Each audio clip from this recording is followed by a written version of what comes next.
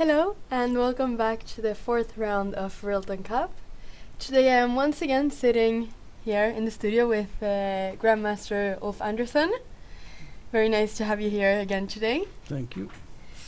And we will follow many different games that are being played today. Very interesting games. And right now we have 4 players that are on 3 out of 3 points. And those 4 players are Kan Kukaksari, Fred Urkedal, Elshan Moradiabari, and Tigger Hillar Persson. And it's very interesting because all these 4 players are playing against each other today. Yes. So it will be very interesting to see who will be on 4 out of 4, if anyone will be on 4 out of 4 after today's round.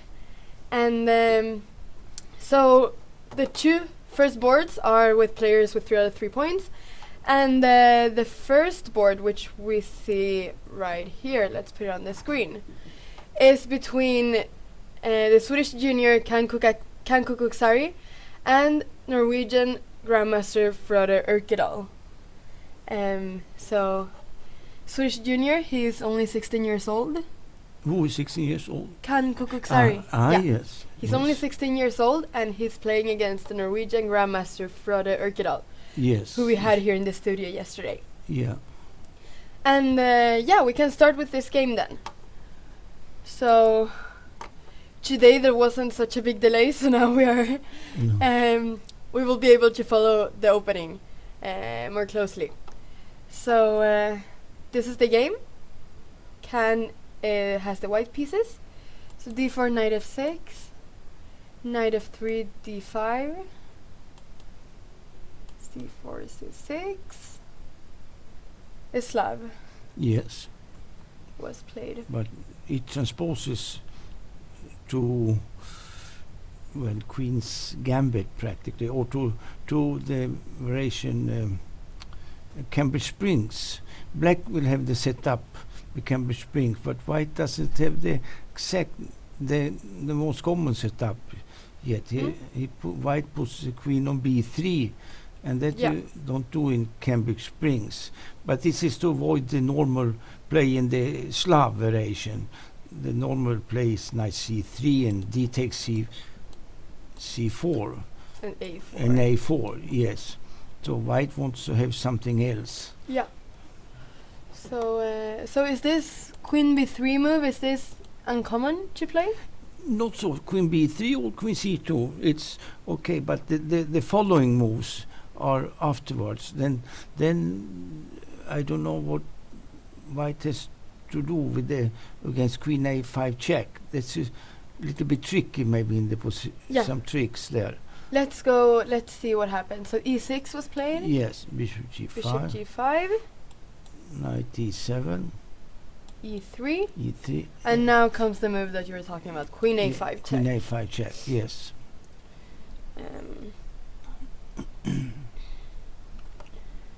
The normal Cambridge Springs position is then white would have the queen on d1 right now, and the knight on c3 instead. Yeah. And then he would answer probably with knight d2. Yeah. And that's a lot of theory in this variation. Yeah. Also c takes d5 would be possible, but now black plays interesting to play this queen a5 check. I wonder what the best move for white is here. So white has to play probably their knight c3 or knight d2? Yes, because knight f d2 is not possible because d takes c4 and the bishop will be hanging on g5. Exactly. We can see that after we take on c4, then queen takes g5. The bishop on g5 is hanging. Yes, unprotected. So probably has to play knight c3 in this moment. Because if knight d2, there could be some problems perhaps after knight e4. Yes, and then if knight d2, knight e4 for instance, and then if the bishop goes, maybe you can play moves like g5 and g4, hit the knight on f3, and then the d2 knight will be lost. Or it's something like this, and perhaps strange, yes. g4, and then we can see that this knight on d2 would not have. Actually, let's just show this to make it a bit more clear. But if we do something like this, then g5 could be played. Perhaps. Yes. And if bishop goes back, and then g4. G4, and then white is in a lot of trouble. Yes. The piece will be lost. As we can see that if we move the knight on f3, then, queen takes d2 will be played. Yes. And yeah, it will be checkmate. So this knight on f3 is lost. So probably has to play knight c3. Yeah. In this moment, he's thinking still. He's thinking. Yes. Do you think he was expecting this queen a5 check move? Maybe not. Maybe he didn't expect this. This is a little bit surprising move, but it's not bad. It's no. Yeah, he played knight c3 maybe, or no, he's thinking. He's thinking. Yeah. So after knight c3, what could be a possible continuation? And then yes, knight c3. Yeah, knight c3 was played. Yes. So this is the position we have right now. Do you still think that black wants to play knight e4? Knight e4 is a good move, I think. Yes, it's a good move. Putting some pressure on the bishop and yes, the knight on c3. Then maybe bishop b4 could be played as well at some point. Yes.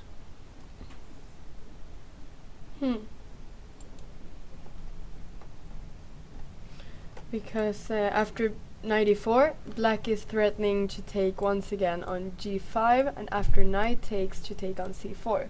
Yes. So yeah, that is true. That is, when the queen is on b3, white always needs to be very careful as black takes on c4 and threatens the queen at the same time. Yes. Yeah.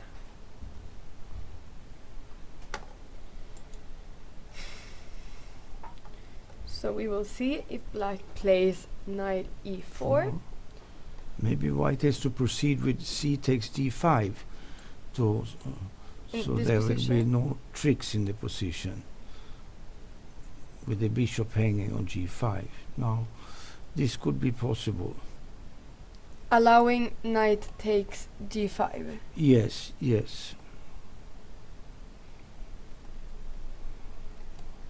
Takes, but at least it would fix black's position in the center. At least it would fix the black pawns. Yes. Sorry. So, and in which way do you think black should take now, with the e-pawn? Probably with the e-pawn. I guess with the e-pawn. Take out the bishop at some point, maybe. Yes. And also perhaps to not allow any white piece to get to b5. So, and then if bishop moves now to f4. Yes. Then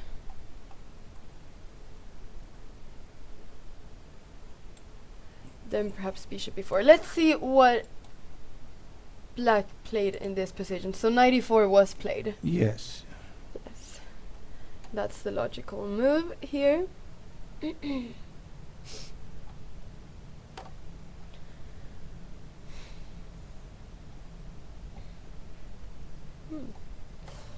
Okay. So what do you think white should play? Do you think that white should take on d5? Yes. I think it's the safest move. Yeah. Alright, well, we'll see if Can takes on d5. Let's go to the next game and see how the opening is looking there on board 2. In the game between Elshan Moradiabari and Tigger Hiller Persson.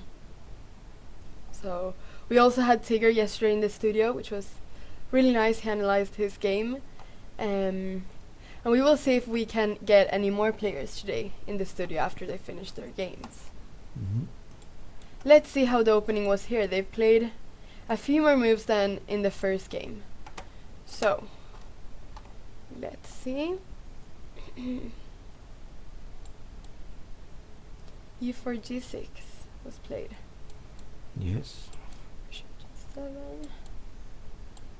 Knight f3 d6. Knight b d2. Black invites white to play King's Indian, but white doesn't want. He plays the pitch defense, no, and then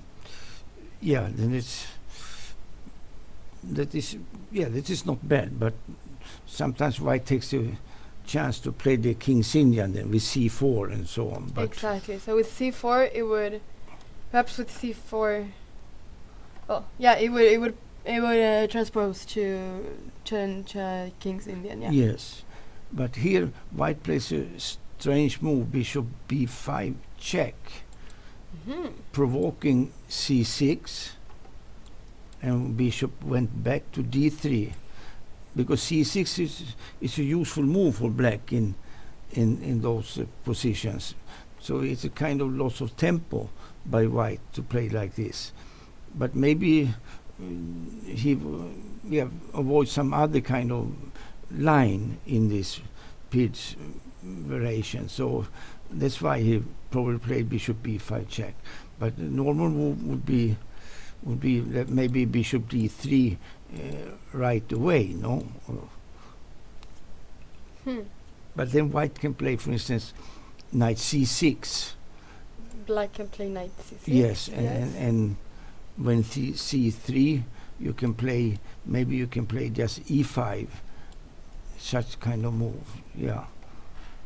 Now he avoids this by playing this bishop b5 check. But Hillar Persson, he puts the pieces on nice squares, queen to d7 and knight b d7. It's kind of he make a setup like it's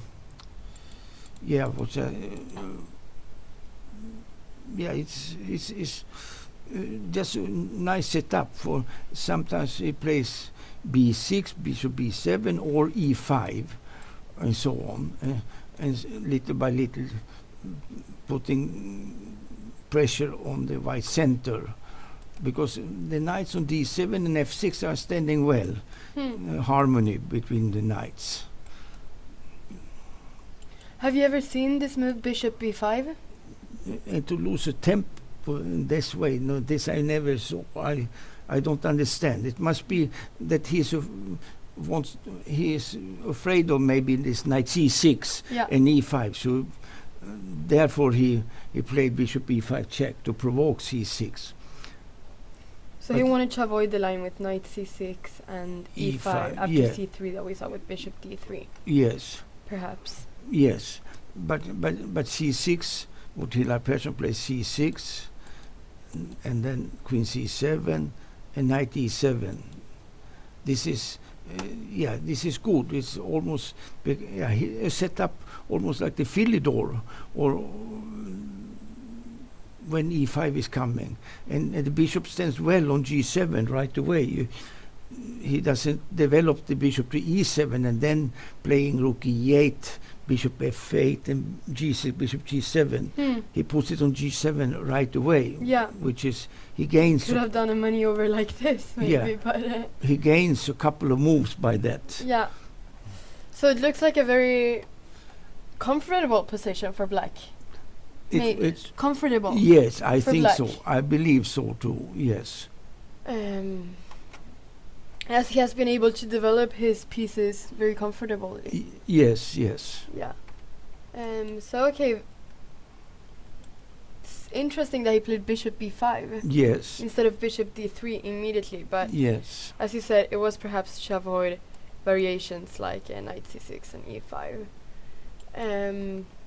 But okay, c6, I mean, because c6 in the King's Indian as well, it's very common to play c6. Yes. In positions like that. Yes. So, and then play e5. Yes. So, now he already got this move for free. But let's see how continued. Rook e1, and now e5. Yes. c3. And castles.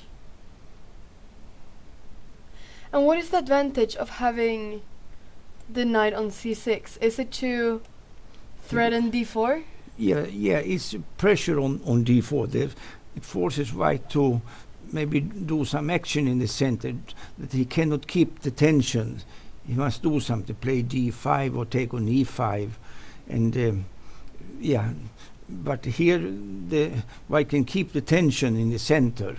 But as you can see also, black has the pieces are standing practically exactly like in the Spanish with the Breyer variation, when black plays knight c6 to b8 and then goes to d7.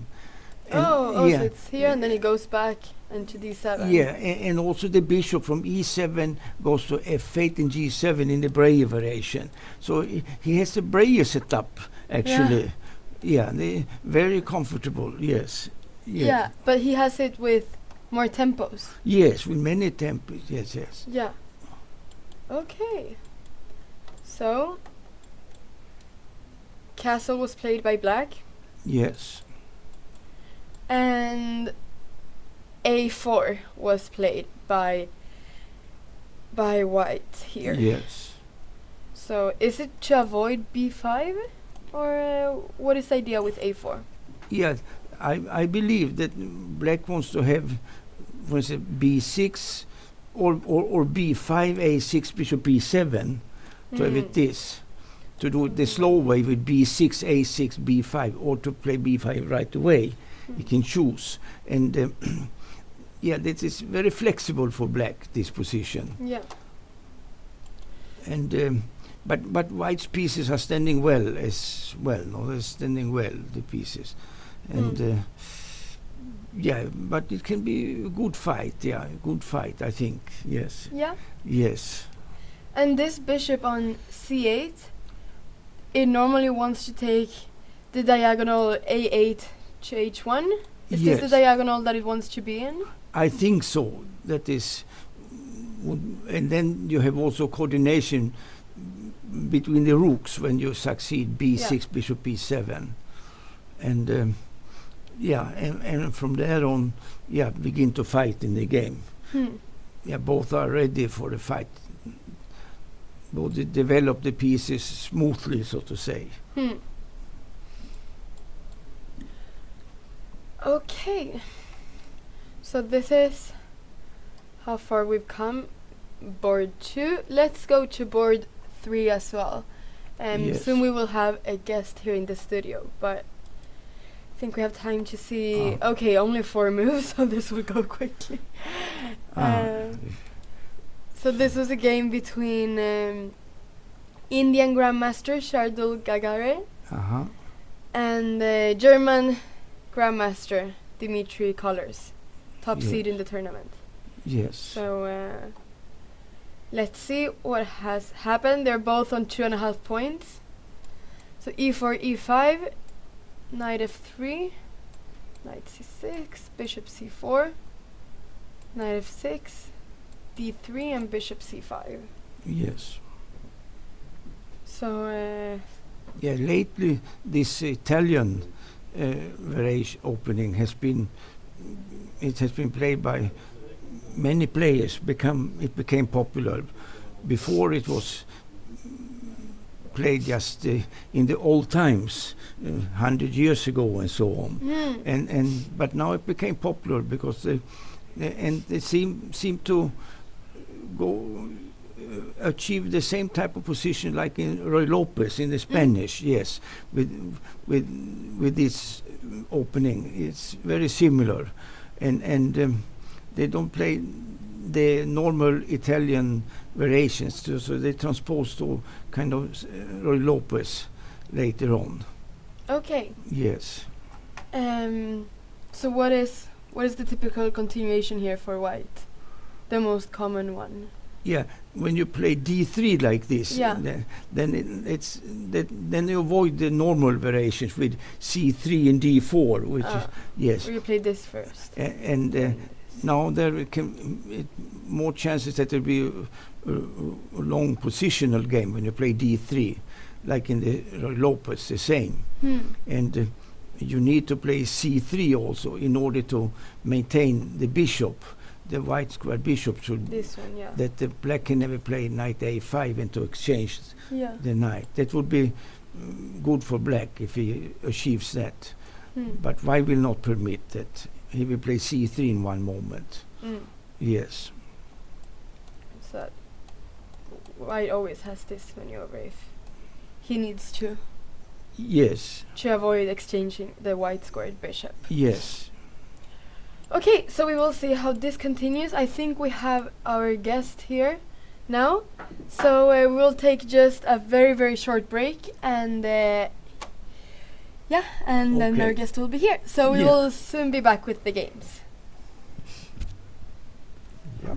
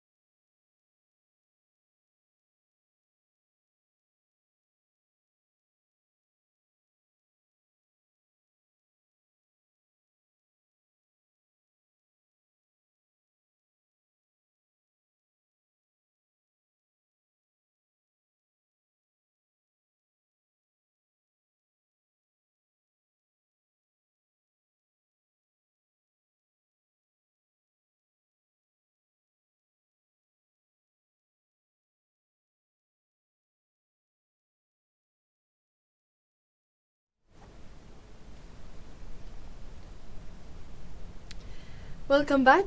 We have now our guest in the studio, the anti-cheating arbiter in this tournament, Alexander Prohorov. Welcome to the studio. Thank you, Anna. Thanks for the invitation. So, as you introduced me, my business is during the Rilton Cup is mostly it's anti-cheating duties. So I try to try my best to control the anti-cheating measures. So I think it's very important for especially this event because Rilton Cup it's a very big and famous event in Europe and also in the world. So it was good idea that this year and especially next year, because it will be held the 50th edition. So to make more control and to make best condition for anti-cheating measures. And how? Which are the measures that you're taking to prevent cheating in So this tournament? first one we have that we have a decision of chief arbiter, Mr. Jan Vikander, international arbiter, that players and spectators and accompanying person, they are not allowed to have any mobiles, electronic devices on the third floor and the second floor, which the official playing zone are. So before the start of the round, I try to control mostly of the players when they come in. So this is my weapon, just a famous scanner, metal detector for control. So I have my system, because normally for me, now I feel comfortable, because now I know the people, I know faces, so really looks that also people know me, and they don't scared, they are not stressed to make some control before or after the game. It's also, I will tell about this. So the system is, I try to control people who have bags, because it's in this tournament it's not allowed to have also mobiles or any laptops in the bags. So if you know, mostly of big tournaments, organizer decide to, or chief arbiter decides that it's possible to have mobile in the bag. But this for me, it's I think it's a very good decision of organizer team and the chief arbiter, that this is not allowed at all to have any electronic devices in the playing zone. So I try to control people, the check, especially I'm not have some preference for the players, but when I feel and look to people, I realize if I can check or not. Because it's very hard to check about more than 300 people, at the same time, because the normally players arrived before round, before the start. It's about 5 minutes, maybe less, so it's very hard. So I try my best in this. Also, after the game, together with chief arbiter, we have some random checklist. So we try to observe some top boards, and not only on the main tournament, also we check players from ELO tournament, which is also necessary, because probably you know that a lot of situations in the big festivals and tournaments in Europe happens also in amateur tournaments. So we want to prevent this. So that's why this also was a good idea, also to control players from ELO tournament. So for now, till the fourth round, we have 5 boards from Rilton Cup and 5 boards from Rilton Elo. So the procedure is like this, that when a player finish their game, for example, winner, we check the score sheets, and after we go together with some plays, and I just check also with metal detector all the things, if he have bag, jackets and everything. If the game was drawn, so we check both. This is also prevent, for example, till the third round, I have one player who was unlucky because I checked him 3 times. I don't know how it possible, because just he removed from board to board, and of course it is random, so it's random, he is unlucky. So he is very impressed in this, but okay, now we become a friend, so if he joked with me when will be next time, I say no, because we have a decision together with chief arbiter, so maybe for sure one time he will check again. And so also I have some this device. This device, it's a special for screening some signals. And it was approved by Technical FIDE Commission in 2017. So, and also it was investigating in famous Czech Open Pardubice. So twice we managed to make a job with this device. It's very simple. It's not mostly a lot of cost, so about 25-30 euro, but it helps because we can feel the signals from if somebody is on, for example, just internet, or mobile switch on, so we can try to detect with this. Yeah, it's also helpful for us. And what's the distance that it can detect? Yeah, it's distance. It's about 5 meters. So 5 meters. yeah, it's maximum because it's small one. Of course. Yeah, so but it's enough just to check, and Yeah. people very enjoy this because also I have some headphones, so I can hear the some sounds, and people are also interested about this, asking what is it. Maybe it's some bomb detector or something. Just okay. we have fun together with players. Yeah, it's. I think it's good because players feel comfortable, feel normal that organizer and arbiters team try to manage to prevent the anti-cheating measures. So I repeat one more. It's very good idea to make it not only in Rilton Cup but almost in big chess festivals, especially famous in Europe. How does it look like right now in other international festivals where you're the arbiter?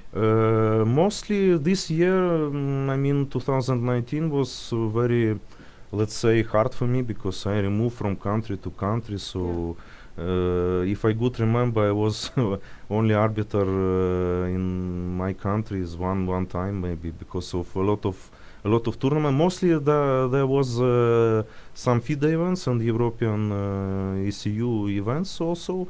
So of course this kind of tournament, it's a top level tournament from FIDE calendar. So of course organizer must oblige to have more anti-cheating measures. So but of course for this tournament it's enough if we can read anti-cheating guidelines which I approved from 2014 after Tromsø Olympiad. We can see that for this kind of event, because normally a top event is a title event, so people can reach the norms.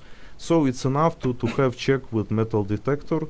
Yeah, just to have some deposit place where players can leave their mobiles. So from round to round people know more. So and till now only I think probably yesterday we have some cases that people forgot to leave their devices, and of course they are not allowed to enter the playing hall, but we don't create some situation. So normally I ask them, please go to the deposit, leave your laptops, mobiles, they go, leave, and they can enter the hall. So it's simple, it's easy. And how do you do with bathrooms? Is there any check there? Yes, I also check it twice before start of the round, because it's for me it's very useful and very important, because for example we cannot check before the rounds because people arrive, they can arrive 1 hour before, they can hold their devices on toilet. So before the start all the round I go to toilet, just check maybe it's somewhere, and also during the round one time I also go and see maybe I can find something, some gift for me. Alright, hopefully you haven't found anything yet. Not yet. So I hope that during this Rilton Cup we will not have any problems. I hope this. I believe that players will be careful with this, and for sure organizer may make it best to prevent this. So I hope that will be all okay. Yeah, and you were talking about how next year Rilton will celebrate 50 years. That the event will have been then going on for 50 years, Rilton Cup. Will there be any special measurements next year? Yeah, I think it's a jubilee tournament. I think that organizer should think about in advance. So maybe it will be bigger tournament, because if a lot of top players can come, of course it will be biggest number of players. So if next year will happen like this, so it's better to have maybe more anti-cheating arbiters, maybe some security, maybe we need also some volunteers just to help. Of course it's better always to have some woman anti-cheating arbiter. Of course, till now we don't have Czech women's because if we have a random checklist, they are not in the checklist. So probably if during these all rounds we will have such situation that some woman player will chosen randomly, so we will need some assistance, some woman, because of course I cannot check women. So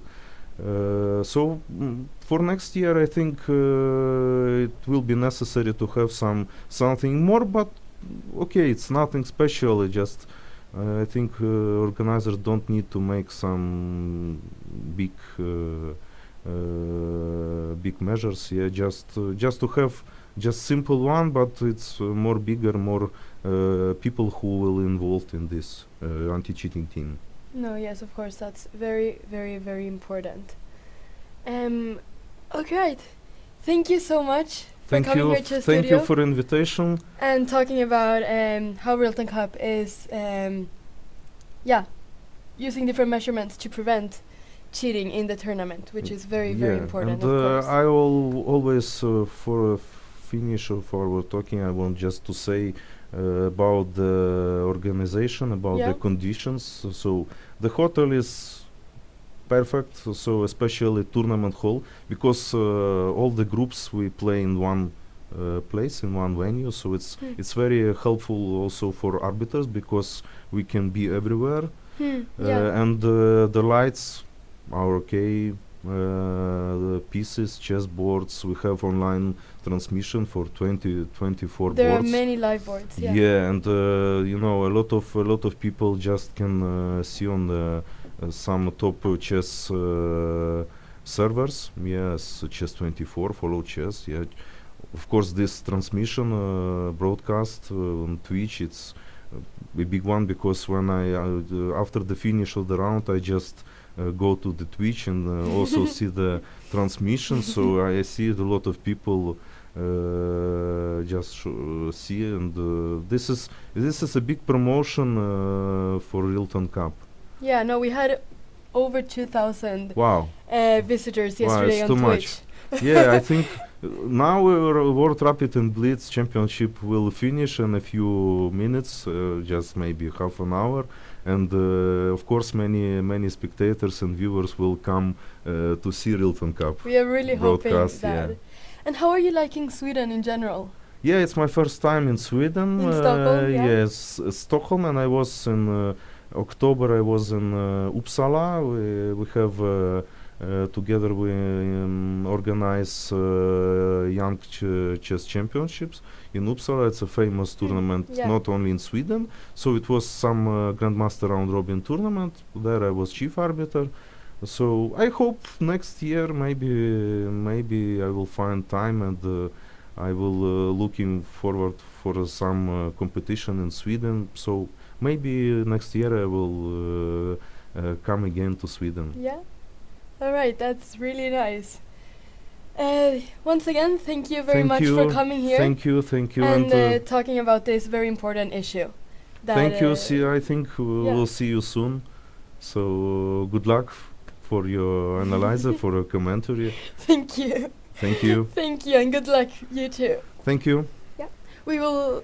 Okay. I thought I was going to say. Yeah, just.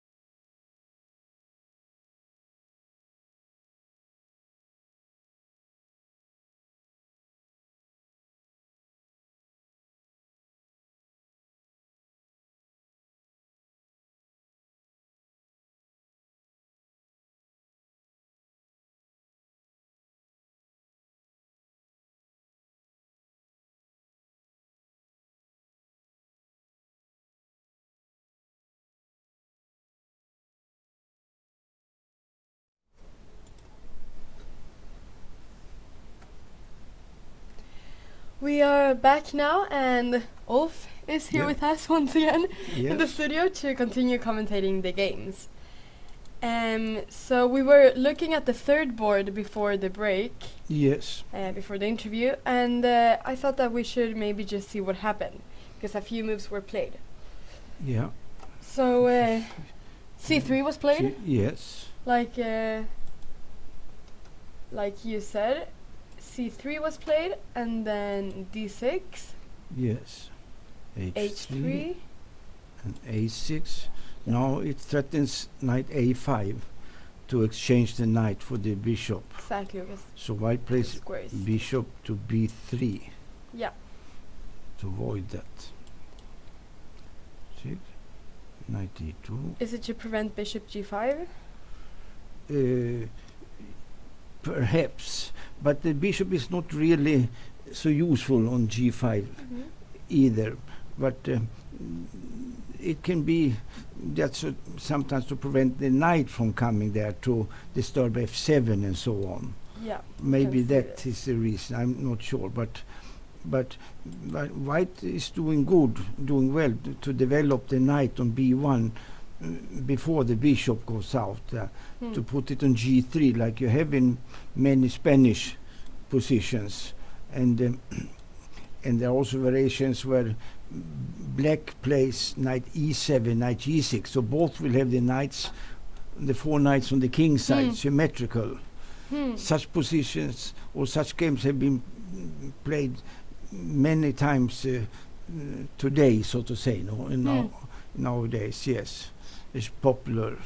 And what is the idea behind having these knights in front of the king? Yeah, the knights are good. They stand well. Sometimes they can maybe jump to F5 or to F4, and it also defends E5 from G6 instead of from F6, and it liberates the C pawn a little bit as well, because you can play C6 G5, or white can play C3 and D4. One of them will maybe play it will be played D4 or D5. Yeah. Yes. Either D5 or D5 will perhaps be played sometime during the game. Okay, so let's see. Knight BD2 was played. Castle, and here we can see, just like you said, this maneuver with the knight. Yes. Knight F1. Bishop E6 was played to exchange the bishop. Yes. The white squared bishop. Yes. Knight G3. Knight, this is good. And now D5 was played. Yeah, and white simply plays queen E2. White wants to preserve the queens on the board, not to allow D takes E4 and queen takes D1 to exchange the queens. Although I don't know if that is anything special for black. Yeah. It's also possible for white to have, but queen E2 is probably better, not to give this chance to black. Yeah. To make sure that there isn't any queen exchange this early in the game. And we were talking about D5 with C6. Is there any difference with playing D5 now without C6? Is there any advantage? Well, it would be nicer to have the knight on G6 with pawn on C6 to play D5. Now it's the knight is blocking the C pawn, no? Yeah. As well, the bishop is blocking, and maybe it doesn't matter so much, but white is maybe more flexible with this position than black. There with the knight on C6, knight on G6 would be more flexible somehow. If it was here, more possible moves. Yes. Yes. Okay. Rook E8 was played. Yes. Normal when the queen is on E2 too. Yeah, this is okay move also. It is a good move. Castle. Is this how far they've come? Yeah, it seems to be the last move played. Yes. In the position. Castle. So, if we look at this position, does white ever want to take on d5, or is white just waiting here? Yes, center? white should keep this, not take on d5, because then the rook is well situated also. Yeah. If you take on d5, because it's defending e5, the e5 pawn, it's not possible to take that pawn. It would be too dangerous on the e line, and I wonder what black's next moves are. If he's going to play queen up and rook a d8 or something like this, no, and to centralize all the pieces. But still, what is he doing afterwards? I don't know. And white, I also don't see it. It's kind of, it's almost, like a kind of martial attack. But when you play d5 in the martial gambit, you sacrifice the e5 pawn. But here, it's not needed to sacrifice the pawn. You have the similar without giving the pawn. But here they will probably maneuver with the pieces, trying to get better positions for the pieces. But I don't know still, what they shall play. Although they have the pieces are standing on good squares already. Difficult to put them on better squares. Yeah. Yes. And that can be a problem sometimes. Yes. Then they have to make a move. Yes. And then just to maintain the position. Yes. Yes, definitely. And sorry. So where's this bishop going? The bishop on c1. Yeah. If he will develop it, he will go to e3, I think. But maybe he wants to keep this bishop, not to exchange this bishop. This is also possible. Yeah. Doesn't really have a lot of squares right now. No. To go to, if it doesn't want to be exchanged. We can say a queen d7 was played instead of queen e7. Yes, in order to play rook d8, yes. Yeah. And he preferred to keep the queen on the d file instead of the e file. I don't know if could it be to put some pressure sometimes perhaps on the d3 pawn? Yeah, this looks better on d7 to have to play on the d line. Yeah. Yes. Okay, so the question is, how should white proceed now? Yeah, in the Roy Lopez, when you have this kind of position, sometimes you have the position with d takes e4 and d. Well, then it's white who has moved d4 and he exchanges on e5. So it would be this position without the d pawns for both. Then white plays sometimes the knight h2 in order to trying to go to g4 and maybe putting the queen on f3 as well. And to when the queen is on f3, it threatens bishop takes h6 because knight on f6 is hanging. There's some standard setups, no? Yeah. And but here it's not possible to get knight to g4 because black has enough threats against g4. Then he will win the pawn if he. But knight to h2 and queen to f3 they are possible moves. The coming moves of white. Yes. Very interesting, these two moves. And then threatening bishop takes h6. Yes. Because if then, this knight is not protected right now, and of course it would be perhaps a bit... Queen has already placed... If he has already placed the queen on d7, it's kind of hard... strange perhaps to play queen e7 to defend the knight. Yes. So, and also then the g4 square will be free for the knight. Yes. If he wants to place the knight on g4. So, very interesting idea to play knight h2 and knight g4. Well, or knight h2 and queen f3. And then, if possible, knight g4. Yes. Very interesting idea. That's really interesting. Let's see if he... let's see what white decides to do. Yeah. Here in this position. We can go to the next game in the Yes. meantime. So here, this is board number 4, and this is a game between Indian player, an Indian international master, Chandra Prasad Dulipalabala. Yes. And Jesper Thibault from Denmark. What? Jesper Thibault. Yes. From Denmark. Yes. He's playing with the black pieces. So let's see how the opening was here in this game. They've only played 7 moves.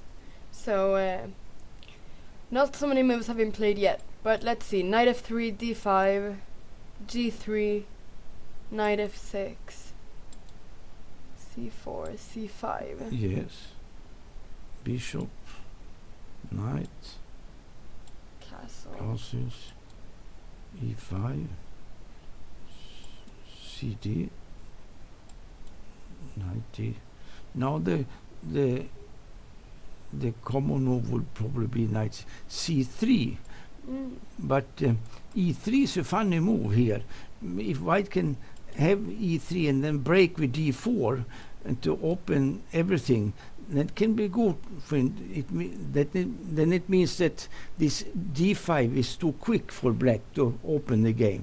But it can also be that it will be wrong with this e3, because maybe here there are good moves against this e3. I'm looking.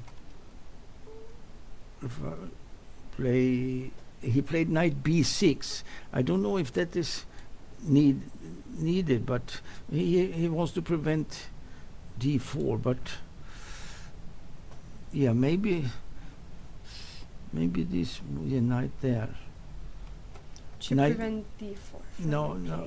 The question is, maybe he can play d4. Knight c3 is one move here also. Knight c3. But normally you have that position with the pawn on d3, not on e3.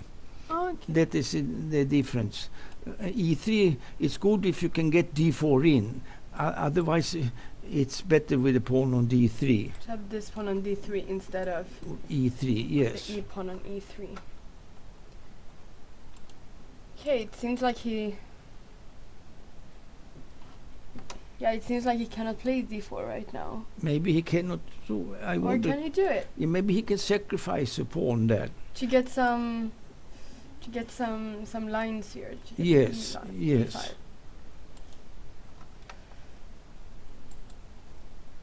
Okay, so should we see what happens after d4? Yes, we can look a little bit. We can look a little bit at what happens. Yes. So he's sacrificing a pawn.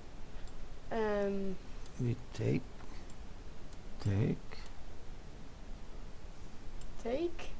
Then I take on e5. You take on e5.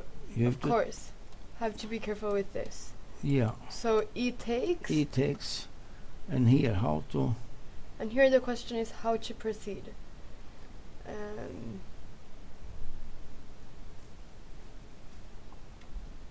there any way that we could... I was thinking if we play... Yeah, I was thinking if we play bishop g5. Yes. With the idea that if black plays bishop e7, then you just take. Then we just take. And this pawn would probably be lost. Yeah, then white would be better in the position. Then white has a very good game.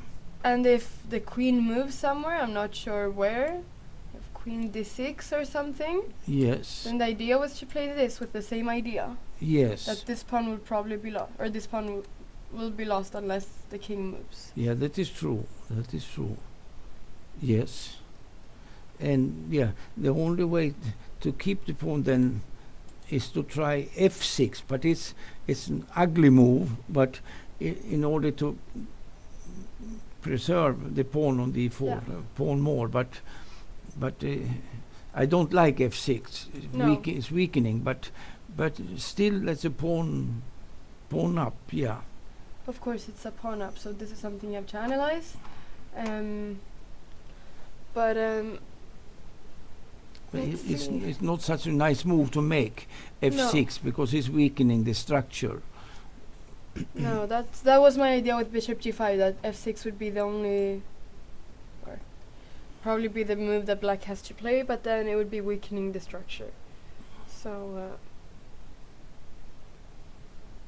then the question is, how much does that matter? Or how important is that? But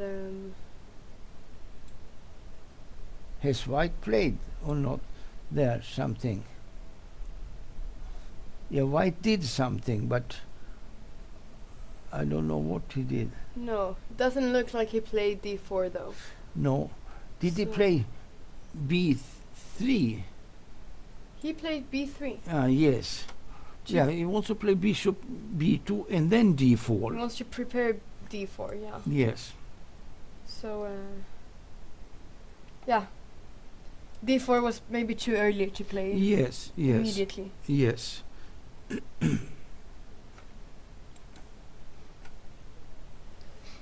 So yeah, so now if I move like bishop e7, or where does this bishop go? Yeah, maybe to e7. Or what, because later I have to play f6 to defend. Or if I play bishop d6. No, I like bishop e7. But I don't know if it was needed to play this knight b6. It was. I wonder if that was needed to do this move. Because in some moments when white breaks with d4, Yeah.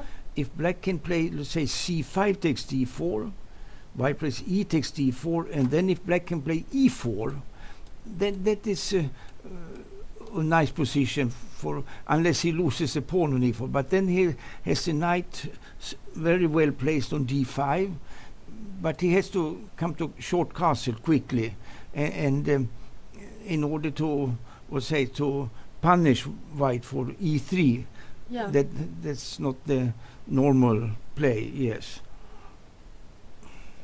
So do you think that a move like developing the bishop would have been? Yes, I would like to go with the bishop, or to play even f6, in order to have always to have when d4 e4 first take, c takes, like a standard, c takes, e takes, e4. But now maybe it's not possible because of rook e1. That would have been good to have the bishop already on e7. Then the knight has to go from f3, Yeah. and it doesn't have a good square, and black has a good square on d5 for his knight. Yeah. That would be very good. It's like a standard that this white cannot do because of this kind of thing.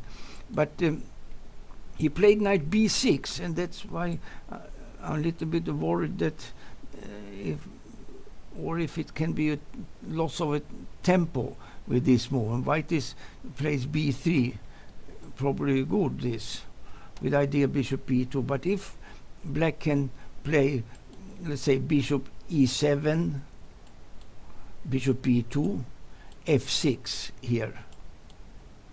Because if d4, you take once and play e4 after f6. Oh yeah, after f6. If Yes. d4, C take takes e4. Yeah. And then the knight has to go to, I don't know where. Or maybe he can play moves like knight h4, bishop attacking the pawn, because you have threats with queen h5 check. Maybe And then after castle, then I take on e4. the pawn is hanging on Yeah, e4. yes. Yes. So it's important then that, it's important that white hasn't castle, that black hasn't castle, so Yeah. that this g5 move is not possible. No. Winning the knight. Yeah, here white is okay because of this knight b6. If white could have a castle instead of that move, knight b6, and then because the knight knight is better on d5 than on b6. Yeah. By the way, also, no. So, Also, it could perhaps from d5, it could perhaps at some point have jumped to b4 and yes, b3 even sometimes. Yes, yes. If it wanted to. So it has more squares to go to from d5 than from b6.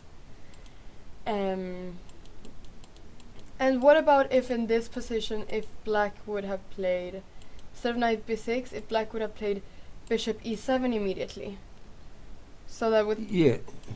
Can this be played again then? Then it's interesting here. Then white probably plays knight e5. He has a square so there. that's the idea with f6 to prevent knight e5. Yes. Okay. Okay. So yeah. So here perhaps knight e5 could be played. Yes. Okay. But now with this whole b3 bishop b2 idea, then black, if he wants to, he has time to regroup his pieces so that he can get both bishop e7 and f6 in. Yeah, yeah. So let's see. b3 was the last move played. Yes, black is thinking. They're very low on time. For 8 moves, I think. Ah, yes, yes. They've spent... Yeah, that is true. Yes, Yeah. I think that's the move, basically the move e3 that is maybe giving some problems for black too. Or maybe there's no problems, but maybe he thinks there is something special with e3. But I doubt it. I would have preferred keeping the knight on d5 and play bishop e7 and f6 and just castles like that. To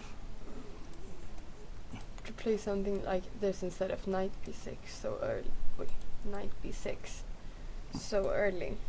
No, because after 8 moves, they've already spent 35 minutes and 38 minutes. Yes. So that's quite a lot of time for only 8 moves. Yes. But as you said, perhaps it was e3 which was the move that has made them think. Yes, so yes. Okay. So I think this is where they are at right now, b3. So should we just go quickly to the next game as well? Yeah. And see what is happening here. So this is board number 5 between Swedish junior Milton Panzer, 18 years old, and Kaido Kulauts from Estonia. Ah, yes. An Estonian grandmaster. Yes. So let's see. There seems to be some.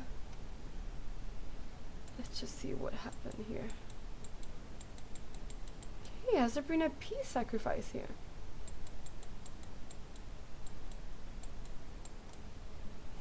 There's been a piece sacrifice in this game.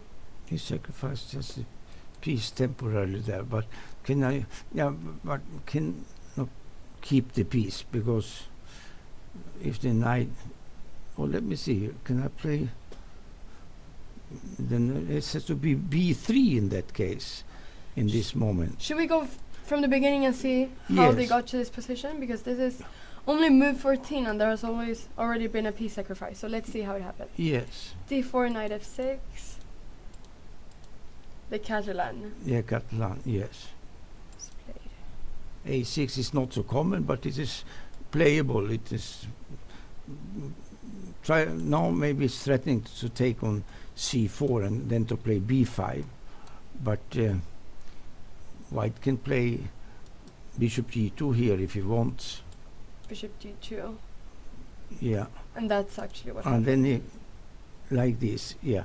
And then it's a question, yeah, he castle. If knight e5 is a possible move here. And bishop b4 check.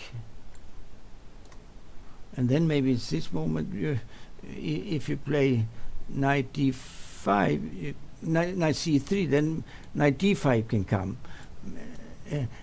But maybe it's possible to play another move, but like king f1, in order to win the pawn on c4 after bishop b4 check.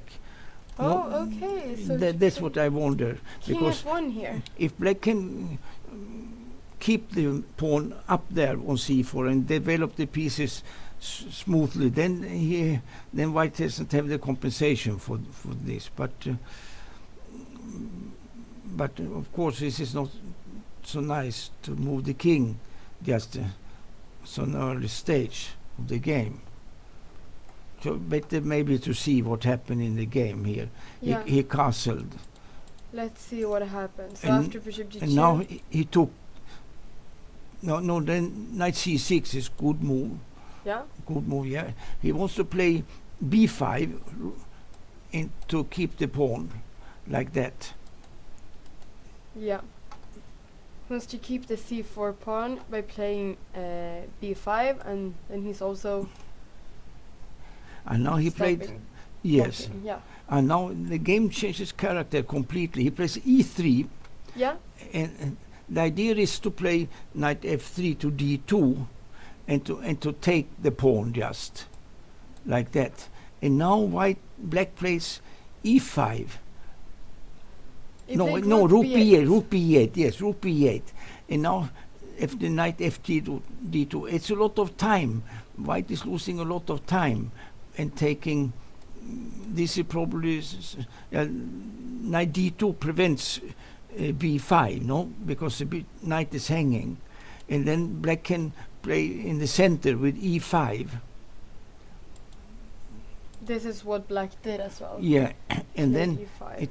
and to give white plays bishop takes c6, but to give this bishop in Catalan for the knight is very dubious always, because the king is not so nice with the pawns on the black squares just there, and this is already a dangerous position for white, I would say.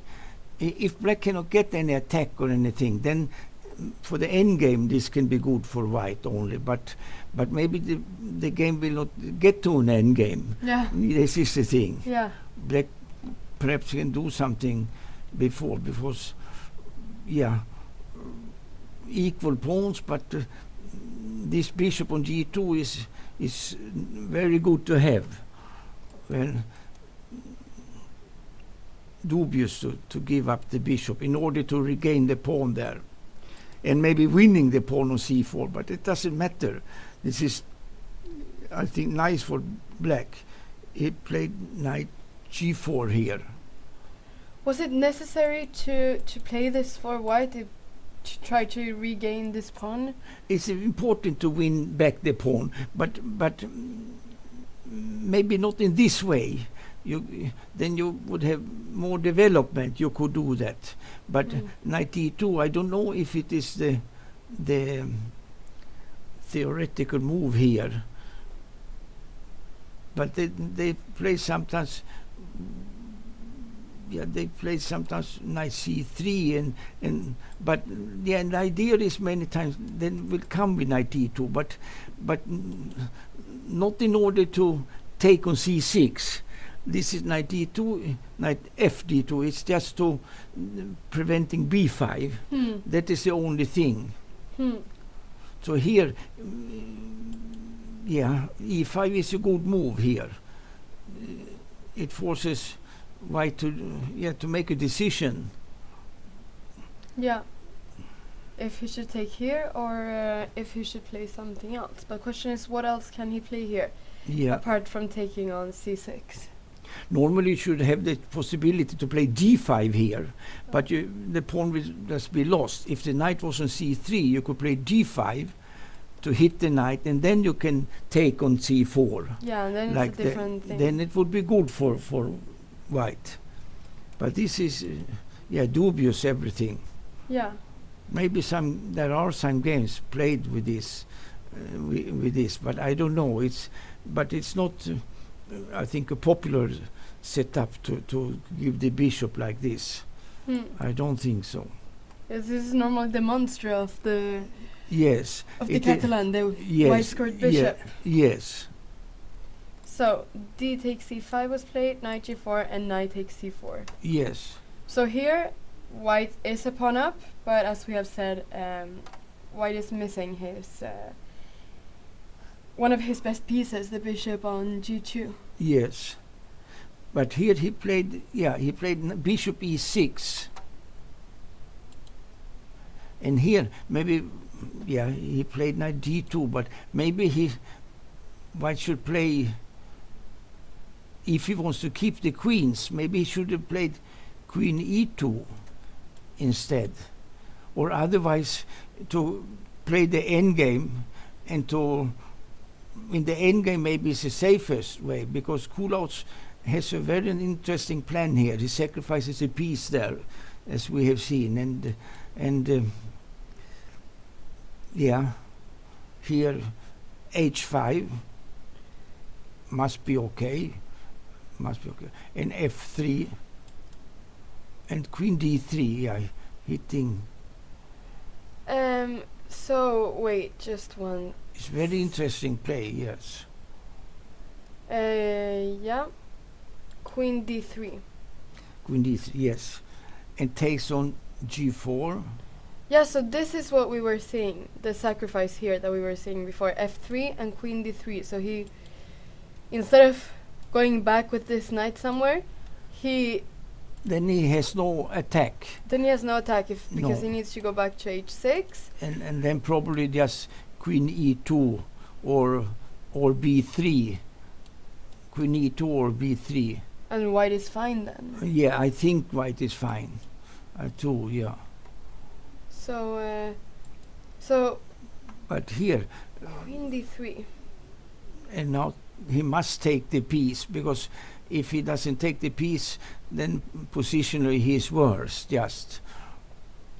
If he tries something to, well, he threatens to take on e3 also. So you have to take on g4. Yeah. And pray to God, hoping that it's enough. Yeah. Okay, so f takes g4. H takes, and now perhaps b3. But yeah, maybe b3. I don't see other move, because the knight is no good square to go to. Yeah, this knight does not really have any good square to go to, because if he goes, it's very dangerous to play something like this. It's probably not possible. The pawn on e3 is hanging. Yes. And there's bishop d5 also coming at some point. Yes, perhaps, yes. which could be very dangerous for white. Yes. So the knight probably needs to stay there. But b3 is good to keep the knights defended by each other like this. And this is. But here black has to have something special also with the two bishops maybe. Could he play something like bishop c5? Bishop c5. Looks natural, perhaps. Yes, looks natural. Good move. Because king cannot really go anywhere to defend pawn because of rook takes h2. So this rook is also a good piece of black. Yes. Controlling the h file. So question is, how does he defend? Yeah, what can he do here? Should he play something like Queen e1 maybe? Yes. Queen e1 perhaps could be played. But yeah, question is also, how should black proceed? How can black continue now? This is.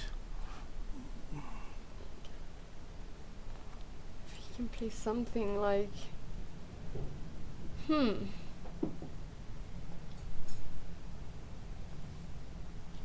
Yeah, very, very. There must be something for black, otherwise white can flush consolidate. Is this an idea to go? Yeah, for instance, queen h7 is always in the air, but then queen e2, I guess. Yeah, queen e2 looks very natural. And how does...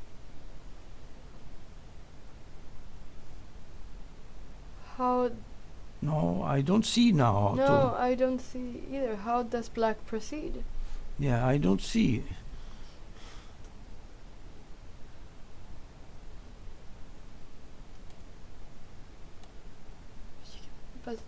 doesn't really...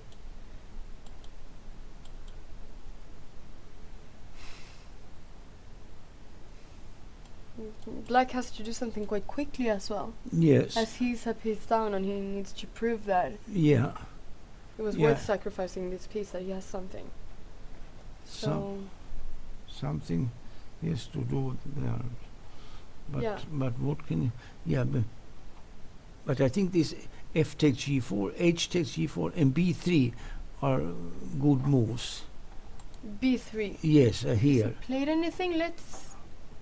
No, White has still not played anything. We can see it in the live. Milton Panzer is thinking right now. Yes. So we can there's a live camera there, so you can see the players. So okay, so B3, after B3. Oh, yeah. So if White now plays B3, what should Black do? Is Bishop C5 not the move? Yeah, what can we do here? In this position?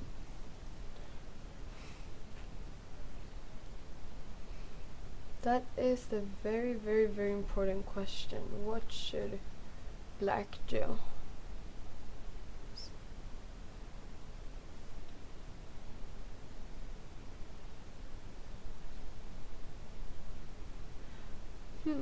Yeah, I don't see now. Yeah, what is it has to be played?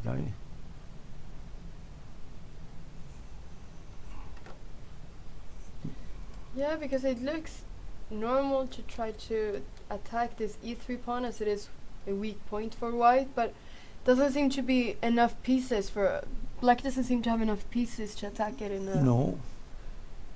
a good way. So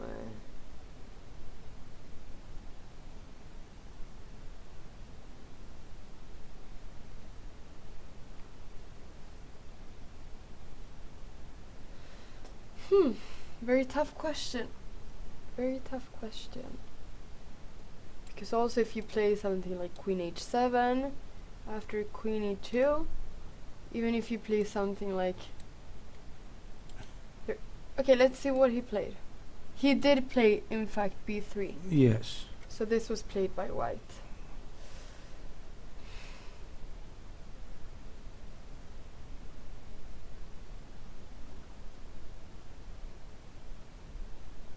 Should Black play something like... Should Black play something like Bishop B4? Bishop B4, perhaps.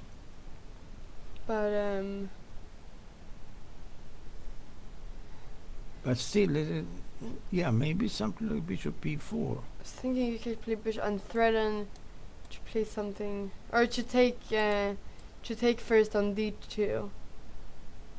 Then Queen takes.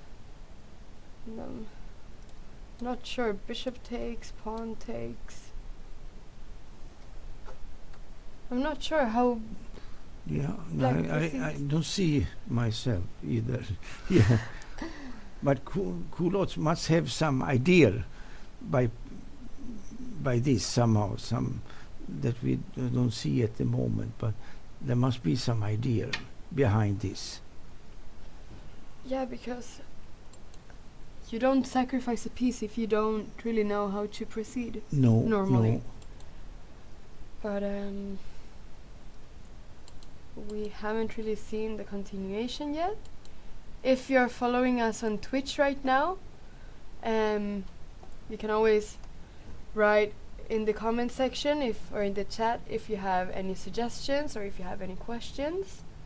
And you can also tell us if there is any specific game you would like us to go through. So you can always do that in the chat if you want to. And right now it'd be really nice to have some suggestions because we don't know how Black should proceed. B3, yes. B3 here.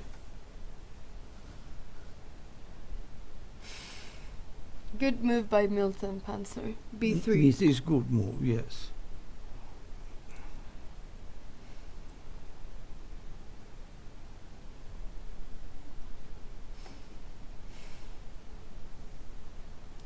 Does Black maybe want to play something like maybe rook rook d8. d8. Yes. That'd be a move, maybe. But then the queen moves and doesn't have to be much more after that. Yeah.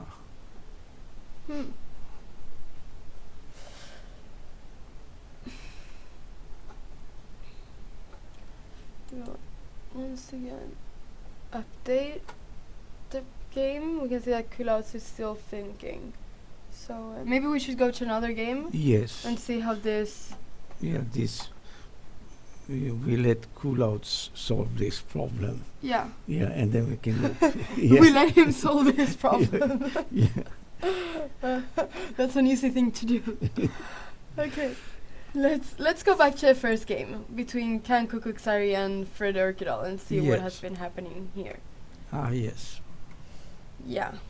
So we will also go to board number 6 and 7, especially because we have a live camera on board number 7, and yeah, we will go there. Yes. As well soon. But let's just see the first board. It's always interesting to follow the first board and see what's happening there. Yes. So we were, I think we were here. Knight e4. Yes. Bishop f4 was played. G5. Yes. So this is we're Now talking about a H5. bit, and h5. Yeah, this is type of move is a well-known idea. You threaten to in such type of positions that you threaten to win the bishop with h4, and therefore you need to play h3 or h4 as white. But then black can take on g3, and you get the ugly pawn structure. Because you need to take with the f pawn then. Yeah, yeah. E3 could become weak, and you don't get this protection in front of the king. Yes. Like you get when you take with the h pawn. Yes. So this is, yeah, but white will succeed to castle queen side, but black is, can we see some moves here? Yeah. He hit h4, h4, g4 4, was like d2, take on g3, takes g3, and bishop d6, yes. and long castle, Long castle. sacrificing the g3. Yes. And now it's a question if, black needs to come to castle, and white needed maybe to do like this, because otherwise it was strange, the position for him here. And to take the pawn on g3 is maybe too early, but if black could play, let's say, f5, knight f6, bishop d7, but there will probably be some sacrifices. There are things in the position. So, but because white has maybe an idea also to play e4 here, to break in the center. Especially as the black king. Yes. It takes some moves before he can castle queen side, yes. So let's see what happens here. Yes. But that's black's problem, right? The king is in the center still. Yes. And yes. takes quite some time for the black king to castle queen side, because king side would be very dangerous to castle, right? Yes. Yes. So, but this seems to become perhaps an attack. Oh, sorry, this did not happen. So this is the position. But this could become a very attacking game, maybe. Yes. White, perhaps if he can then break with e4 just to try to open the game there. Yeah. The white king is safe on the queen side, and then he can get perhaps all the pieces in play with the break on with e4. He must do this, And black has therefore I was wondering if f5 was possible to prevent e4, but maybe can still play for the idea of e4 giving a piece or something like this. But otherwise, black will come with knight f6 and bishop d7. Then he can even castle king side, or playing king to f7. Okay. If you have a knight on f6, you can play king f7 also. And but I'm a little bit worried about e4. If white can break, sacrifice a piece, but probably it's not enough. But what else to do? To play slow here for white, to play slowly, and then the risk is that he will be worse. Yes. Yeah. Yeah. This pawn structure of black seems quite strong, actually. The pawn structure of black seems quite strong. Yes, yes. So white needs to do something very quickly, because otherwise it feels like black will solidify his position. Yes, yes. Very soon. Okay, so we will see what black plays in this position. Let's go to board 6 and 7. Yeah. I'm very excited because my father is playing on board 7. Yes. So it's fun to see, finally be able to see his game as well in the live boards. Yes. But let's go first to board number 6. Yes. Between Erik Blomqvist and Erlend Mikkelsen. Yes. From Norway. Erlend Mikkelsen. Yeah. So, let's see what has been happening here. They have played a lot of moves here in this game so far. So let's go from the beginning and see what has been happening. Yeah. Bishop b5 check. Yes. He doesn't want to play a normal Sicilian. No. And then you can play bishop b5 check. Yeah. So that's what they do when they don't want you to play a normal Sicilian. But if you want to play normal Sicilian, that's more complicated than bishop b5 check, and then to just develop the pieces. Yeah. Open Sicilian here now. It's not critical, this bishop b5. Black has a okay position, but it's not critical at all. Yeah. Bishop b5 and knight d7. Yes. Played. Yes. d4. Yes. C takes d4. Queen takes. Oh, we also have a live here on Erik Blomqvist. Board 6. That's quite nice that we have that on this game as well. So queen takes d4, a6. Is it typical to take here with the queen instead of with the knight? Yeah, queen takes is good. I think so. To develop the pieces like that. That is the most common when they play like that. But sometimes white plays sometimes knight f6 to get to force knight c3 and then doing these changes. But now it became the other way around. He took right away. Immediately, yeah. So queen takes. a6. Bishop takes. Is it normal to take here on d7, or can you also go back with the bishop to perhaps e2? You can go back, but then you lose a little bit of the possible initiative where you have a quick development, and black has made good developing moves, a6 and knight to d7, and therefore you should probably take on d7. Yeah. Well, maybe it's not so nice to give the bishop pair away, but still you will have some advantage in the development. Yeah. This is the thing. So he took. Yes. And e5. Yes. Queen d3. h6. It is to prevent bishop g5. So bishop. Oh, after knight f6. Yes. Yeah, because we can see that the d5 square would become quite weak. Yes. Yes. Here the fight is who will conquer the square d5. If white cannot get a knight on d5, control it well, then black has a very good position. But if he can do that, then he is normally slightly better. Black? No, white. White, Yes. Yeah, that's That's what I thought, yeah. So it's very important to control the d5 square. Yes. And normally you want to recapture with the piece on d5, not with the pawn. But I see in the game it has been a capture with a pawn on d5. And then it's another kind of strategy. Then white tries to use the majority on the queen side with the A, B, and C and D pawns, pushing them and to make that dangerous. But black is also coming maybe then later by f5 and e4. Another kind of setup. Yeah. Different play in the game. Yeah.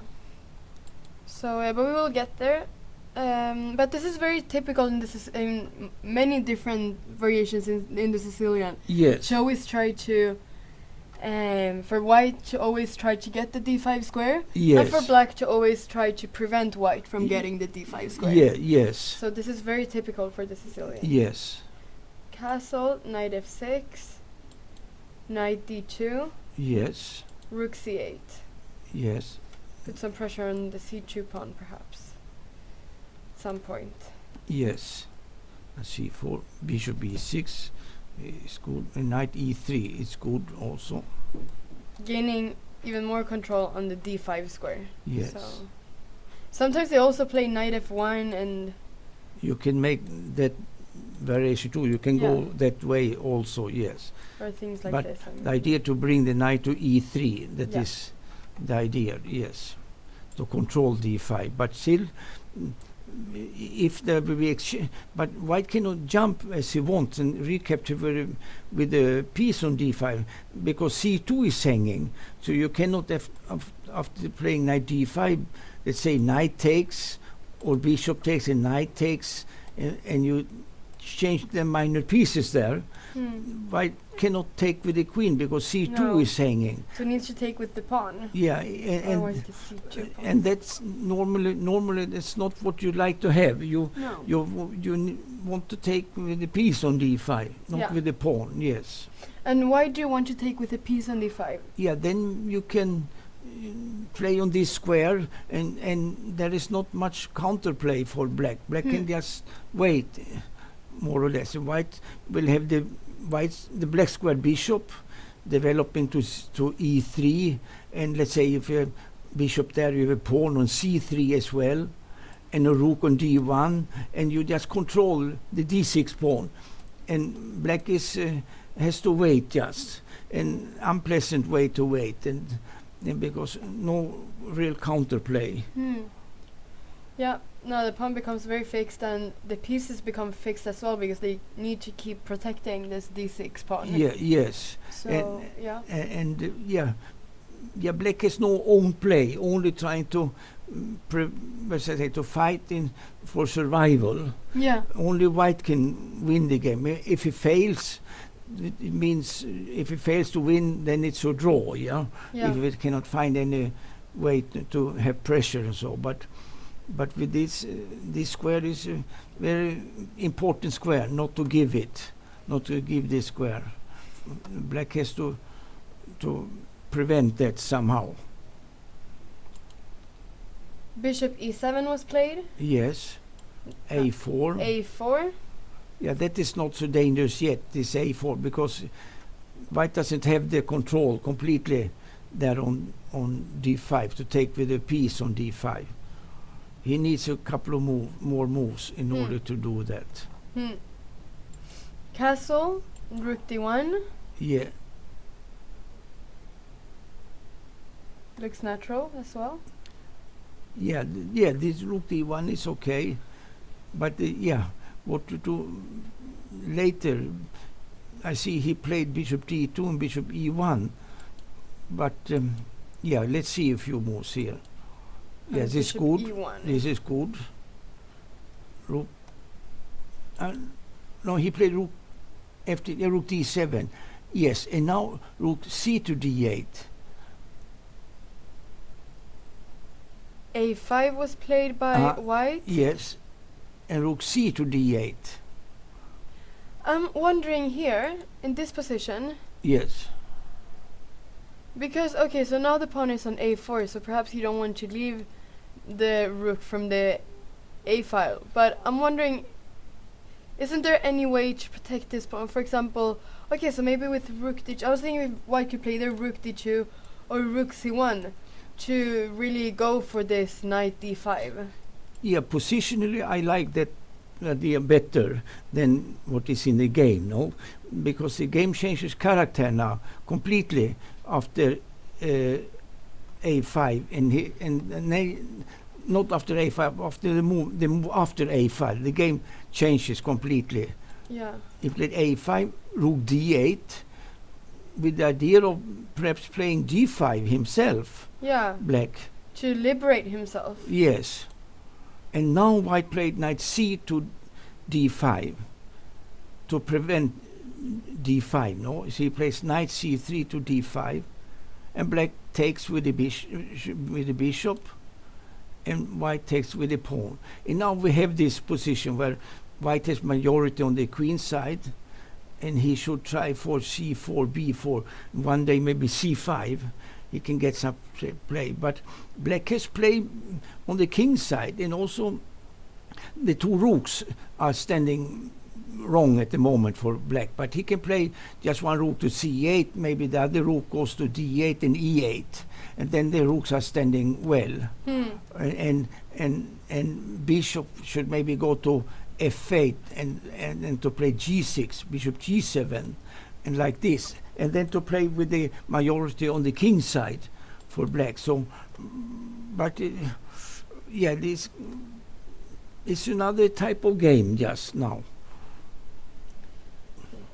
Definitely, it's a different type of game. So it will take a few moves for black to reorganize his pieces. Yes, yes. To fit with the character of the game now. But yeah, and meanwhile, maybe white can play for this c4 and b4 to break up on the queen side, but still yet black has control on this. He has enough defense. White needs to make some moves in order to reach this break also. We can see that knight h5 was played now by black. Yeah. Trying to get to the f4 square.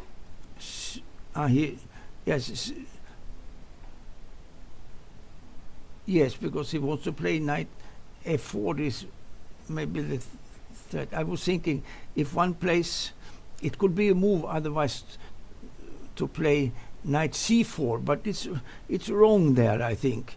It wants to go to b6, but after knight f4, I don't know what I do. Knight c4, knight f4. Yeah, and where does the queen go? It's a good question, because if queen e4, then f5 could be coming. Sorry, if knight here. Knight there, in order to play knight to b6, no? Yeah. But it is a bit slow. Could queen f1 be coming? But that feels a bit strange to put the queen on f1. A bit passive. Yeah. Yes. So maybe queen b3. Queen b3. But then maybe knight e2 check, and knight d4. And maybe he can disturbs the knight on c4. Definitely. Yes. But it's one idea, knight c4 anyway. But c4, he played c4. He played c4 instead. He plays with the pawns, with the ideas that he should do in any case. Yeah. And black played bishop g5. It cannot be a bad move because this bishop is okay to change or to have some play with the bishop there. If he doesn't want to play bishop around to g7, he can do like this also. But is it the idea to change the bishop? I don't really know if the idea is. Yeah, it could be an idea to change the bishop because the white knight is quite good, but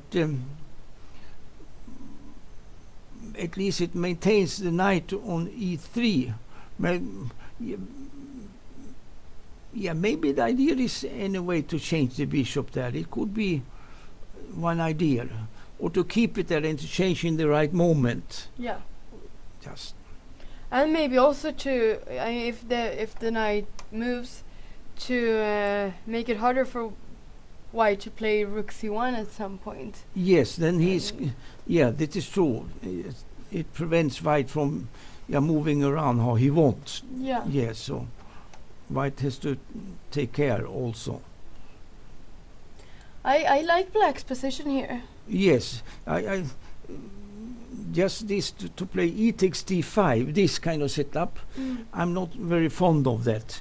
That it happened in the match between Carlsen and Caruana when they played, I think, for the World Championship title. And then Caruana got positions with played this with e takes d5 also, I think, in a couple of games.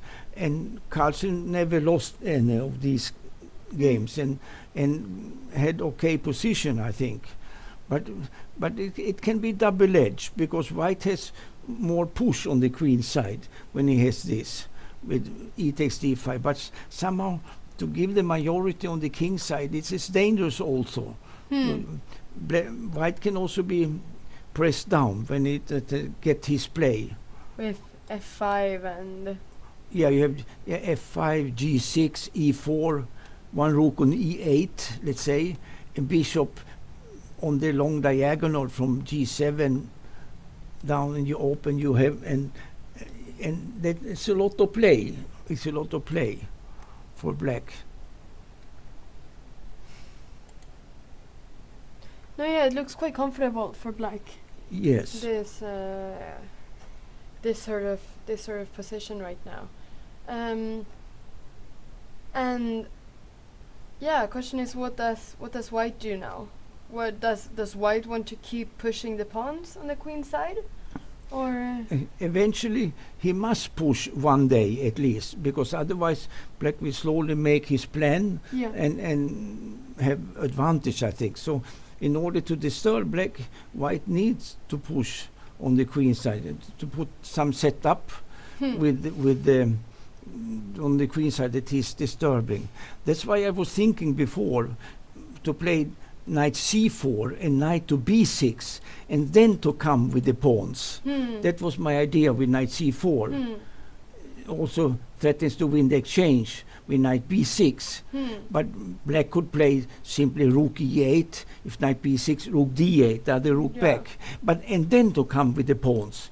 And then c4, b4, breaking with c5. But he's doing it with a knight on e3. It's not so effective then. But on the other hand, knight on e3, he is controlling the king side better. Yeah, the black cannot push immediately with things with f5, and so he must come with g6, f5. It takes some moves for black to regroup his pieces. Yeah. He needs to regroup. But yeah, and also because now it will be harder for white to play knight b6 when the pawn is on c4. Yeah. It will be a lot harder for white to play knight b6. Yes. But the only way to do that will be through a4. Yeah, no, it would take too long time. It would take a lot of time. Yeah, yes. So, okay, so b4 was played. Yeah, he came with b4. Yeah, he's pushing that. He pushed them. Yeah, he must do something like this. And then, and black has to do something, on the other side. And also keeping c5 to keep it from this break, So, is white's biggest threat to play c5 at a good moment? Yeah, so some moment he should play for this. Yeah. That will be the threat sooner or later, no? Then perhaps you want to have a rook as well. Yes. Somewhere. Not sure if you want to have a rook on c1 or if you want to have a rook on... Yeah, c1 perhaps. Want to have a rook. Okay. Okay, should we just see... Should we go to another game? Yes. Right now. Let's do so. We could... Ulf, you have a choice. You can choose which game you want to. So we can either go to... I was thinking the game between Milton Pantra and Kulauts was very interesting. But I would like to... this game. Juan's. Yeah, Juan's game against Ionov. Let's Yes. go to this game then and see what has been happening. Yes. So, let's see here. So this is board 7, and Grandmaster Sergeyanov Yes. is playing against. Well, it feels weird to say his name. Juan Manuel Bellon Lopez. Yes. Yeah, he will probably be very happy that I commented his game after this. He will tell me later. But yeah, so And Juan, he uses the play with the pawns on the 6th rank, this hedgehog system. yeah, Yes, very flexible and ready to make a break in any moment. Yeah. yeah. So he played this E6, A6 Yes. variation the Sicilian, so knight F6, knight Yes. C3, queen C7. 7. White doesn't have to play C4 here, right? There are several moves that white can play here. Yes, he can play normal knight C3 and to have a normal Sicilian, so to say. But now after C4, it transposes to the hedgehog setup. Yeah. Yeah. And can you also play bishop D3 in this position? Also good move. Bishop D3 is also Yeah. good move. But yeah, he chose to play C4. Knight F6 was played. Knight C3. Queen C7. Yes. Bishop E2. Yes. Knight C6. Knight C2. So he's going back here. Is it because he wants to play perhaps knight E3 at some point? Yeah. Or White plays for, let's say, here's some. White has always a space advantage in the hedgehog, no? And then he tries to maintain as many pieces as possible, and he can move around easier with the pieces than black can do. But black has very quickly a good setup, and then it's not so easy for white to do anything. But he wants to have all the minor pieces on the board simply. He wants to keep them. Yes. D6. Castle. Yes. E6. Yes, is good. Bishop E3. Yes, is good. Yeah. Normal moves. Normal moves. Knight E5. Good. This knight will eventually go to D7, where good harmony between the knights, for the knights on F6, D7. And then this bishop to B7. Yes, yes. And put some pressure on the E4 pawn. Yeah. So perhaps does F3 have to be played, or does bishop... Okay, no, the C4 pawn is hanging. So is F3 what white normally plays at some point? Or Yeah, you can play for ideas with F4, not in this moment, but in general. But when you push the pawns to F4, E4, C4, maybe B4, the pawns on C4 and E4 become vulnerable. They're hanging always, and yeah. it's easy to move around the pieces with pawns on F3 and E4. Yeah. White can maneuver more. Yeah. So with these two pawns, and in fact that is what white played very soon. So rook C1 was played. Yes. And now black doesn't want to take on C4, I suppose. No, that is too dangerous. So I think to open there, yeah. To open the C5. Yes. For the rook. So it puts the knight on these. Bishop B7. Bishop B7, yes, first, yes. And now F3. F3. And then the knight back to D7. Well, it's not needed yet to go back. He can play Bishop E7 if he wants also, but the knight will probably stay on D7 for some time. And to wait and see what white is doing. Yeah. So yeah, that's exactly what happened. Knight ED7, Queen D2, Bishop E7, Rook D1, solid moves, and castle the same, solid.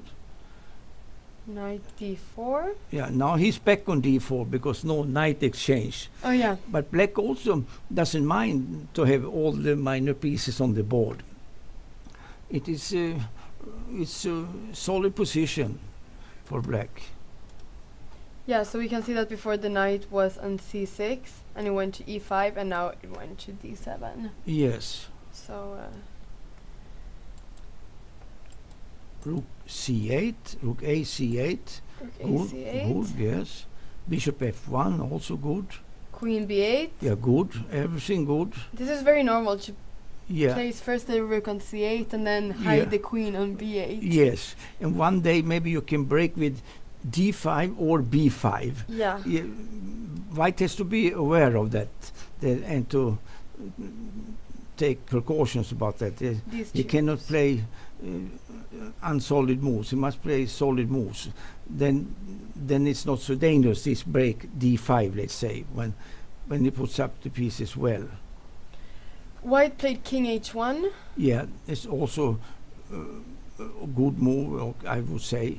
To Okay. get away from this diagonal Yes, king. and Juan plays rook e8, good, in order when if he break with d5, then opens the e line, and then maybe a white pawn will remain on d5 with the pawn up, but then the bishop comes to d6 also, and if black plays on this black square diagonal down to h2, so it's dangerous. It can be dangerous for white. And also because if white would play something like h3 or something, then perhaps knight h5 could become a bit dangerous. Yes, then comes knight h5, dangerous also. Yeah. Yes, white has to be careful in this, because any moment when black starts with d5, you have to be ready with white to play well, or for a number of moves at least, you have to play well. So otherwise, it can go wrong for white. Yeah, so there are many plans for black right here in this position. Bishop g1. Now he defends right away on h2. Yeah. Bishop d8. And now he pushes b4. b4. And Juan Taking some space. plays but normally Juan plays bishop c7.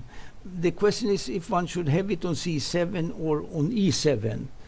On c7 is only good if you are going to make the break. No, then you are directly on the diagonal. But otherwise, when b4 comes, it is good if you can attack c4 quickly with the knight on e5 and maybe double the rooks on the c line, just to have quick pressure. Yeah. So maybe this was a bit slow to play. But bishop d8 and it bishop can, c7? Yeah, it can be a waiting plan, just also. Black is waiting to see which plan white uses, but it seems that white will keep the pawns on f3 and e4. He will not move them anymore. He will play probably just on the queen side, to play maybe sometimes knight a4 or and another knight on b3, and then you attack on d6, and sometimes comes a break with c5 perhaps from the white side, and then yeah, it's another type of position. But I'm curious to see if black gets d5 in, or if he just keeps the position like this. Just to wait and see what white Yeah, does. yes. Is there enough waiting time though? Can black wait forever? I think so. He can wait. Yeah, I think black can wait a long time here, because until white over pushes, so to say, no. Yeah. And then it's like a cat waiting for the mouse there, and then he will jump. Yeah. Very quickly as well. The cat can be very quick. Yeah. If the mouse isn't careful. Yeah. So bishop c7 was played, and rook b1 was played by Sergei Ionov. Yes. So he went from the c file to the b5. Perhaps because he wants to have some c5 break. Yeah, c5 break is the idea. The idea here, and then threaten c6 as well. Yes, someday c5 when it works, so to say. Yeah. Then that can be one idea. And what should black play right now? Does he need to get out of this pin right here? This Yes. file? Should the queen go somewhere else? He could go to A8, but yeah, I'm not sure what would be the best. Black is always cramped in those positions, little space, but also white doesn't have a real threat at the moment. White needs to maneuver a little bit more in order to have some threats with C5. Yeah, because right now you could just take and take maybe. Maybe knight B3 and knight A4 and then maybe C5 to play for this. Yeah. But still it's a long way. It's a long way. It would take a few moves to do all this. Question is, what does black do in the meanwhile? Yes. In the meantime. Is it the actual position, this? Yes? This is the actual position. Yes. So this is the position, and the question is, what should black do now? Yeah.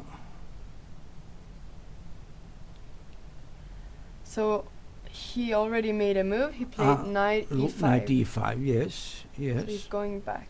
Yes. Now maybe the idea is bishop D8, and then it's difficult to defend the pawn on C4. That's why it's good to have a rook on C1, because when you move the knight from C3, you have defense on C4 with the bishop and with the rook. Now he moved the rook to B1 and he took away that defense. Yes. So actually very hard to defend this pawn if bishop D8 is played now. Sorry, bishop D8 is played. Just one arrow, no, not two. Maybe white will go back to C1, or if he puts the other rook to C1. But this is then more the rook B1 to C1. It can also be that they are they don't come into a real fight, that they keep like shadow boxing, and then that's end with a draw, with maneuvering and make a draw just. Yeah. That can be also for such position. It's typical also for that position. Or if you are very decisive, you have decided to break somewhere, even if it's not possible, then but that is the hope that for either player that they make some break too early, instead of keeping the distance, so that's for safety. Yeah. Who can wait longest, so to say. Yeah. The question of this game, who can wait the longest? Yeah, yes. Okay, so I think we should take a little break. Yeah. And then we will go back and see how all the games have developed from where we saw them last time. Yeah. So we will be back very soon. Mm-hmm.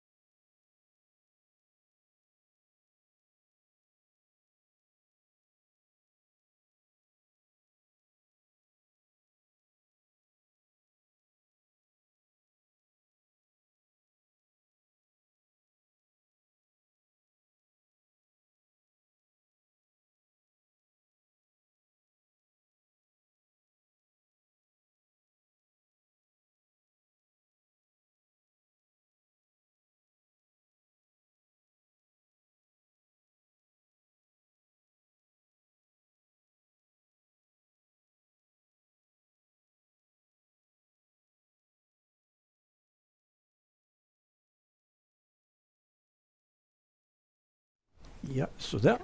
Bra. Welcome back once again. We have, well, a lot of things have happened in the games. And we thought we would go back to the game between Milton Panzer and Kaido Kulauts, as there was a very interesting peace sacrifice. Yes. And we would like to see how Black proceeded, as we couldn't really find an immediate continuation. So it would be really interesting to see how Black proceeded. So let's see, after B3, Bishop C5 Bishop happened. C5, so that's the move that we were actually was. And Queen E1. So this is what we were analyzing actually. Yes. And now Bishop D5 was played. Yes. Rook. Yeah, here we didn't look much more. Maybe it's just a position, a sacrifice. Maybe he can, if he has time to double on the H line with two rooks, for instance. What about this move here right now? Isn't this a threat right now? Take Queen here. Yes, yes. And Queen and mate. Yeah. And mate here. Yes. On H2. Yes. So this is a very immediate threat. Yes. Of Black in this position. Yes. So that's why White decided to play Rook F2. Yes. To protect the H2 pawn. Yeah, this is a good move, I think. It looks like a good move. So sometimes he can play Knight F1 also. But there are things like Queen E4 coming also on the diagonal. Yeah, it is. Yeah, I'm sure this is just analyzed by Kulauts. He knows that it is dangerous, very dangerous for White. Yeah. For White, yes, yes. So even though there might not be an immediate continuation, there could be long-term compensation for Black. Yes, I believe when I see these moves, it seems so that there's long-term compensation. So, but excuse me, but he has only 7 minutes left. Kulauts. This is maybe, dangerous for him. Very dangerous. Only 7 minutes. It is not much. And they're only in move 17 right now. Yes, yes. So 23 moves have to be played before move 40. Yes. When both players get their extra time. Yes. So if White can just find some consolidating move, then it can be over just. It could be just over for Black then. Yes. It can be very hard to play a piece down if you don't find the correct continuation as well. Yes. So but let's see. So this game will become very interesting because Kulauts has to play quite quickly now. Yes. The next few moves. Yes. If he wants to stay in the game properly. Yeah, yeah. So Rook H3 was played by him. Yes. In this position. Is there any immediate threat right now after Rook H3, or is it just a move? Is it perhaps it's just good to double on the H file? Oh, okay, so perhaps he wants to play Queen H7 and threaten Rook takes G3. To take that, yes. There are tricks, yes. So that could be the idea. And if Knight F1, then Queen E4. Knight F1 here, then Queen and E4. Now it's, then it's, then it's over. Yeah, almost. It looks over, yes. Cannot see a way to stop Queen H1. Check, mate. Yeah, what can we do for White? One move earlier there, after Rook H3, what to do? Because now the threat is Queen H7 probably. So yes.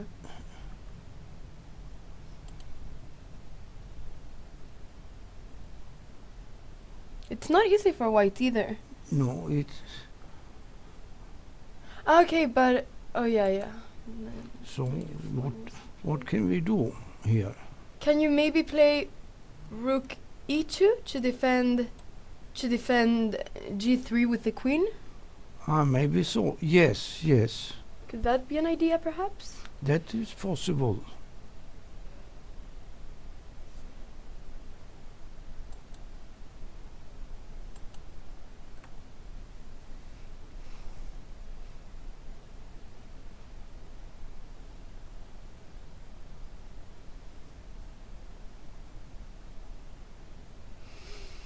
Yeah. Maybe rook e2 could be an idea.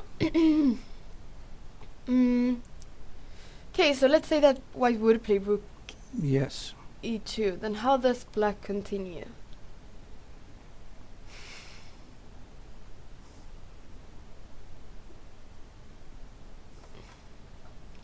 That is...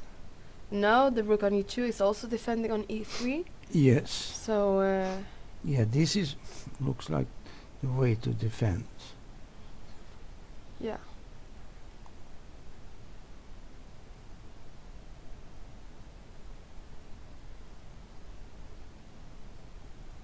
d4. Yes.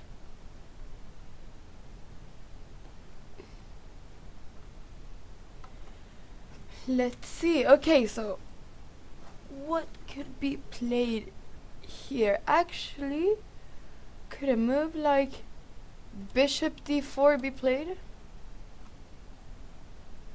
Uh-huh. Yes, it's also one idea. One idea, perhaps.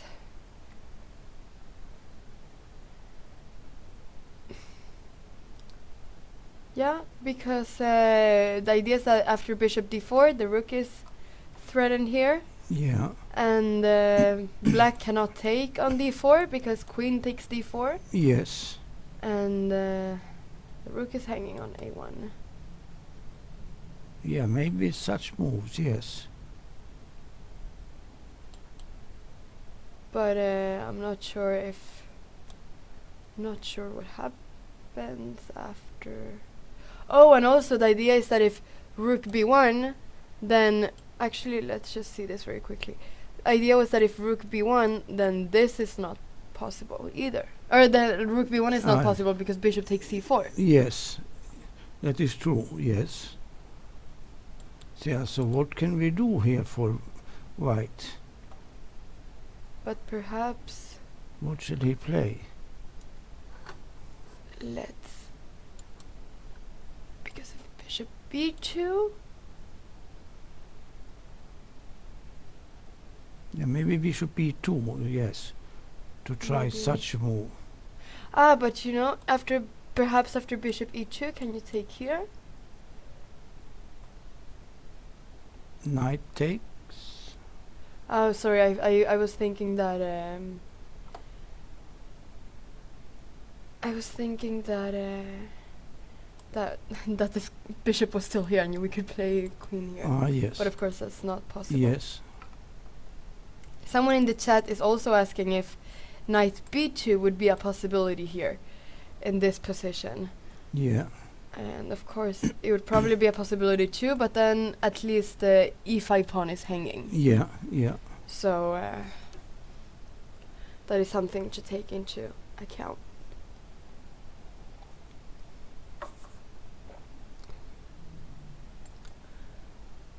But I'm not sure if bishop b2.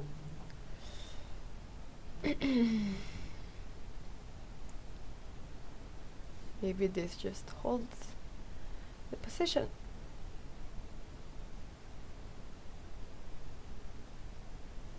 Maybe. Yeah, then the bishop has to go back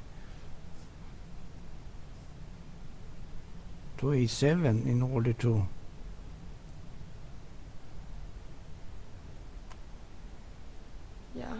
bishop a7, but then one has not gained anything. Then maybe the idea can be rook d1 later, rook d1 and knight f1, and after this? Yes, if rook d1, yeah. The idea then knight f1, if queen e4, we can give the exchange on d5. Then there's no mate anymore on this diagonal. We can give the exchange on d5. Yes, yes. After knight f1. Yes. After knight f1. Can you go here now? It's black. Queen e4. Wait, sorry. Yeah. It seems like okay. So it was white's turn right now. Yeah, so yeah. But the idea of white to give the exchange against the black's white square bishop. And after something like this. perhaps. Yes. Rook takes, or after queen e4 as well, then rook takes. Then the king side will be safe. Yeah. The knight defends h2 and g3, and the rook on the second rank is doing good job also. Defending everything. Yes, then it would be okay. And material-wise, then white would have 2 pieces for the rook. Yes. Which would be an advantage material-wise. Yes. Yeah. So, let's see.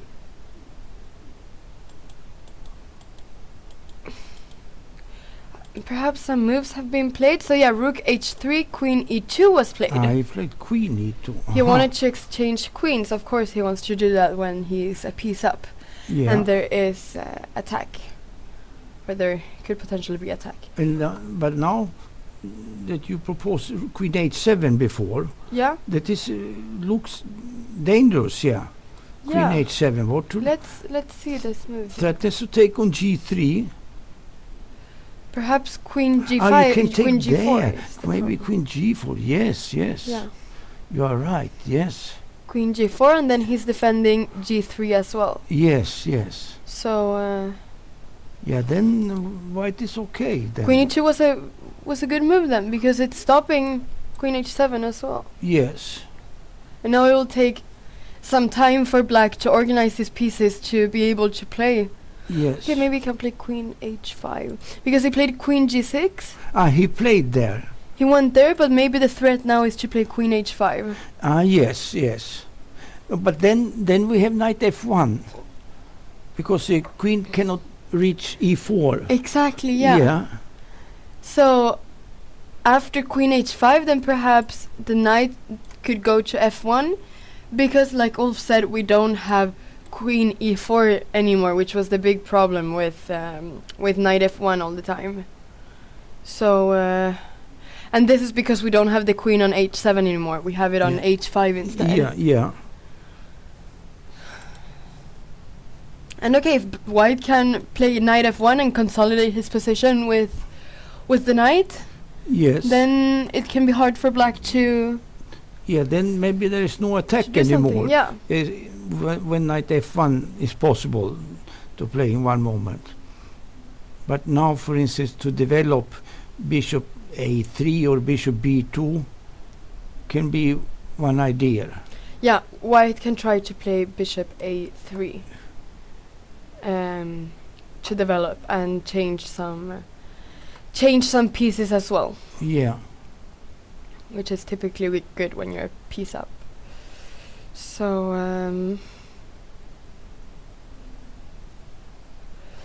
yeah, how does black proceed if white simply just tries to play a normal game now and plays knight f1, consolidates his position and develops his other pieces? That's the question. Perhaps. Bishop b2 was played. Yes. He wants to have the possibility of bishop d4 then also. Yes, that is probably a good move, bishop b2, yes.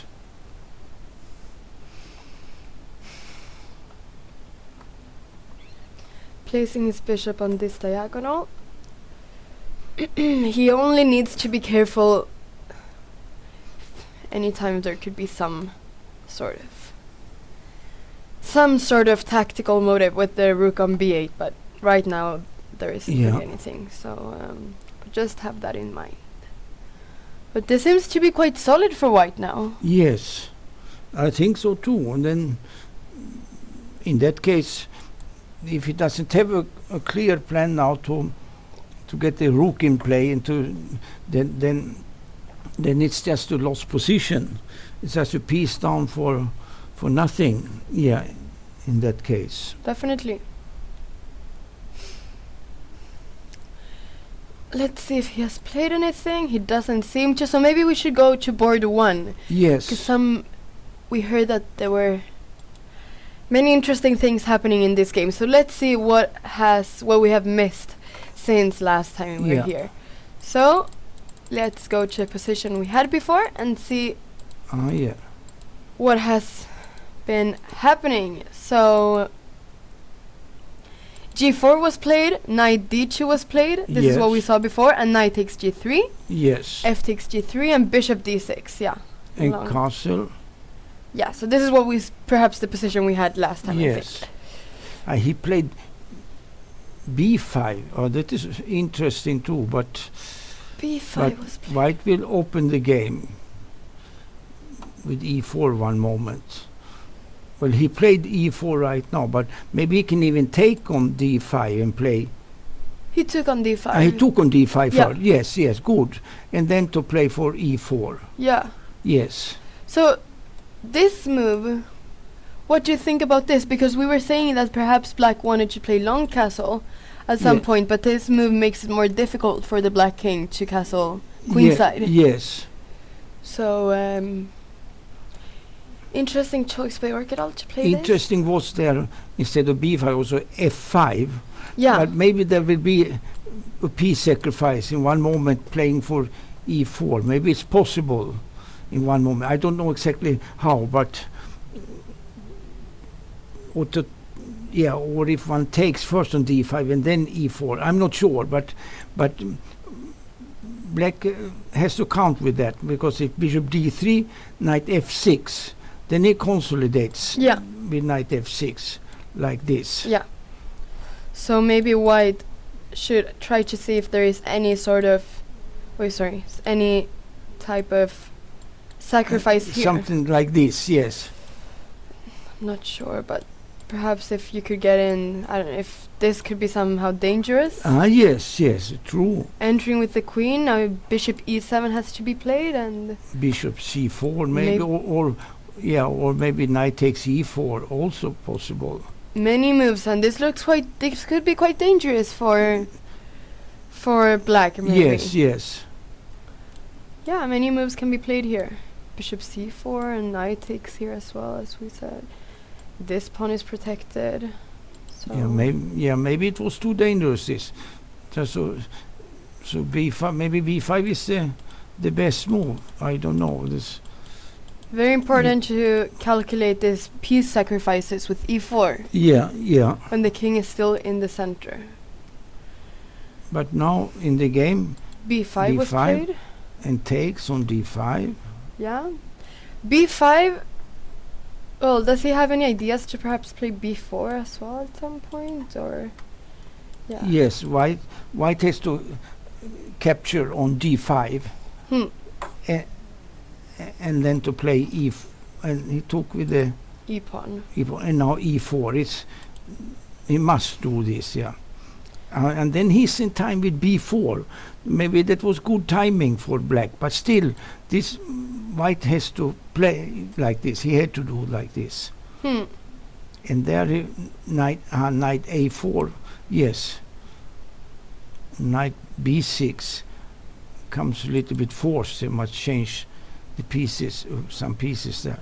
Knight takes and pawn takes, and E takes D5 and C takes D5. Yes, that is possible. Yeah. So the black pawns are a bit they look a bit funny. Just put it in that way, but he has opened up here. Yes, now so maybe it will be, if it will be an end game, then there is no danger for black in the end game. Oh, really? Yes, I think in the end game he can put the king just on. It can be on the D line, just to block the D pawn and bishop out and put king on D7 or something like this. It doesn't need to castle then. It's not urgent. And these pawns aren't weak, you think? No, they are not so weak. I don't think they are weak. With the black square bishop, they are okay. The pawns, and the knight of white has to be improved. The knight on D2 has no good square now. It should come to, I don't know, E3. E3 would be a good square for the knight.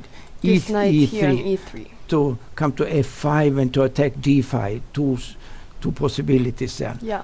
And the bishop to D3. Bishop D3. He actually played bishop D3. in this moment. He did, yes. Yeah, and this then is the position. it's safe with queen takes a2. It's safe for black now. Because he can always defend? Yeah, to exchange. Oh yeah, he can exchange. Yeah, to exchange is okay. And rook check, rook d1, that's good. Bishop e6, king b1, also good. Rook a7, rook e3.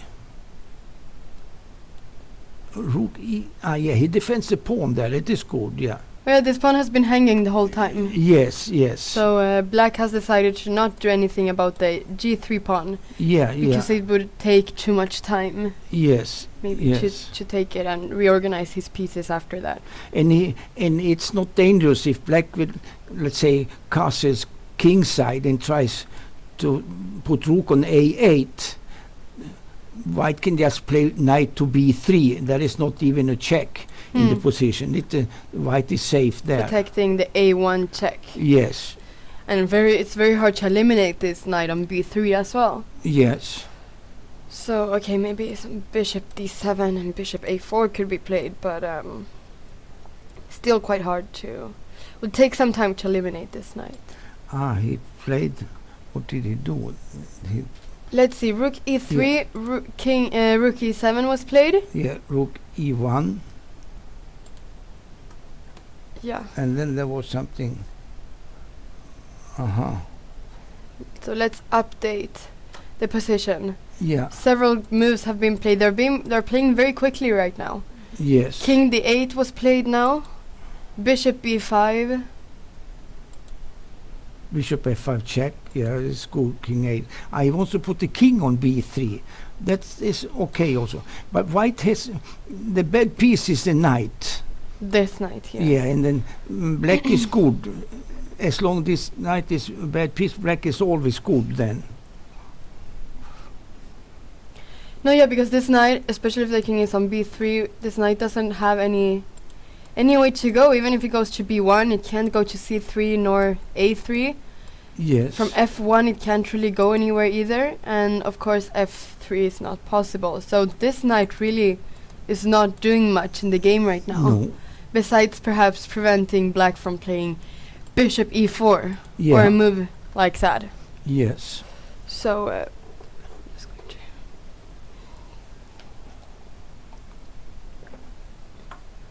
So, okay, let's see. Rook takes e3. Urquidal exchanged. Yes, that is good. One rook. Rook takes e3 and rook h6 was played here. Yes. So, because he wants to play probably rook e6. Yes. And then perhaps he wants to claim that...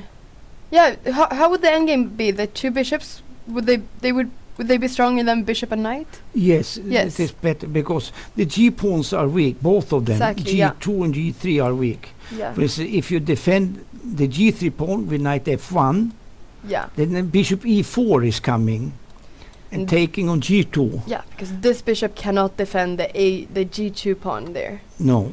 So, Yeah, it is a difficult position for white, yeah. It's a difficult game now. because if they exchange another rook, then white is worse in the endgame. Yes. Black has the bishop here. Yes. And that comes a lot because of this bad knight as well. Yes, This yes. knight cannot really do anything No. from d2. So, just see what should white play now? Yeah, I don't see a good move actually.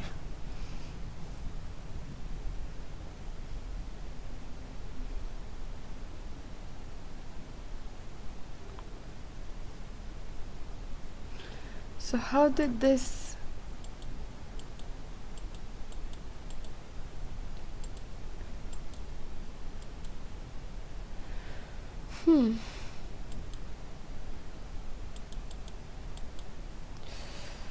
Yeah. Yes, he seems almost lost, I think. Oh, he played bishop c6. He tries to go for the For the deep pawn, yeah, the best chance, yeah.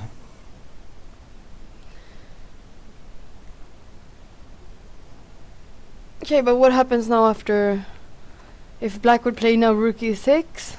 Yes, and if you take with the pawn just. Exactly, and then Yes. protect the d5 pawn. Yes, yes. So Very good move, rook e6, yeah.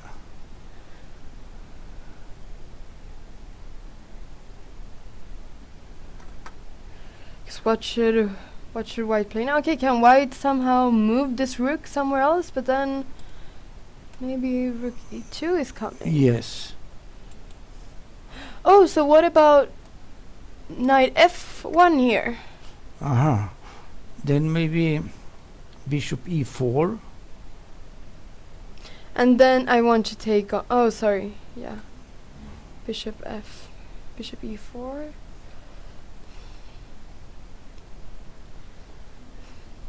I'm just thinking if... he played rook e... Yeah, he played rook e6. Yes. This was the move played in the game. Yes. So, question is what does... But okay, white... And knight f1 too. Oh, knight f1 was played, yeah.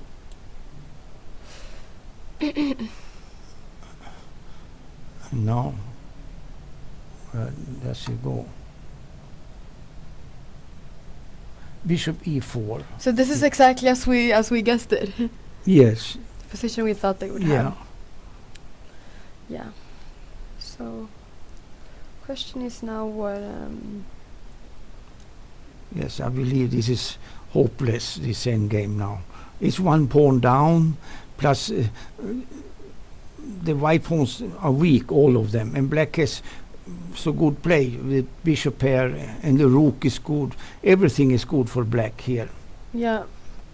And as you said, white is already a pawn down in this endgame. Yeah. So, and it seems like... It shouldn't be possible to save this position. No, it seems like white will be another pawn down very soon. Yeah. Because what can white do now?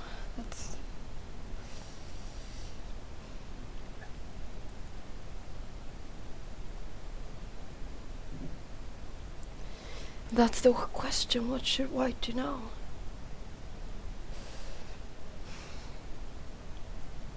I played rook e2. Yeah, but I was thinking if... Yeah, can play bishop d3 now. Bishop d3. Also possible. Yes. Bishop d3 is nice move there also.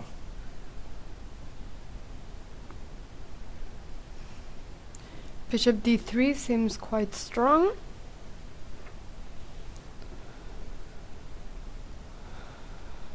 Because... Oh, okay, so after bishop d3, could white play rook f2? Maybe rook f2. Is this an idea? Yeah, that is possible. Because now this g2 pawn would not be hanging. Yes. And the f7 pawn is... Yes. Oh? What did he do there? He played bishop b1. Bishop b1. Yeah, of course. Winning. Yeah, right this is away. just... Yes. Okay, so... Yeah, actually this is just winning right away. Tactic. King takes b1, then rook takes e2, and this endgame is winning for black, an exchange up. Yes. So, so yeah, of course, bishop b1 just wins immediately. Yes. Do you think he missed it when he played rook e2, or did he just not see anything better? There is nothing better. It is lost position. Yeah. It is a lost position. Alright, so then Frode Urkedal is the first player to have 4 out of 4 points. Yeah. Now in the tournament. Yes. So we will see if anyone else from the second board manages to win. Yes. But actually we can look at the second board and see how... This... We haven't seen this game in a while between Elsham, Morad Jabari and Tigger Hillar Person. They have 3 from 3, both of them, yes. Yeah, both have 3 out of 3. Yes. So if someone manages to win, then Then they will also have 4 out of 4 points and perhaps play against Urkedal tomorrow. Yeah. We will see if how the pairings are. But let's see now. Here, white is pretty good here, I see. Yeah, let's just go back a few moves to see what we have missed. Yeah.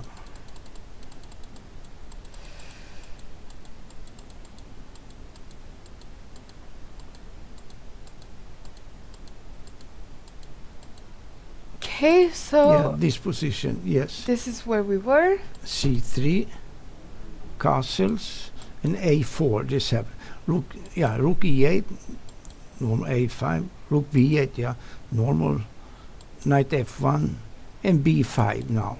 Yeah. AB, bishop G5, H6, bishop D2. Knight F8. Yeah, H3. Yeah. Knight E6, good. Knight G3 also good, yes. Yeah. Now now comes knight F4. Now comes knight F4. So many moves are being played now in the game. Knight F4 and bishop took F4 because this knight is very strong on F4. Yeah. So, and this bishop is, how good is this bishop? Because these pawns, all these pawns are on dark squares. Yeah, he can exchange there because the black square bishop is not so decisive in this type of position. Yeah. Because it's killed by the 3 pawns on the queen side. There's no diagonal. So it's okay for white to give the bishop pair like this. Knight F1, good. And G5 to defend the pawn, just to have. Yeah. To defend the F4 pawn right here. Yes. And perhaps try, okay, maybe not now, but G4 could at some point, or H5, G4 could maybe be some idea. Yes, in the future to play for that. So there is some sort of kingside attack happening now. Yes. Towards white. Yeah. So, okay, let's see how this proceeds. D2. Knight D2. We see queen C2. Rook A8. Trying to get back the A file. And takes. Bishop C4, yeah. White wants to exchange there. But black should keep his bishop pair. So he plays D5. Yeah. Why does black want to keep his bishop pair? Yeah, I think it's good. He needs the bishop pair. It's good to have.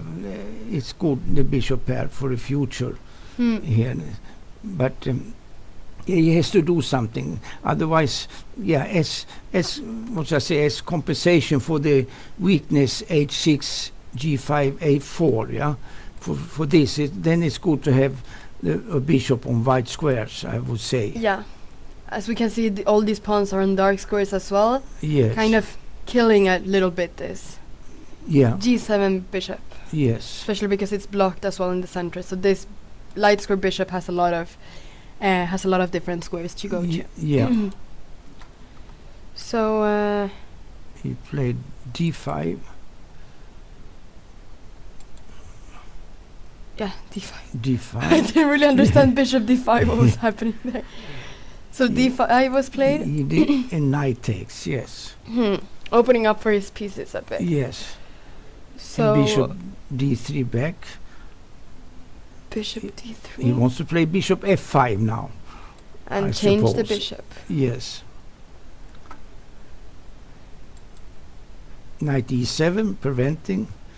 Good. Yeah, queen D1. Rook D8. Yes. Queen E2.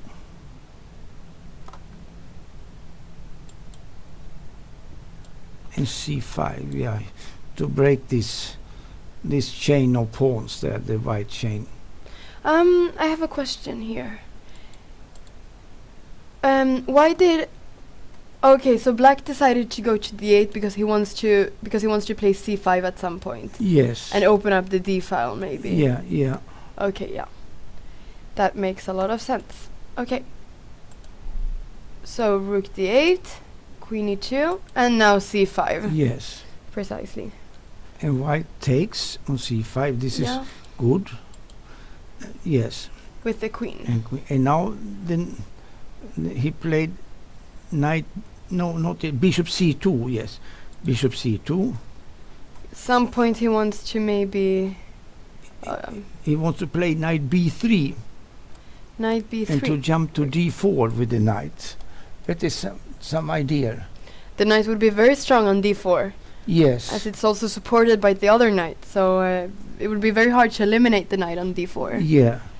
But no, we see this. It is dangerous for Hillar Persson because there's only 1 minute left. Yeah. The time is, but he only has six moves left. Yes. To play, but still 1 minute is not a lot of time at all. Yes. So, but we can see that moves are coming in very quickly because I guess both players want to play quite quickly now. Yeah. In this position. Knight b5 was played. Knight b3. Yeah.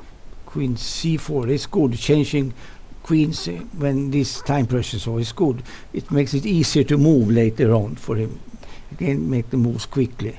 Good practical decision by Tiger. Knight b4. Good move also. They exchange much here. Yeah. And b4, good. Knight takes is. Yeah, this. Yeah, he must take. Must take. And take on b4. Okay, this is interesting because now this pawn on e6 is quite weak. Yes. But we see the bishop on g7 is good, controlling the white knight on f3. So, but it should be enough to make a draw for black here. I think so. He can fix a draw. So, how do you think that black should proceed now? Should you take on? Maybe he can. But okay, maybe there is some discover. I don't know if the. But well, he will be a pawn down in the position. So white is still something, but opposite color bishops and yeah, it should be enough to hold the game for black. I think so. It should be enough to hold. Does black want to exchange his knight then? To change this knight so that they only have the bishops and the rooks left, and perhaps also try to exchange the rook? That would be okay for black to do that, to hold the black squares later on, just. Yeah. Yes. One way to come closer for the draw. Yeah. So right now King f7 was played by Tiger. Good. Yeah, this is good. Yeah. Moving the king closer. And this pawn, what about this pawn? Could this pawn become dangerous? Yeah, but I don't believe it will be so dangerous, this pawn. I think the black square bishop will be able to cover up there on the queen side. But well, a pawn is a pawn, yeah. Yeah. Maybe he can do something with this, yeah. No, I was just thinking because it's not so easy for the black bishop to enter the position as well because of the knight on f3. On f3, yes. It's preventing it from coming in both on, well, yes, d4 and, well, the rook is also here, but from e5 as well. But, yeah.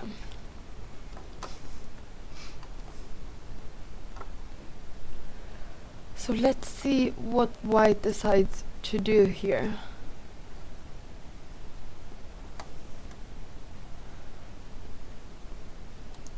If okay,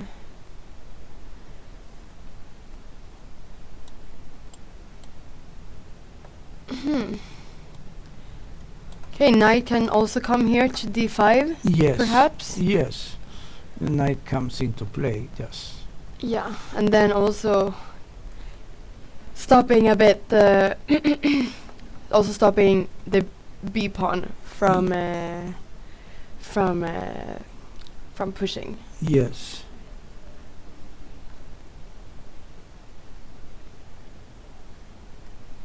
Yeah. Okay. Yeah. So let's see. We will come back to this game. Maybe we should move to another game. Yes. Oh, Milton Panzer won. He won. Yes. He won. Yeah. Okay. Let's see how this game ended. That's a very good result from Milton Panzer. Yes. To win against the Estonian Grandmaster Kaido Kulauts. Yes.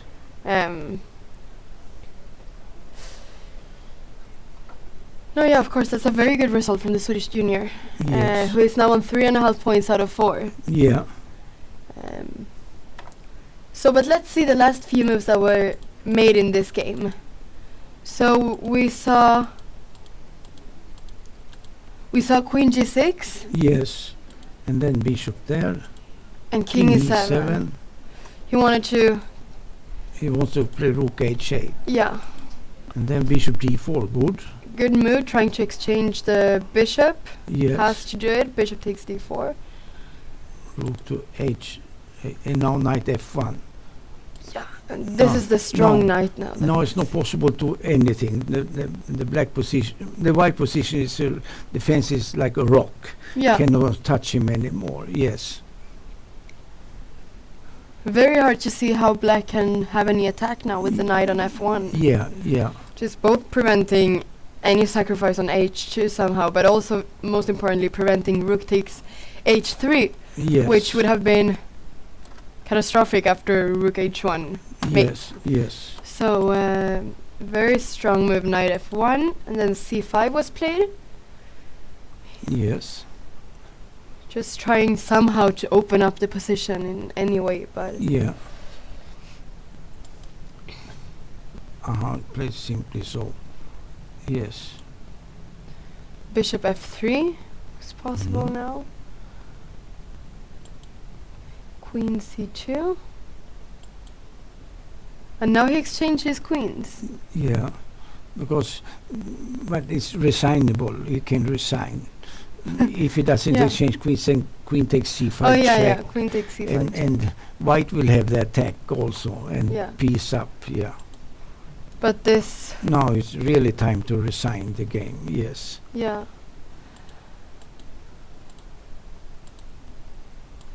Knight D4. And black resigned in this position. Yes. Yes. There is no more attack for black, and black is a piece down here. Yes. Yeah. So there isn't a lot black can do here. So No play anymore for black here. No play at all. it was time to resign here. It was, in that case, it looked maybe good at first sight, this piece sacrifice, but in the long run it was shown to be incorrect then. Yeah. Maybe he should play the same position, but not giving the piece there in the opening. Let's see Here, because yeah. here, knight is on F6. Knight is on F6. Here, he Already moved 10. he must go somewhere.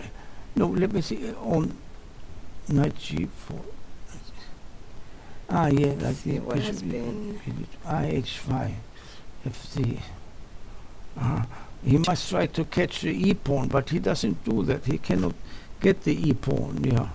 Yeah. Otherwise, he has to move like knight D5 here, and to play the position a pawn down. But you has a bishop pair, yes, and then you go out. Yes, you take and develop bishop E7 maybe, and then castle kingside and so on. And just play a more slow game. To play A slower game. a slow game, yes. And then maybe try to simply just Black has the two bishops, and white is a bit anti-positional on the king side yeah. without the bishop. So there is compensation for the pawn. Maybe it was too much, this knight G4, and to give the piece there. Yeah. Perhaps it was. And also if black could play C5 somehow Yes. and play some bishop B7 and Yeah, maybe then take bit of control on this diagonal. Yes, that would be very good if you can reach this. Yes. Then there could be compensation for black. Yes, yes, very good compensation. Yeah, even if the pawns are a bit strange on the queen side. Yes. But there could be another type of attack that didn't need a piece sacrifice. No, he was too aggressive today, Kulouts. He tried to run him over just, but it's not so easy. No. It's never easy to just run someone over in chess. No. Never. So maybe this would have been a better alternative than this idea with knight g4.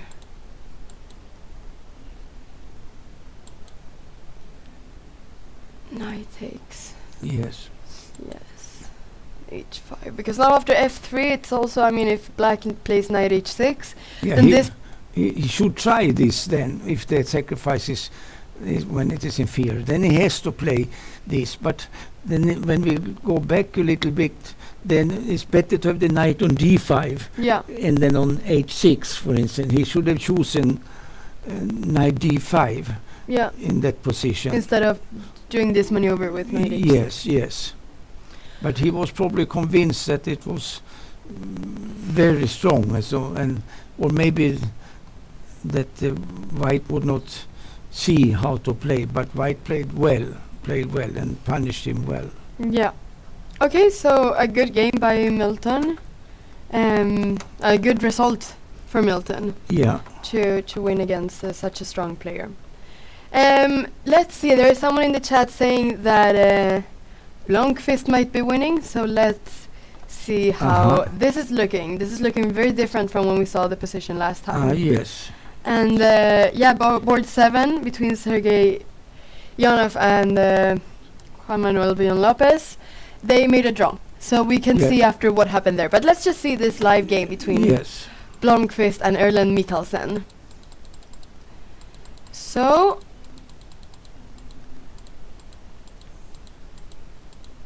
okay, so this is where we were when white played b4. Yes. Rook e8. Yeah. Good. Trying to organize his pieces again. Yes. This new position, g3. And e4, also good. Looks good. Queen e2. And bishop takes e3. He took on e3. I don't know if it's necessary to take, but maybe it's good. Maybe it's all right also. Because he cannot take with the queen as the pawn on c4 is hanging. Yes. So it's forcing him to play f takes e3. Knight f6. Yeah. Yeah. And g4 is coming from white. The only way to get the bishop in play on g3. The bishop stands well on g3 later on. Here, otherwise, if it's on f2, it's doing nothing. No, it's doing absolutely nothing with the pawn on e3. So, okay, I'm just wondering, because here it looks like, for instance, if bishop f6 would have been played, that this bishop would have become very strong. Okay, but the knight is hanging, of course. Yes. Knight is hanging, so that was not possible. Okay. But he could play knight f6, maybe. Knight f6. Maybe knight f6. Other possibility. And if h4, then you take on e3. h4 is a mistake, I suppose, but otherwise the bishop can always come out with h5, and you can keep the bishop like this if you wish. Yeah. Maybe knight f6 was a strong move here. Yeah, maybe it was in this position. Yes. Let's see, what could white play here if because if a move like knight f5, for example, then I mean this pawn is very weak and it cannot be defended by rook c1. Sorry, as the bishop is. Yes. But at the same time, h4 is a threat. Yes, h4 is a threat here. So then you have to play g6 here in order to get h5 in. Yeah. But I'm not sure, but maybe it was better what he did. I don't know. We can see. He took, takes back, and knight f6. And g4. G4, very nice move to play bishop g3 here. Yes. And to activate his black squared bishop. The bishop becomes stronger than the knight. Yeah. But the king side is a little bit weak for white, but the bishop is very strong. Yeah, very good piece here. Yeah, and it also protects the king as well from g3. Yes. It offers some sort of protection as well. So, okay, queen c8. Oh, with a double threat, both rook c7. Yes. And queen takes g4. Yeah.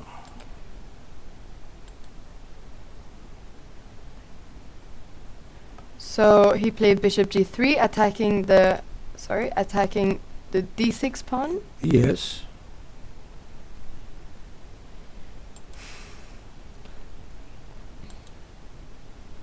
Rook d8, h3 to defend the pawn. Yes, I'm wondering here, why is rook d8 better than rook c7? I'm just wondering. Yes, it is true. Maybe it's better to play rook c7. Just wondering, as but yeah, this pawn is hanging. The pawn on c4 is hanging as well then. But there might be a reason to why. Yeah, maybe rook c1. Rook c1. To keep. Then I was thinking queen takes. Yes, you can. And we take and take on d6.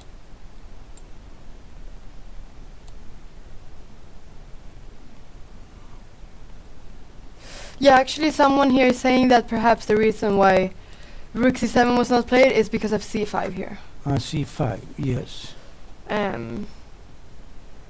Which could. Yeah, this is possible too. Yeah, probably rook d8 was the best move. Yeah, yes. To prevent c5 from being played. Yeah. So rook d8 was played here, h3. To protect the g4 pawn. Yes. Knight h7. Mm-hmm.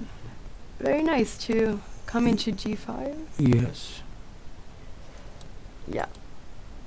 Rook ac1 was good. Knight g5. King g2, good also. Knight f3, yeah, there it should probably stay. F3. And now comes the break, c5. Finally. After a lot of preparation, c5. On move 30, he gets his in, and now the d5 pawn will be a dangerous pawn also. Very dangerous pawn here. The knight on f3 doesn't do anything yet. Only if black can get some attack with the queen and the rook together with the knight. But otherwise, the knight is a little bit out of play on f3. Yeah. No, yeah. Because it doesn't really have any squares to go to either, and it's not creating any immediate threat, as you said. Yes. So, this looks quite dangerous right now for black. Yes. Let's see what happened. D takes c5 was played. Yeah. Rook takes. Queen d7. D6, dangerous pawn now. This looks very dangerous. Yes. Queen a4. Yes. Queen c2 and queen takes b4. So white sacrificed the pawn here. b4 pawn. And now he played d7, going down with the pawn. Yeah. Pushing the d pawn all the way. And rook f8 only move, I suppose. Rook f8, yes, because if rook e7, then we can see that rook c8 would be coming. Yeah. So rook f8, important move to prevent rook c8. Is this a position or? And queen b5. Yes. Here. Yes. So, what happens here if rook takes? Takes. And this is what has to be analyzed. Yeah. Then maybe, is it now that there are some can be dangerous here? Maybe. Queen there, yes. Or I was thinking queen e2, but it is not enough maybe. Queen e2. And then bishop f2.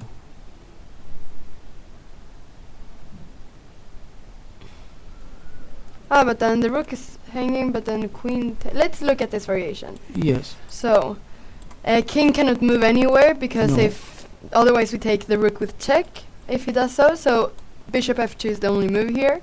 Yes. And...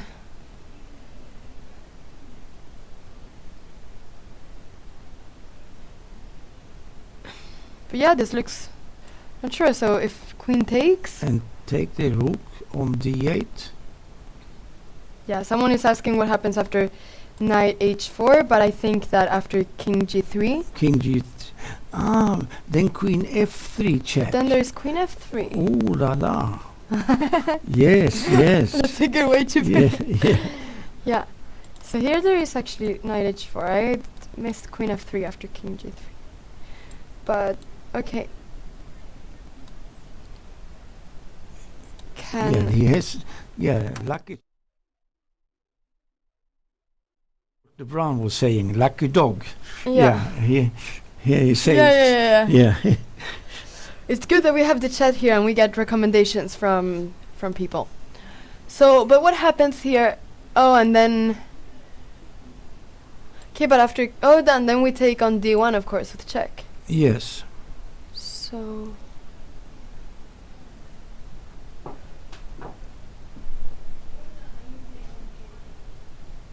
yeah, knight h4 check.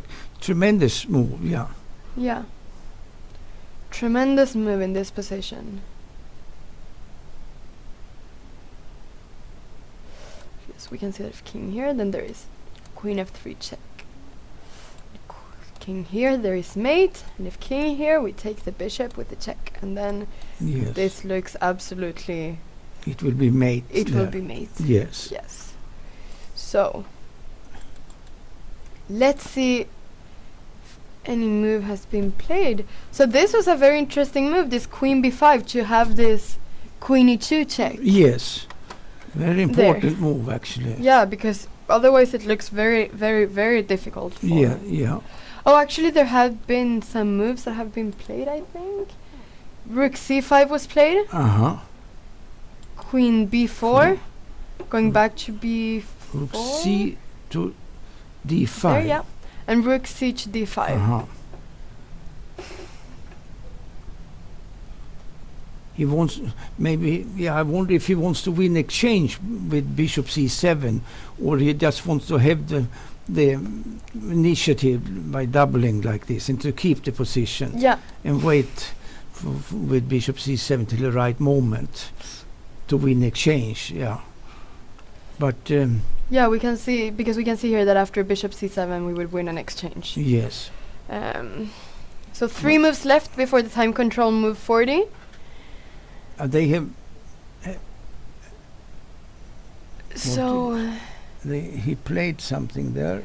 Queen a3 was played here after rook c d5. Yeah, he attacks e3, the e3 pawn, yeah. So someone asked what the ratings of these two players are, and just want to say the exact rating. So here, yeah. So Erik Blomqvist has 2,537, so 2537, and Erlend Mikkelsen, it's 2361. Yes. So. Now he just played queen takes e4. Queen then the knight is loose. There, but it can go to g5. Maybe coming to e6.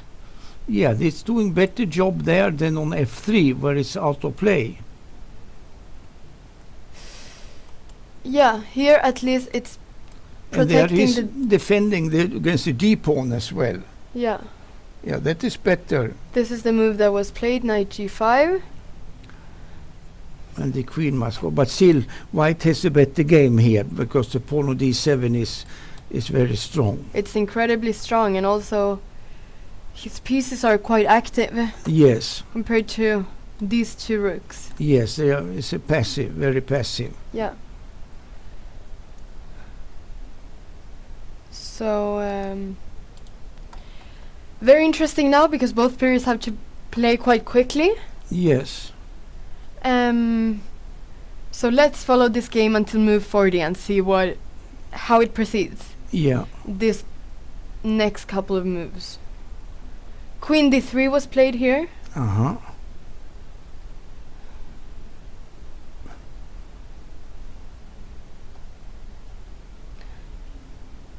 Yeah, and there isn't really any checks here because the rook can always... You can always play rook d2 now. This point, as the knight is not on f3 anymore. Yes. So let's just see what black plays now. Do you have any ideas, Ulf, of what black could play now No. to defend this White position? is definitely better. Yeah. I don't know how much better. Maybe it is winning position even. The d pawn is very good. Yeah. Yeah.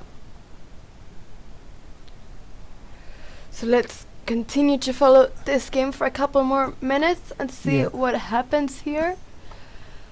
We can see all of white's pieces are very active. Yes. This bishop can become very active in this diagonal. Yes. Even here, I mean, it could, if white wants, I mean, it's threatening as well, bishop d6, but maybe he doesn't want to win an exchange. Yeah.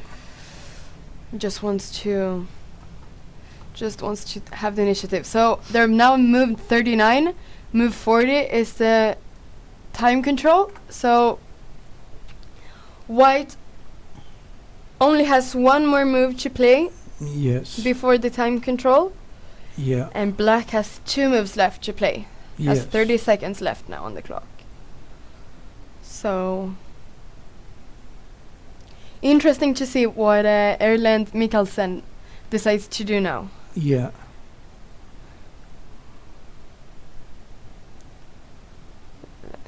Queen to b2 check. Yeah. Uh-huh.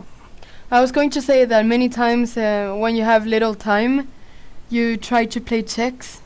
Yeah. It can be common to just check. Yeah. Just to get some time. Yes. Some extra time to get those 30 seconds that you get for each move. Yeah. So we can see soon we can go to Tiger Hilar Person's game as well. I'm thinking that maybe we should take a little break now after this after move 40 in this game. Yes. And then proceed to see some results and to follow Tiger Hilar Person versus Elshan Moradiabadi. This Moradiabadi against Hilar Person. Yeah. That could be interesting after a short break. Yes. So, but let's just see what happens in this game. Very interesting between Erik Blomqvist and Erlend Mikkelsen. Yeah. So, rook d2 looks quite natural here, but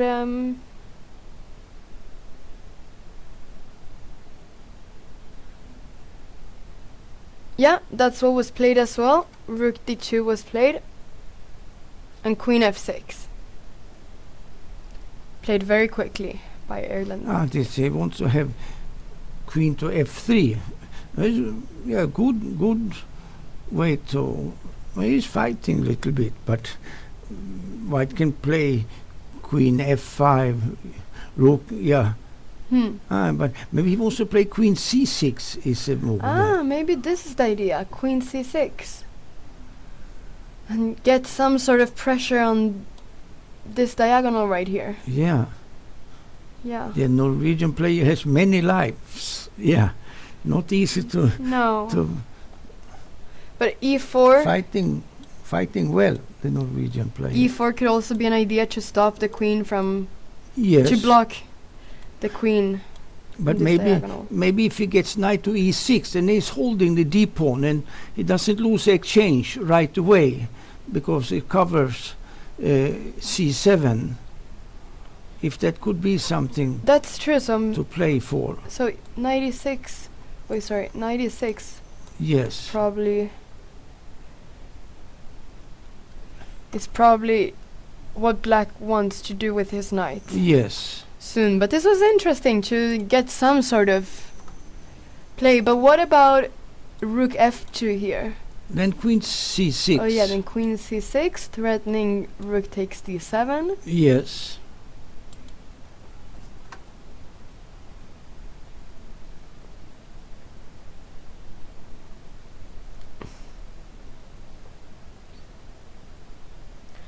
Yeah, that could be the idea.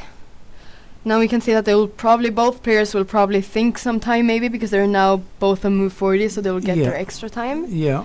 And I'm thinking that maybe we should take a little break. Yeah. Now. Yes. Before we continue. And then we will go to Elshamora Diabari versus Tigger Hillor Person and see how that game is going. So we will be back very soon.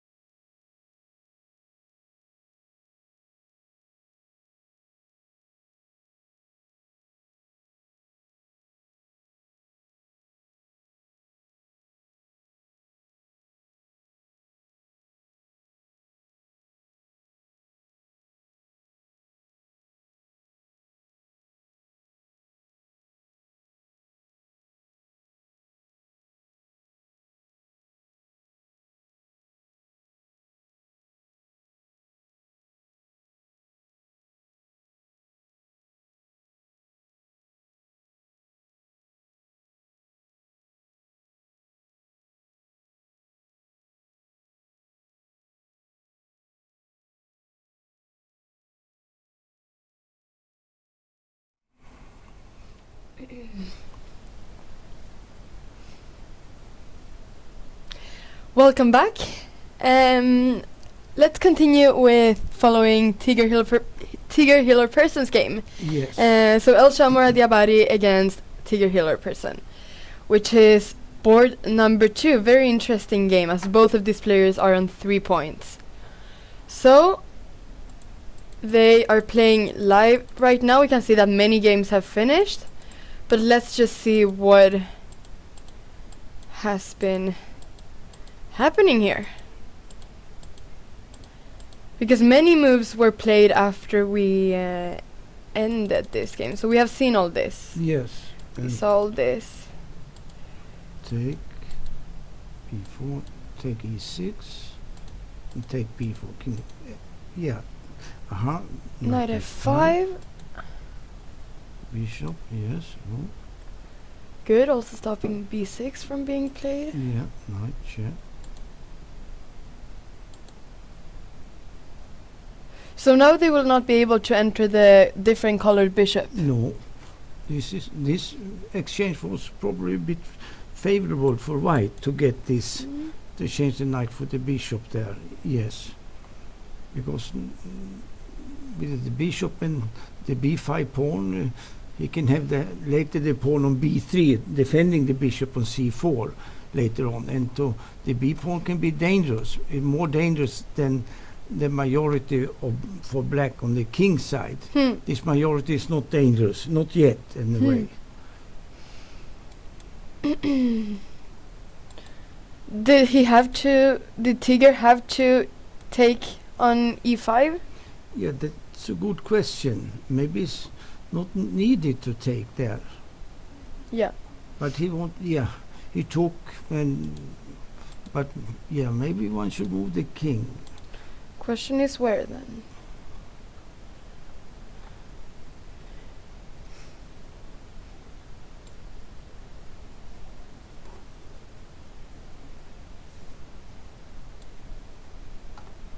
Because if king here, then there are some checks. I'm not sure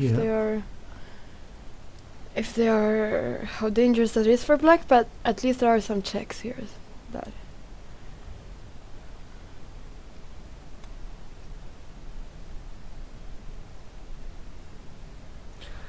Oh, anyway, he took. Yeah, we look what happened. e5, king f6, rook c5. Yes.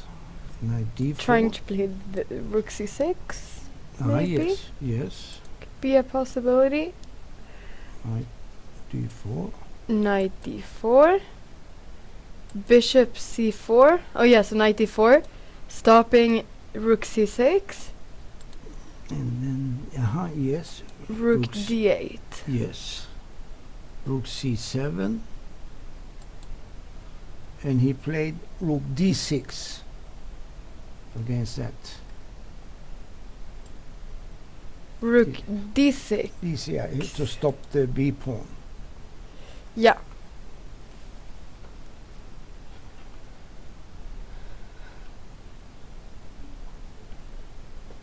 Okay, yeah, so the rook was on c5, and then it went to c7, and then this rook also went back to d6 to stop b6 pawn.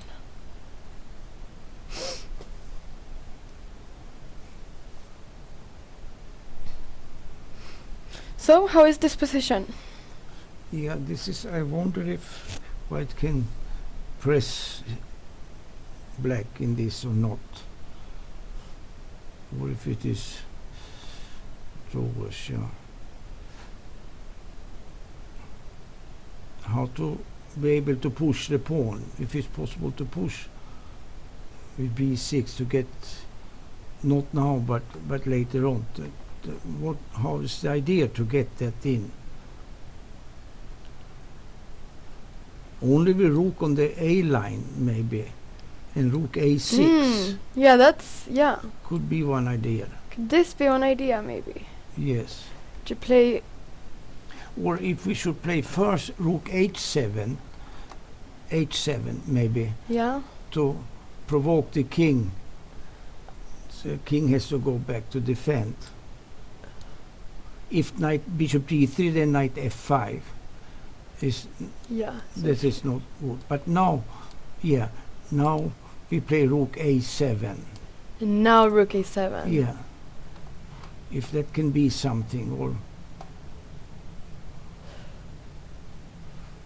and let's say that. Okay, what does black do now?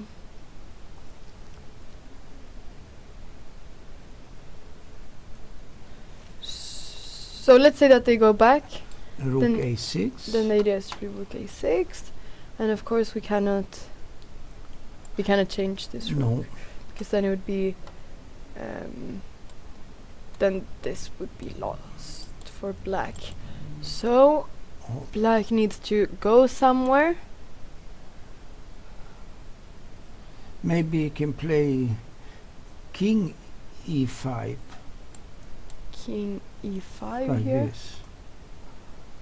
The thing is, white cannot bring his king into play because a knight prevents the king from coming to e2, come in play, and cannot go to the d line either. So he can only do something with the rook, the only thing to try to disturb. But I don't know how this is. Yeah. Very interesting that the king cannot enter the game. That's very important. If it could enter the game to come to c3 or so, then it would be serious, for black. That would be very serious. But without the king, white can only play with the rook there. So it's important to keep the knight on e5 then? It's important to keep the knight on e5? Yes. Oh, on d4, sorry. On d4, yes. sorry. Yes. Important to keep the knight on d4. And the king on e5, I meant. Yeah. To protect this knight all the time.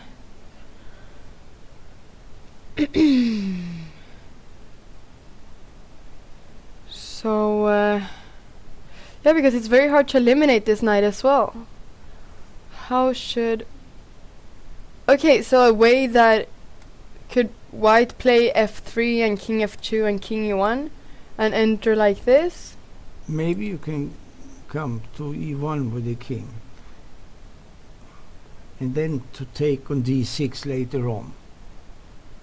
But which moves can black play now? What can black do if it's his move? So right now it's white's move. So let's say that white plays f3, for example. What does black do? I cannot take the rook, and I cannot move the king. I can only move the h5 or move the knight.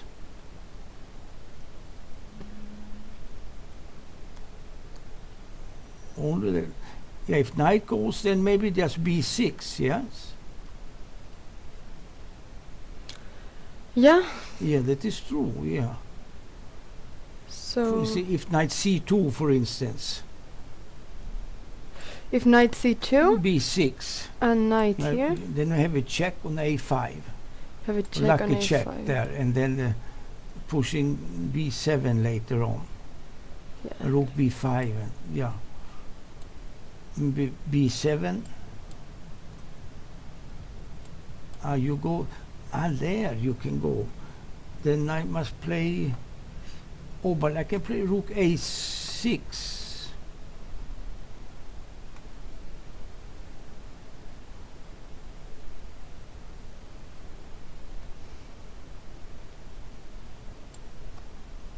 Rook a6 with the idea that if I want to take on c6.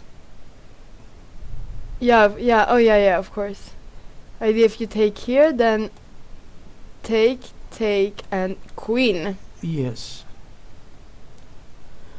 So, very dangerous threat here.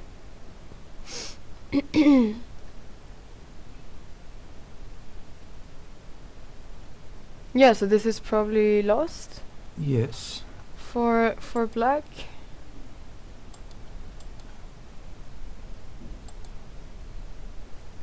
And if rook here, then rook b5. Precisely. And there isn't any way to stop the pawn from promoting, because after rook takes and bishop takes, this knight cannot go anywhere. No. To stop the promotion on b8. Yeah. So how should black play then? So this is still the position here. Yes.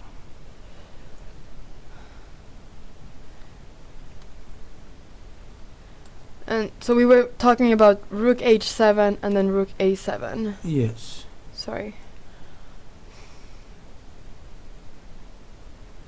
Yeah, so this looks good. So king. And what can black do now otherwise? Yeah, I don't see what to do here.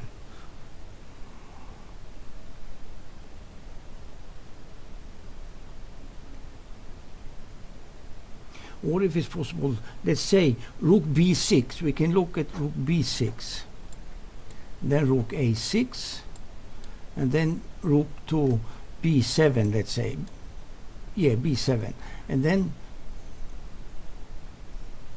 yeah, this is, if b6, then king goes to f6. And if bishop takes e6,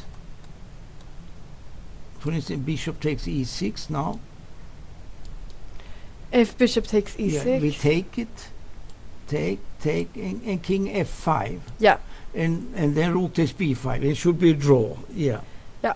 Rook cannot protect the pawn on b5. So this pawn will be lost, and it should then be a draw, probably. Yes.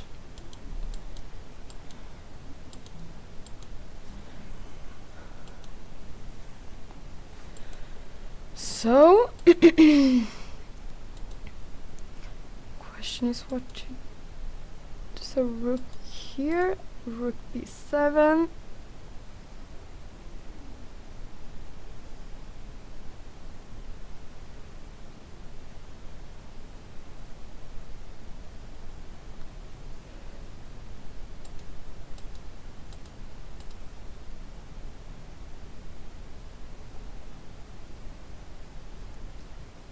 Okay, all right. So let's see this. This should be fine. But okay, so then after this position, how does white proceed? Yeah, how to continue here?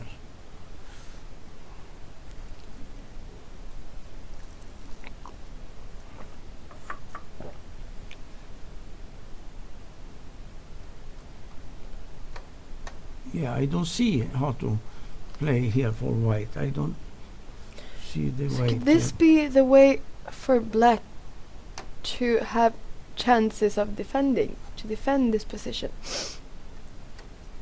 Because if b6, we just move the king to f6, and the b pawn doesn't run. King f6, king e5, and then king d6 and king c6 or to c5. And this pawn will be lost. Yes, yes.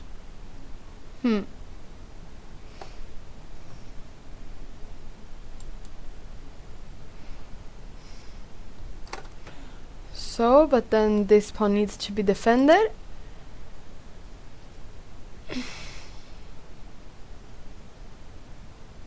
Okay, so what if we play a move like this? Even though it looks very strange. Maybe defend this way, yes, maybe like this. Just to not give black any play, and then... Yeah. And now to come with the king. And now to come with the king to e1. Yes. Yeah, that is that makes sense. This makes sense, yes.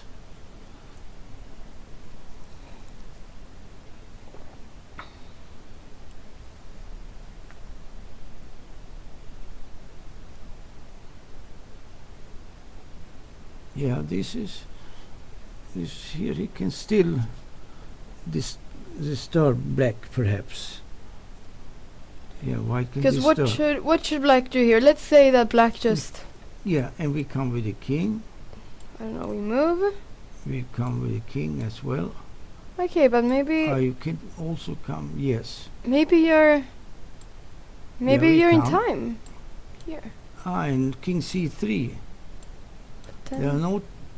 And then the pawn endgame should be won, no? For white, of course. Yes. Yes, because of this passed pawn here. Yes. Which will just push until the king is too far away to defend the other pawns. Yes. The white king will simply take black's kingside pawns and therefore win the game in the pawn endgame. So black cannot really. Yeah, that's good to know that black cannot enter the pawn endgame. No.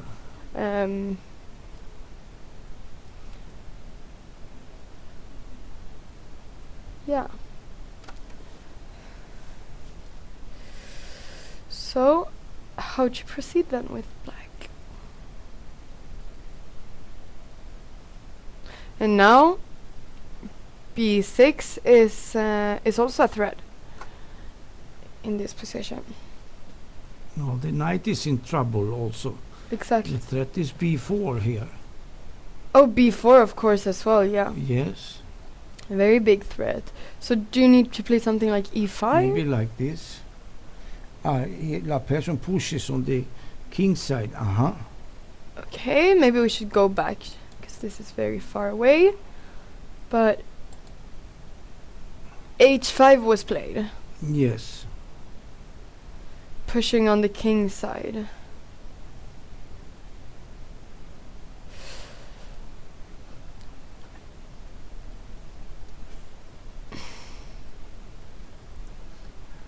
So what is the idea with h5? Yeah, I think he wants to play g4 and to create something with the pawns and the knight there, trying for some mating positions to advanced kingside pawns as a counter play.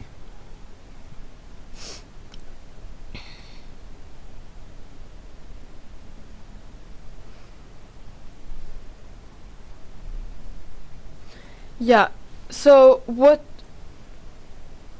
How would there be mating ideas? How would there be mating ideas? Like which mating ideas are there in this position? Yeah, I don't see exactly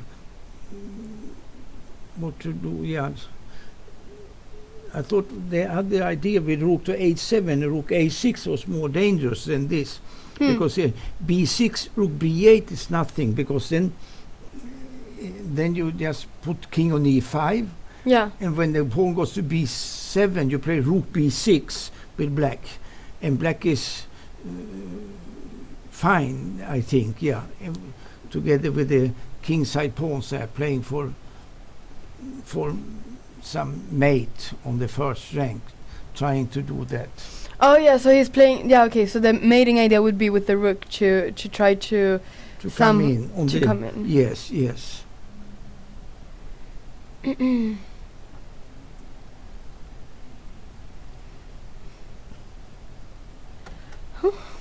Quite interesting. Yes. To have some counterplay, as this king, as we said before, has some problems coming in. Yes. To the game, but. Should he then? Do you think that king f1 could be an idea to start marching over? Yeah, king f1 I think is good always. Yeah, this it's good to have this move done. Yeah. Yeah, I believe. So king f1 maybe.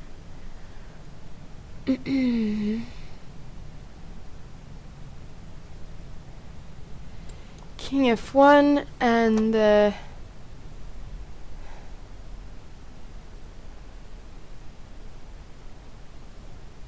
Yeah.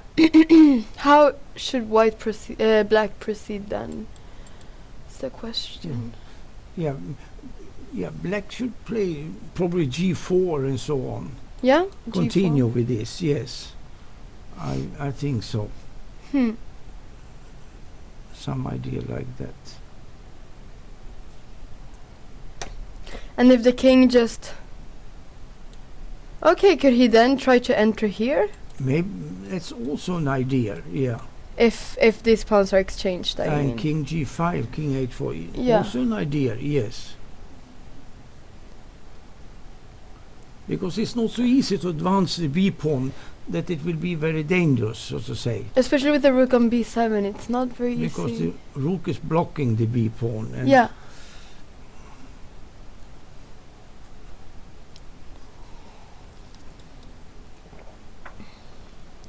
So maybe then white needs to exchange here. Yes. And okay, if I move like this. Yes. And then you play. Ah, but then there's check here. Maybe check, just because if you go king e2, Then maybe then check. play knight d4 and cannot go on the d line because taking on b5. Yeah. So then you must go back to f1. Yes. But then we're back in this position. Yes. Then we have maybe yes. Maybe yeah. What about this move here then? Yes. Could this be an idea? Probably take on f3. Just wanted to see how Yes. something like this would be. Because now we're Yeah, threatening this- taking here. Yes. Now we have to play king back to g1 again. Yes. Could you please check here? Maybe a check. Yes, interesting.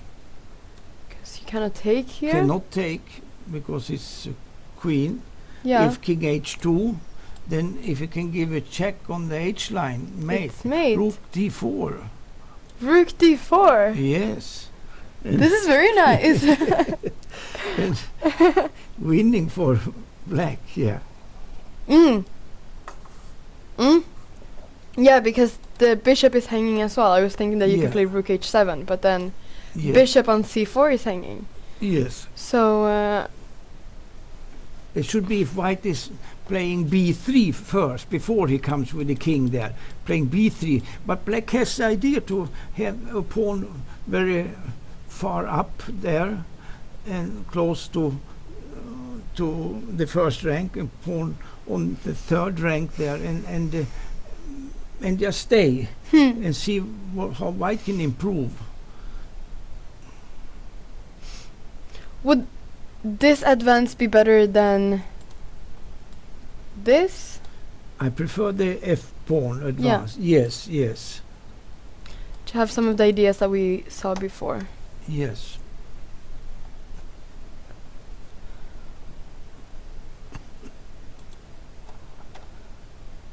Okay, let's see. Okay, so h5 is still the last move. Yeah. Maybe we should go to Eric Blomqvist's game Yes. and see, because this game They have an end they game. still have. Okay. Yeah, because we were. Look, he played b6. Let's see, because we were at move 40. Rook d2 was played. Queen f6. e4 was played. Here. e5. Or what? e4 was played in this position. Yes. In Eric Blomqvist's game against Erlen Mikkelsen. Yeah. And knight e6 yes. was played like we said. I just wanted to see that it's true. Uh-huh. Yes, knight e6 was played here. Yes. Queen f3. Yes. And then they enter this endgame here. Mm. Takes f3 and f6. Bishop f2. He wants to come. Bishop e6. He wants to get into b6. But knight g5 was played. g5 check. King e3. And rook f7. Uh-huh.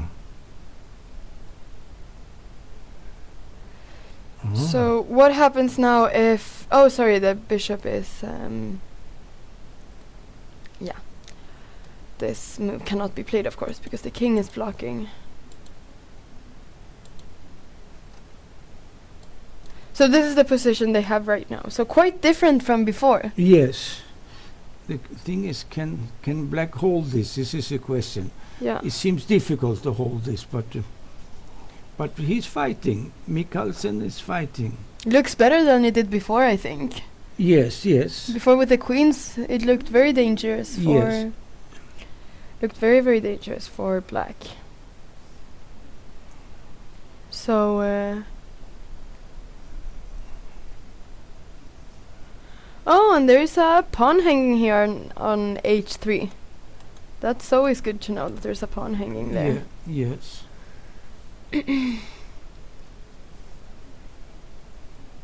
Oh, sorry, the pawn cannot go backwards, of course. No, but there's a pawn here, so... Yeah. Could h4 be played? Yes. Looks like a good move. Seems good. Then... If h4, knight e6, king f3 again, no? No, then knight f8. And he's in time to win the d pawn. And he can win the d pawn. Yes. Oh, then he has... This is a very nice idea. Yeah. Rook f7, but also to play this. Oh, knight h7 also, yes. Or knight e6, Oh, knight... yes, yes. Yeah, the only thing to prevent that, white has to move the king. So he threatens bishop b6. And he has to be very quick with that threat. But the king cannot go to the d line, can go to e2, but then e4 hangs. Yeah, that's the problem. If king e2, then knight takes e4. Yes. And if king f4, then knight... check. And knight f8. And knight f8. Yes. And then he's losing this pawn. Yes. And then...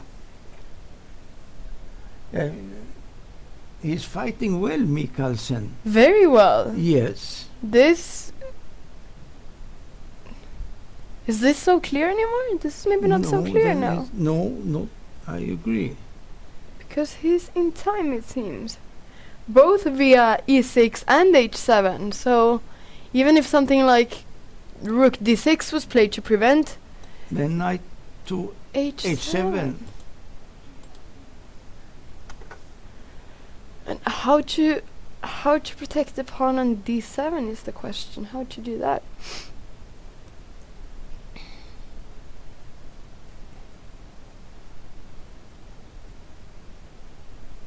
And if bishop g3, then knight e6, the same.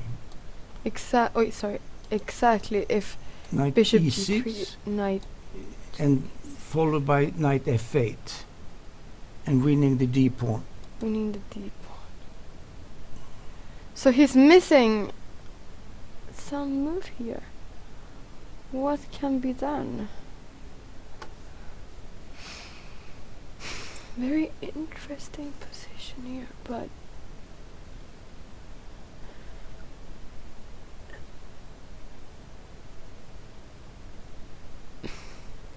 how to stop the bishop from entering f8? Because I was thinking, maybe something like this, but the pawn is hanging on d7, so it's not possible to play that. No. So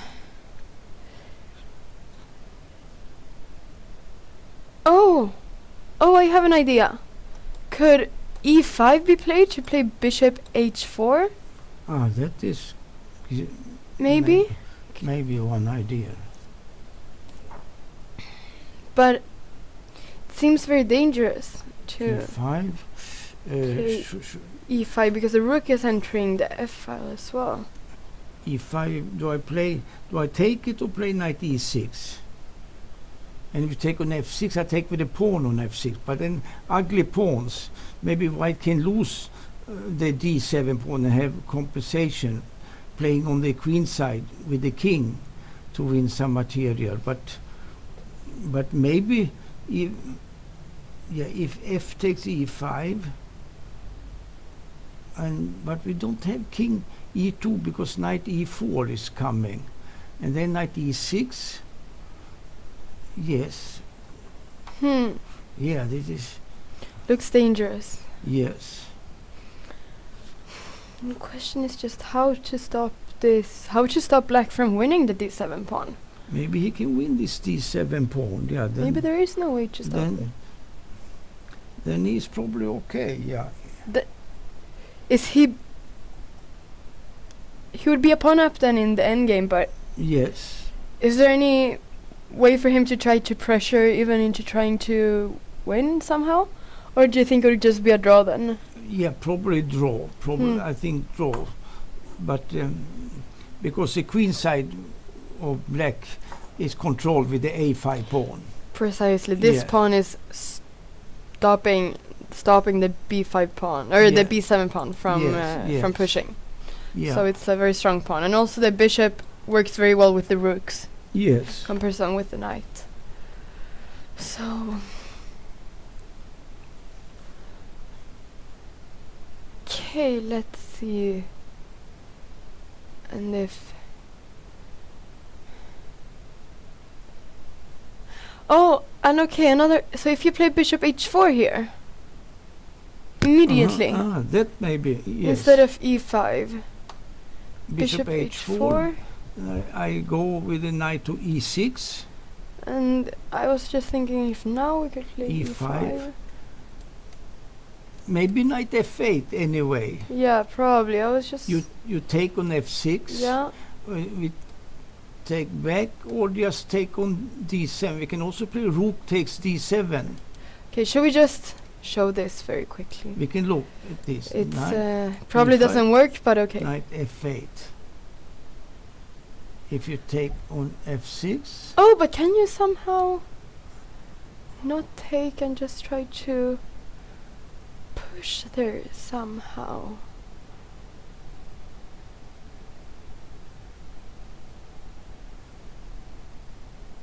Can you play? Take on d7 with the rook. Yes. Just thinking if you could play something like. Can you? But it probably doesn't work because you just. Then we take with the other rook. Then you can take with that rook. Yeah, but then I thought that at least I would win this pawn on f6. Yes, and then it's this. Yeah, here white is slightly better, but black should probably be able to hold the game. Getting rid of this d pawn because very dangerous all that game. The d pawn was dangerous. But do you think that this could be an idea then, or yes. Is there anything else? Yes, I don't see other ideas than this actually. This maybe white should do like this. Knight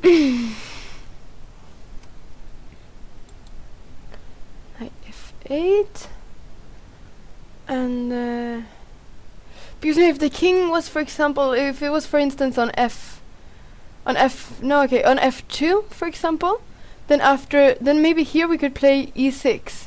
Yes. And then after knight takes, I don't know if we could play rook e2 or something and try to. I'm not sure, but yes. But okay, of course now the king is stopping this, so or blocking the e file. Yes. But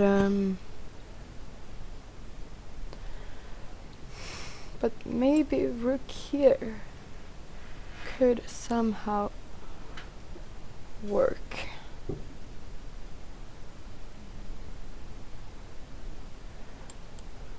Something like this could be played.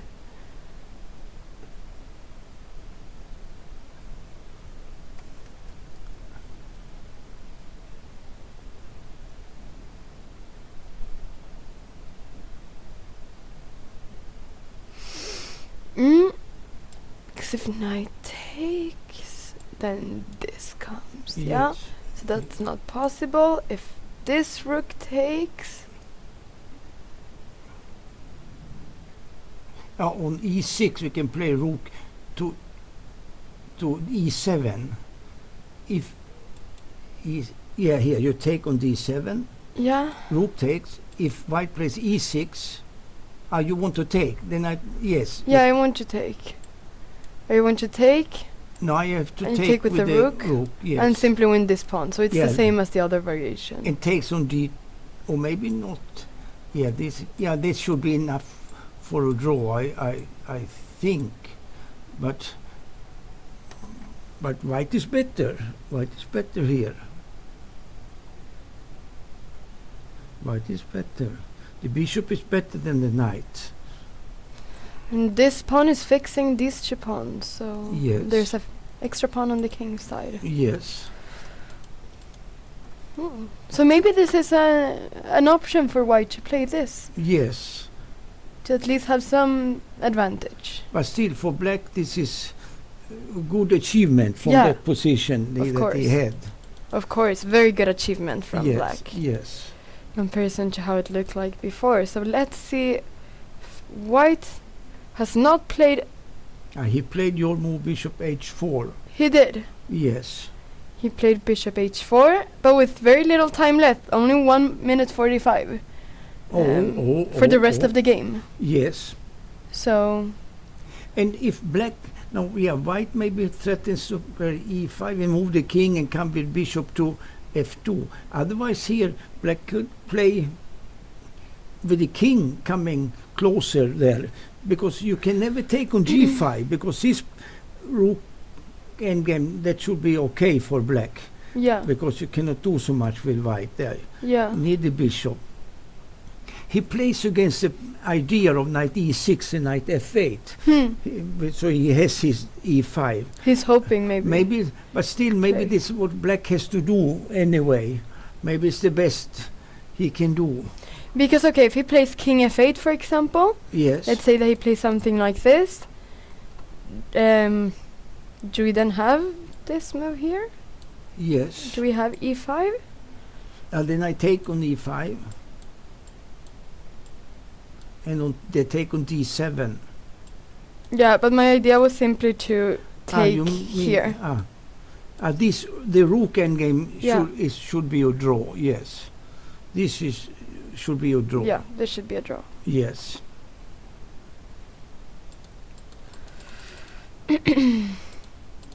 More dangerous for black is if it with knight against the bishop there, and the bishop on the in open field there is more dangerous.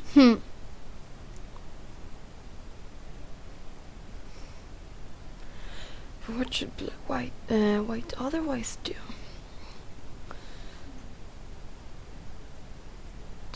Oh, I'm not sure if this works.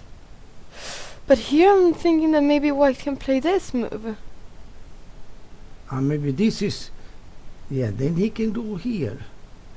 Because if knight e6, then we have check. Check, yes. And we're also stopping now the knight from entering f8. Yeah, right that now. is true. And I don't know if we have something else going on. No, in that case it is better to play this other with knight e6. He should do this with knight e6. Or knight to h7 in order to bring the knight to f8. That is the right thing to do. Yeah, not king f8, what I said. Better, bring the knight back as soon as possible. It is safer. What about, is there any advantage of playing knight h7 instead? Or is it just... I don't know what is better. Because now this pawn is...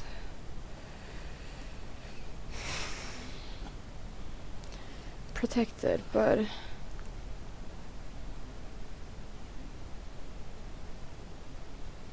But then we play e5 again.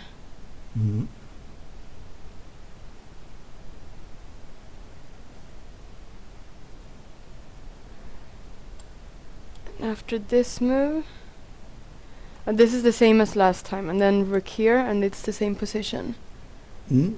If after knight f8, and rook d6, we have the same position as before. Yes. Where we saw all this different take, and then take on f6 at the end. Yes. So.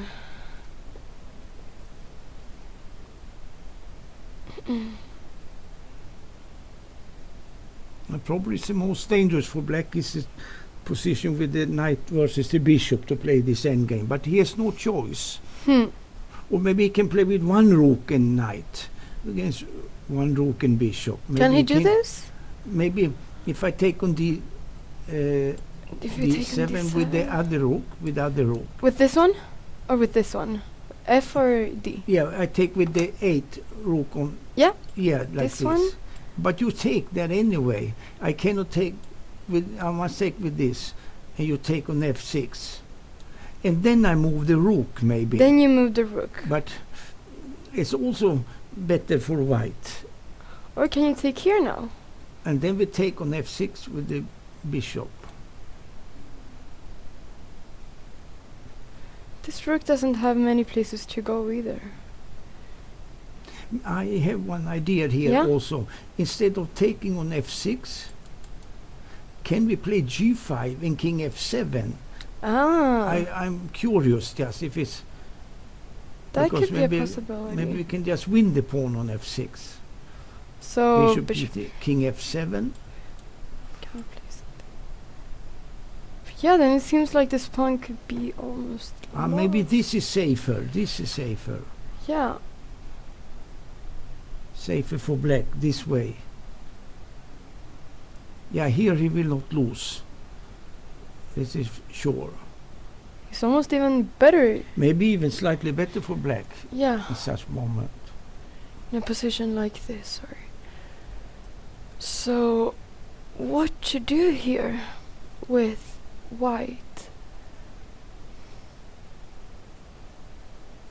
Can we play something? Sorry, can we play something like this?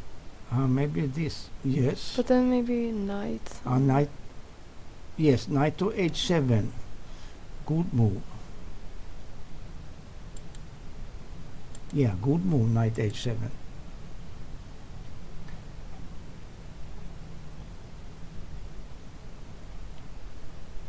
Because it's the same. If in this position, if we play here, then one can take. Oh, sorry. And knight d7. Exactly. This is just much. This is better for black, of course. Yes. So. Okay, so should we see what was played? Because now some moves have been played. Yes. So bishop, knight e6 and e5. So this is what happened in the game. This happened. Yeah, then yes. Then he, after knight f8, he will take on f6 instead. Knight f8.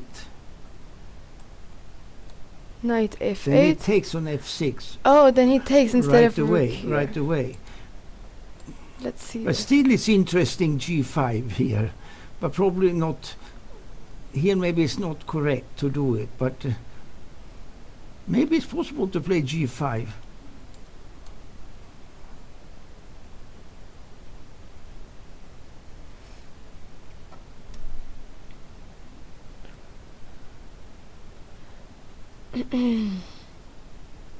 And now play bishop here, so that if rook takes, bishop c7. Yeah, rook takes d7 I play. Which rook? I take, this. This one? Let me see. Oh, maybe, no, the other one. This one, This yes. one. But maybe this is bad. Yeah, take with the rook. No, yeah, then it was better with the other one, and maybe now. So now we can have something like this. But then I can play king. I change rooks and play king f7. Yeah. And then you're losing the pawn again. Black will not lose this. This is enough for him. Yeah, the f6 pawn is very weak. So this g5 move is very important in the game. Yes.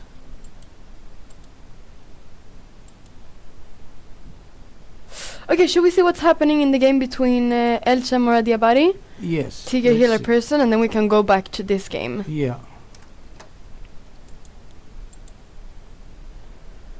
He has pushed the pawn to f3. There, this is right. Yeah. So this is the position that we saw before, the exact position. Yes. And we said knight e2. Yeah. What you do after knight e2 check? D2 and then rook d4. What is he going to do?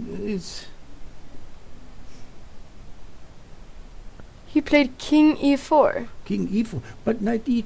What happens? What happens here after check? Check. Does he need? Then mate in one move. Yes, king f1. Must go to h2. Yeah. Knight e4. Sorry.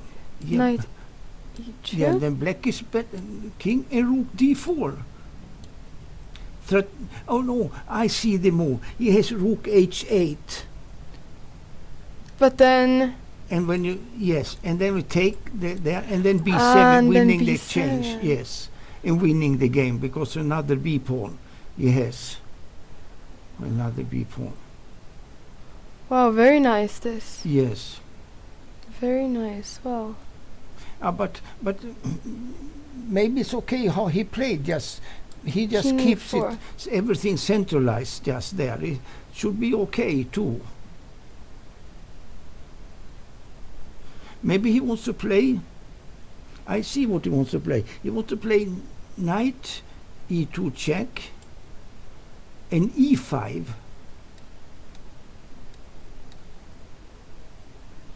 Then he threatens mate on h2, plus he attacks the b pawn the same. Yeah, Or maybe as this rook would still be attacking the b pawn, and therefore this rook h8 would not be possible because the b pawn is hanging. Yes. And if he plays b7, let us see b7. b7 here. No, that is no danger. I was thinking of rook b6, Rook b6. bishop a6, but it's nothing. You can just take it. Take the bishop. Yes. Oh, but then rook c8. What happens? Yeah, c8. I was thinking because otherwise knight c6. But here maybe it's mating. Here maybe he can play e5 or so. Or knight e2 check in e5. That is mate. But then he comes out on h3 with the king. But if this move now, Yeah, then we have to. Yeah, this move first. Yeah, because if queen promotion, then then check and mate. yeah, because if king goes to f1, there is mate in a1, and Yeah. if king, sorry, so after this, if king goes to h2, then there is mate Yes. on Ah. h6. Yeah, he played b7. He did play b7, okay. Rook is on b8. But b7 is. He played bishop d5 check. That is the good move. He played better, yes. Bishop d5 check. And the bishop is defending the b pawn plus his rook d8. Yeah, that was well played by white. Because if king takes bishop, then there is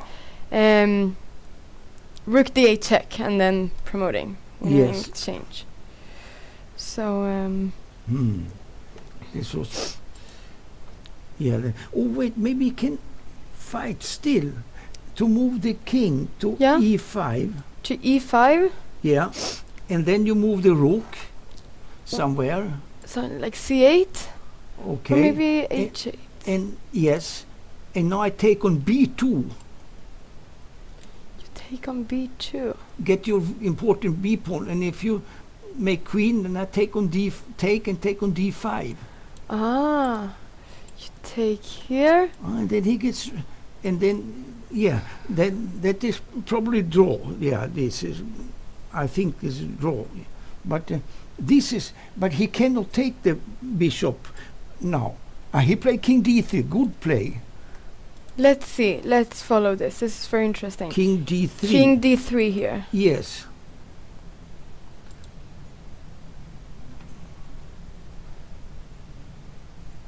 The rook has to go, and then we take on b2.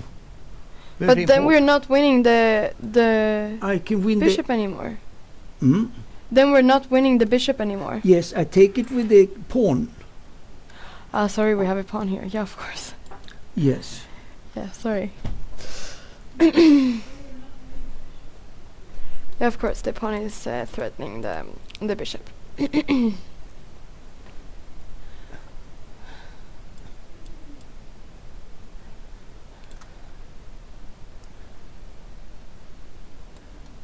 Oh, wait, maybe he must go play well here. He cannot play any kind of move, I think.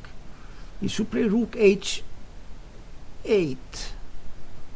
So it's no mate with Otherwise, he wants to give a check, take with a pawn, and mate on h6.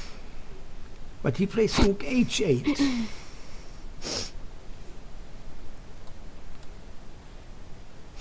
So rook takes b2. Rook takes b2. Yes. And then must make queen. Must make queen. Must take. Yes. Take. And then... Look, maybe is he playing better? Let's just see what is happening. I don't know. Rook d8. What happens? Yeah, let me see here. Can I do if I take there? Important to take the b2 pawn now, right? He must. Yeah, he cannot. If he takes on b2, he plays bishop takes f3 probably. So knight e2 check. Knight e2 no, check. He cannot play king to h2. He must go to f1 now. He cannot play king to h2 because then we take here. Yes. And after take we play king here. And winning. But then there is rook there, but then rook takes b7. He must play king f1. Must play king f1.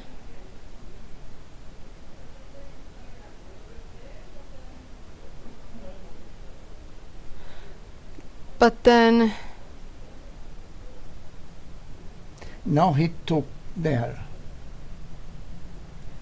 So he didn't take on b2 because bishop takes f3. Yeah. And then he will win the whole rook.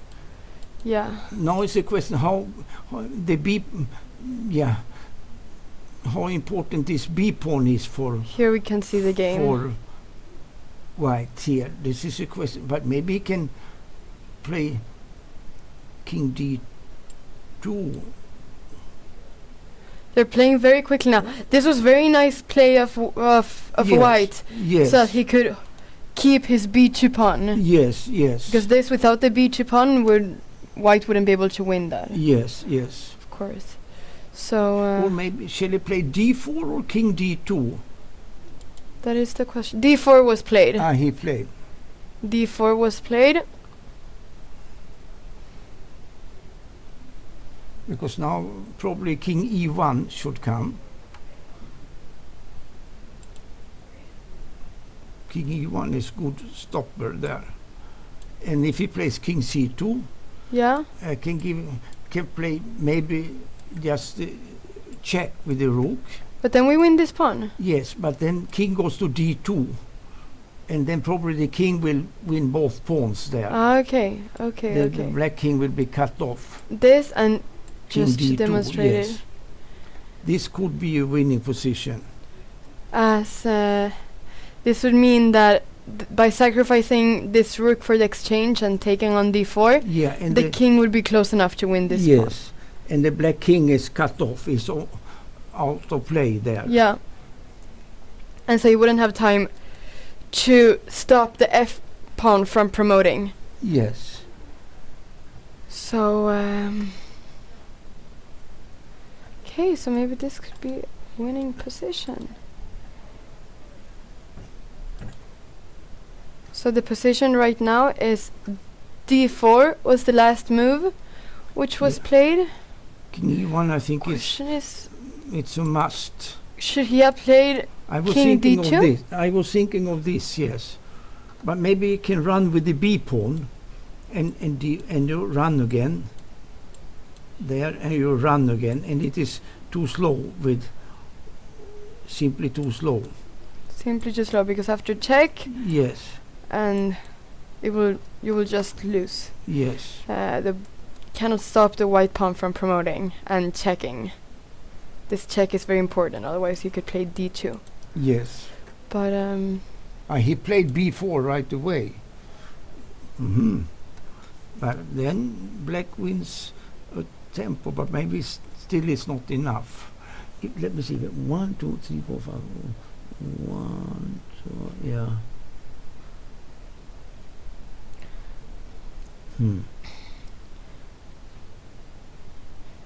king Yeah, probably this is winning anyway. Can you play king c2 here? Yeah, and push, must push. Push. Push, yeah. Push and rook d8. Then there is no way to stop this pawn. Doesn't get back in time. And okay.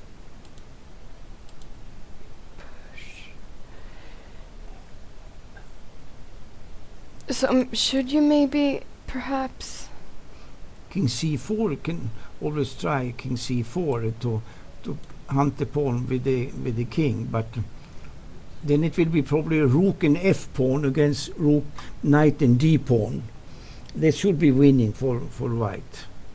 let's see what the position is right now. Yeah. This is king c4 was played. Yes.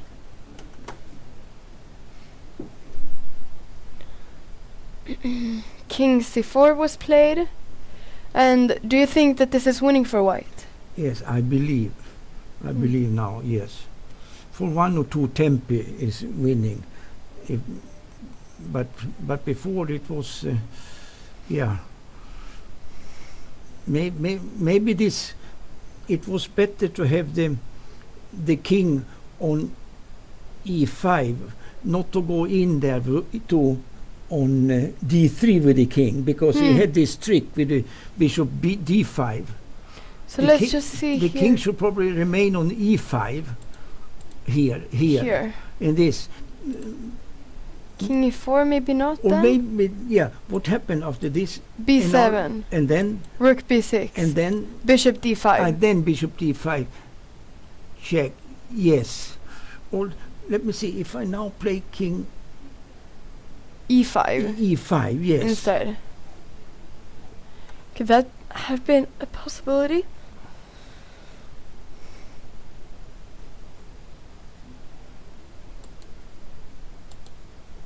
That is better. King e5, I think. Because now I want to take on b2. The rook must go somewhere. yeah, because if he plays like he did in the game, he played rook d8, I believe. Yes. Then now, Then the idea was to take on b2, yes. but then when the king on d3, then I take on f3. Now I cannot take on f3. Exactly. That's why he yes, this The was the difference. thing. Yes. I felt that king should better be on the black square Yeah. to avoid tricks. There was a nice trick by white there. Now he's coming with the king also. We can see the position very soon, but perhaps king e5 would have been a bit better then, Yes. to avoid this bishop f3. But now tactic. he's fighting again. I see. I know b6 is coming. Yeah.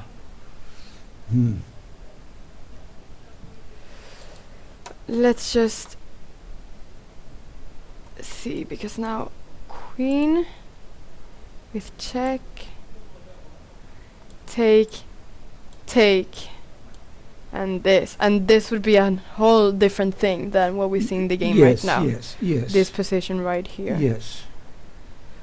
Let's just see the position right now. So king c6 was played here.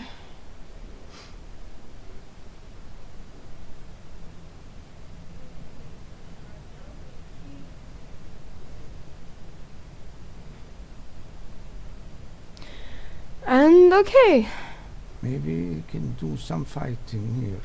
but maybe king is going up now. Then knight e4 check. Ah, knight e4 check. There's a. But okay, then king d3. Take the pawn. No, I take the pawn on f2. On. How do you take the pawn on f2? With the knight. Oh, here in this position. Here, Sorry. here. And then this is a whole other thing. Okay. So it's not so easy for the king to move either. No. Yeah, eventually, maybe he has to give up the b pawn. in Play order this. Oh yeah, this is a good. this is a good move. Or yes, or to take, he takes, this is the idea. Or he can also play b7 and then rook d8. If b7, king c7, rook d8. But rook d8? Oh yeah, rook d8, because if take... He must take the pawn, and then takes on d4, and that's it. That's all over. Yeah. This is no chance at all. This is no chance. No. So... hopeless, yes. Yeah, because this f3 pawn will be lost. Yes. And yeah.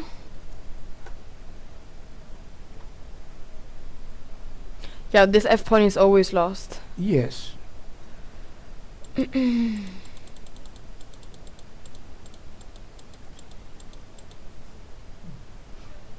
Yeah, this should be over now. Yes. At this point. So this is still the position, but yeah. Yeah, even b7, king c7, and rook d8 should be just winning. And rook f8 could perhaps also be. Yeah, b7 was played. Yes. Yeah. Okay, should we maybe see how it's going for Erik Blomqvist? Yes. As this game should probably be over very soon. Let's see how it's going for. Okay. This. What has happened here? Is winning or is it draw? Let's just maybe. What happened draw, here? But not sure it's draw. But maybe white can win. What happened here? So yeah, this really is the position. I thought this, because this is very similar to what we were analyzing. Yeah. So sorry, I'm just gonna go back a few moves just to see. So this was played. Yes. E5, just like we thought. Yes. Knight f8, and he took here on f6. G5. G5. Yes. Bishop g3, like we thought. Yeah. Yes. H4 here instead of taking first. Yes. Take. Did he have to take on h4? Couldn't he? Yeah, that is, he should take on d7 and to play probably knight on d5. Yeah. And play knight d7, no? That looks quite natural because... it hangs on g5, yeah. Oh, it's okay. So that is the problem. But still, he could do that and then to win the f pawn. But okay, let's see this here. Let's see what happened. G takes h4. Take, knight g6, check. But when they are there, couldn't it, what happens if he moves the king? What happens if king h7? He will lose maybe the b7 pawn later when he takes an f6, but maybe that is a draw position. But now, let's interesting there. But maybe also, No, I was thinking if... No, but there's a check here. I was thinking bishop here and bishop here, but of course there is... Oh, sorry. Bishop c3, but there is a check here. So, and there is no mate here, sorry. Yeah. So, rook f8. Rook f8. And takes, king takes. Bishop e1. Tiger lost, yeah. So game is finished between Elshamor Adiabadi and Tiger Hill person. Bishop e1. Bishop e1. King e1, sorry. Knight e5. He goes for the... Why not king f7? Then maybe bishop c3. Yes, maybe he was afraid of this. He wanted to win the pawn on g4 by 4, but bishop c3 must be played. But then I wanted to play king e6, and then maneuver the knight, so I can take on f6. Yes. Yeah, so something perhaps like knight f8 and knight d7 to... or if he has... Perhaps he has counted very long. Maybe the game is enough for a draw, but I'm not sure it's enough for a draw in the game. Let's just see what has happened. Played. Sorry, where is the position? Because this looks very dangerous now. Yes. This it was good. Or maybe it is okay. Knight h6. No, bishop e1. Bishop e1. Here we have it. King is on f8, and now knight e5. King e4 was played. Yeah. Takes. King f5. h5. King e6. Threatens to and only move knight h6. Otherwise it's lost. Yes, with bishop c5 and f7. With bishop c5 and f7. Bishop b4 check and f7 check. Yeah. Only knight h6 is possible. And now king to there, yes. And knight g4 was played now. He played knight g4. Yes, yes. But okay, what happens here? King f7. You go. I take on f6. I'm just wondering how this. And draw, and then yes, you take, and then you. Or is it total draw? I'm not sure. Yeah. Maybe white can still do something there. Or if the knight goes to, where shall the knight stay? Where is best square? Knight d7. No, maybe there are chances. Or what? Yeah, maybe. Should we follow the game? Maybe. This is very interesting. Yes, they have a position there with the pawn. Ah. Yes. Oh, so this is the position. Yes. So this is what was played.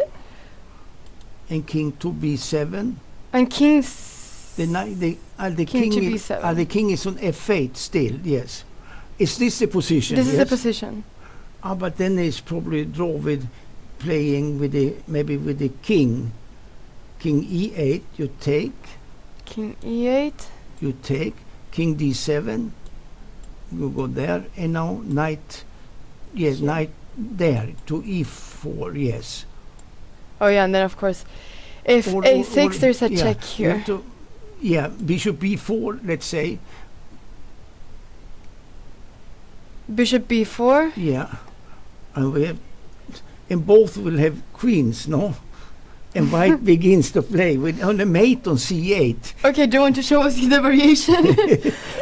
If both go down to queen,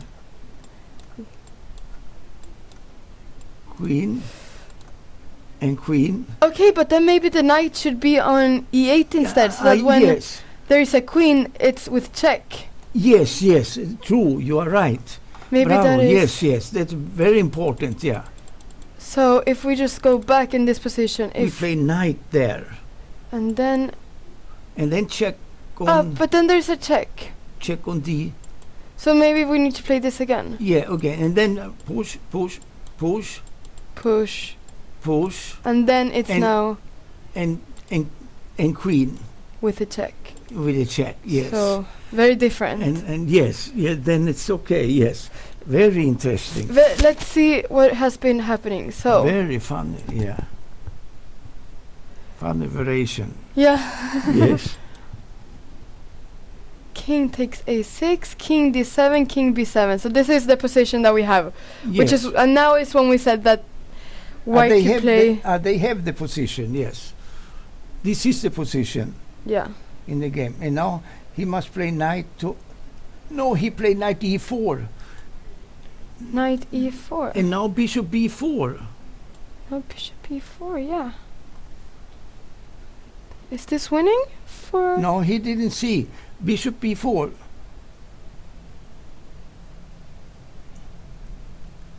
And then when they both make queens, then queen c8 mate in last move. Yeah. It's mate on c8. Very, very nice. There's a mate here on c8 after both queens have promoted. So, is this winning now? Bishop b4. We will take a little break now. Yes. Just a few minutes, but we will see if Erik Blomqvist does play bishop b4 or what he plays. Yes. Okay, we'll be back very soon. Har vi någon intervju eller?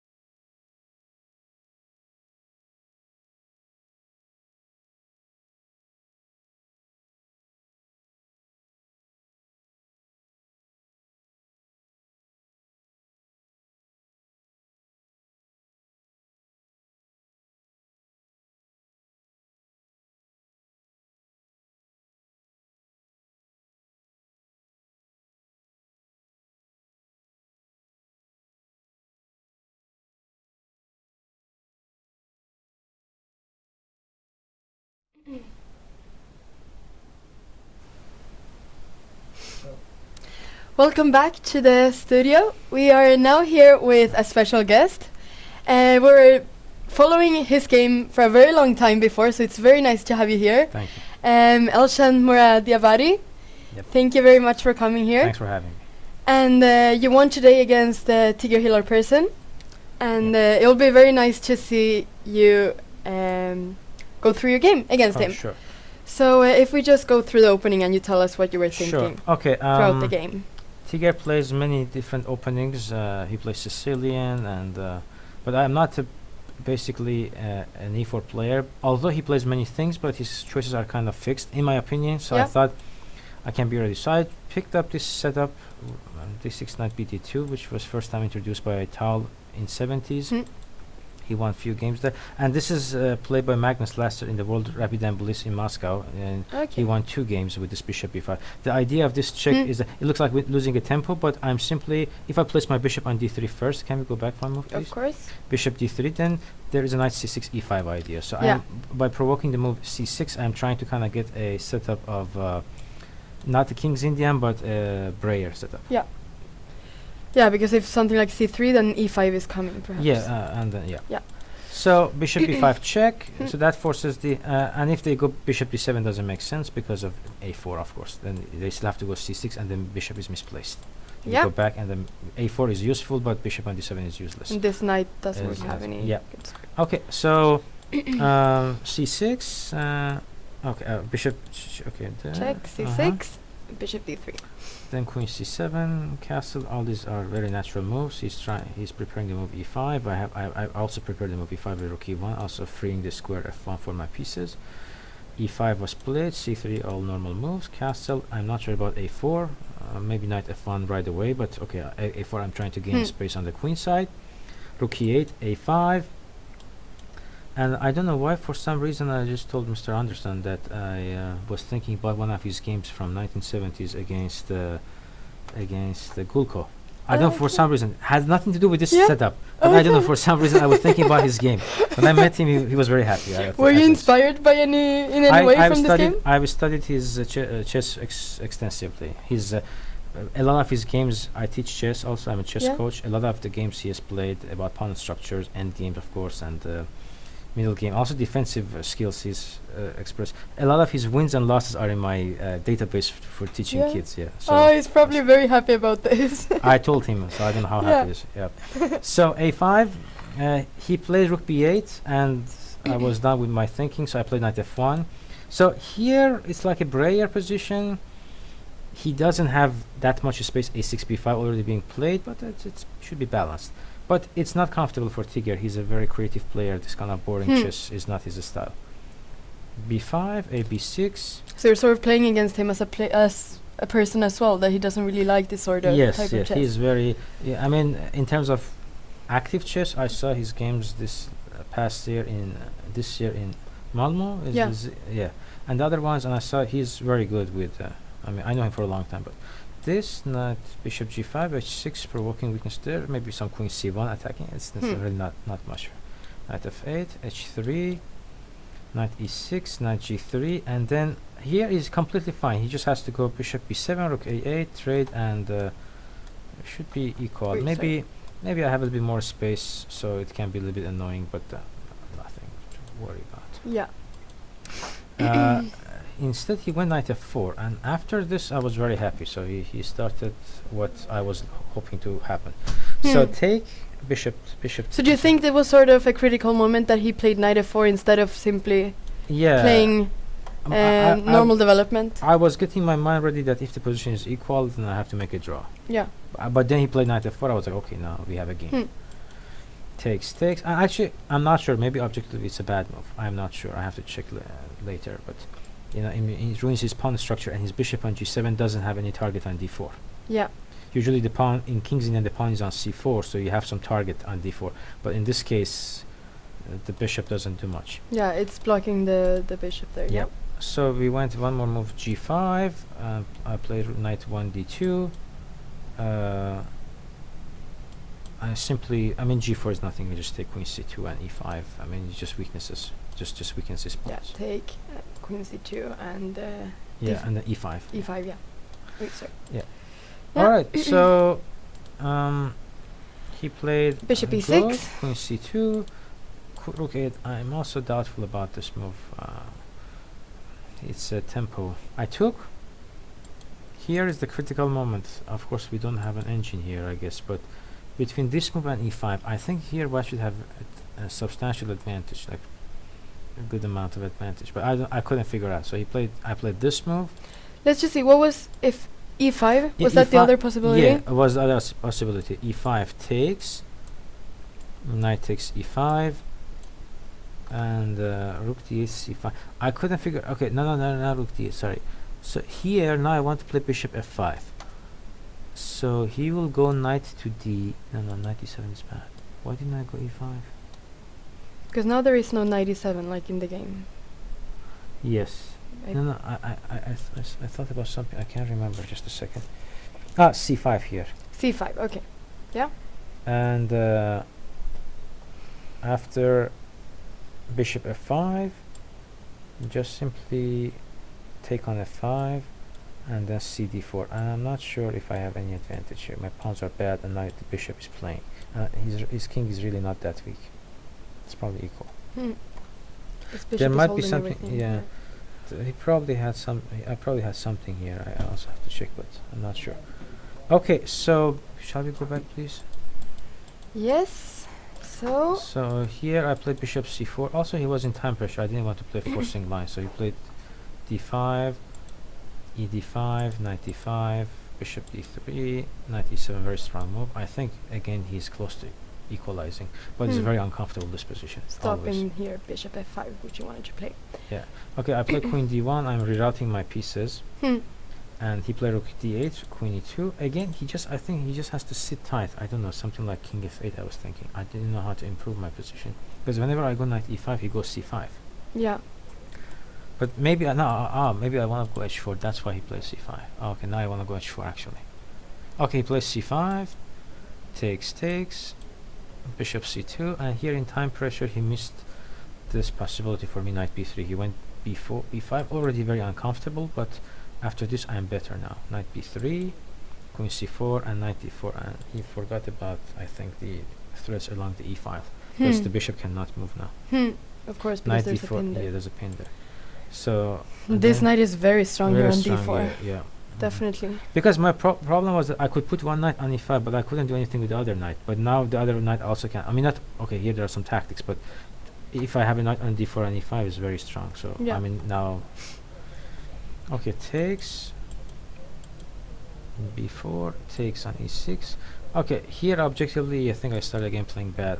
Okay, this move I'm not sure. Maybe I should have taken on e6, but. Alright, anyways, I think he should be able to equalize this. It's not so much b5. I expected knight d5 actually, and knight f5 I was very happy. His method of defense is still okay maybe, but I was happy to keep my bishop on the diagonal, and then he didn't go after my pawn on b5. So okay, knight f5, bishop there, rook d6, knight d5 check. Anyways. Because he doesn't really want to eliminate this or change this bishop, does he?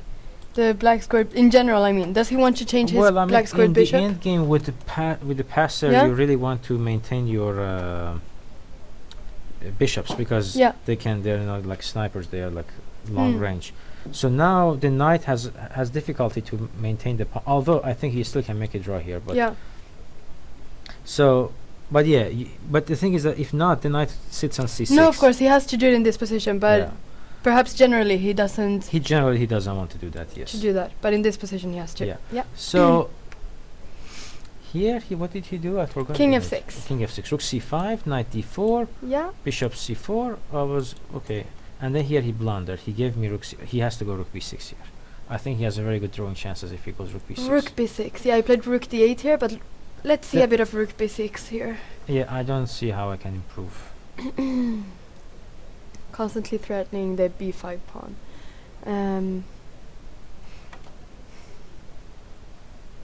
I should try to bring my king f3 and king f1 maybe. But and then I mean, okay, I have some chances. I mean, it's not draw, but he has very good drawing chances here. Hmm. Whenever I go e5, f3, he has knight f5 coming to e3, so not so easy for me.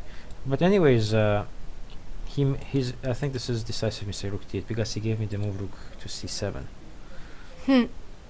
Because now if he goes rook b8, Yeah. no, he went back. If he goes rook b8, I have rook h7. That is his Yes. Yeah. problem. Actually, we were looking at this variation. Ulf. Okay, yeah. Ulf So said after immediately rook Rook h7. h7, yeah. Knight f5 and then bishop d3, and then Yeah. it's very problematic for him. Yeah. Yeah. Um. So he went back rook d6. I So he started, went and then back after rook here. d6, I just started making the obvious moves. I'm trying to push the pawn, right? Yeah.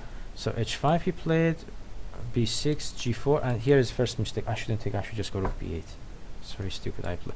If he goes yes, that wins right away. King e5, because if he goes king e5 now, like in the game, but now the pawns are on the board, so I can go rook h8.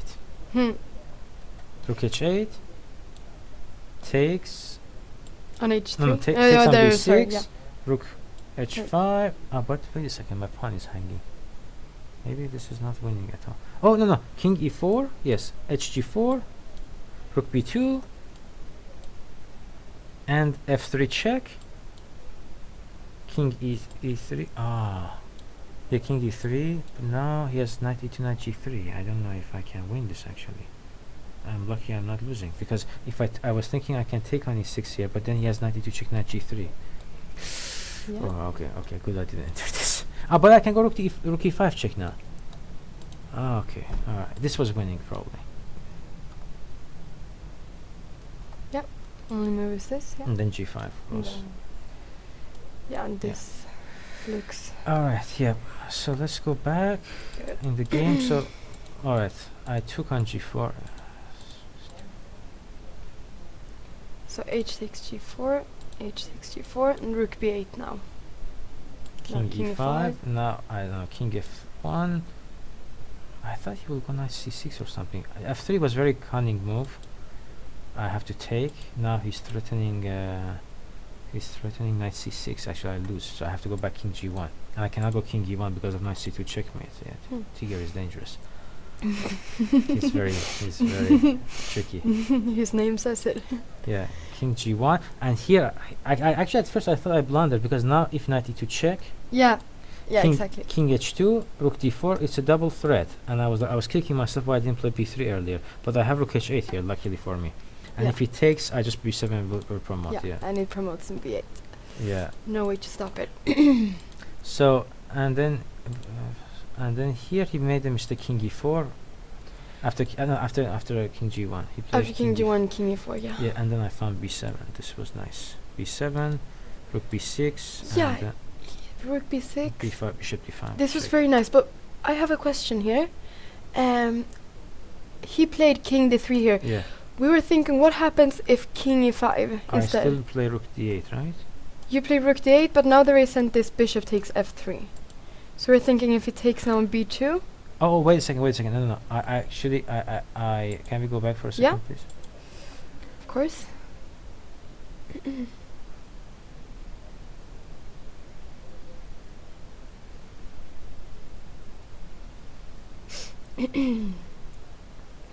Yeah, this is a draw. Oh, but wait, he cannot take it yet, right? He cannot take the bishop yet.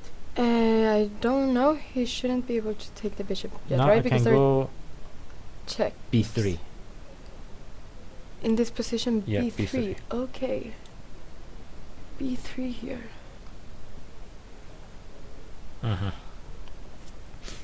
Because he cannot take the bishop. Yeah.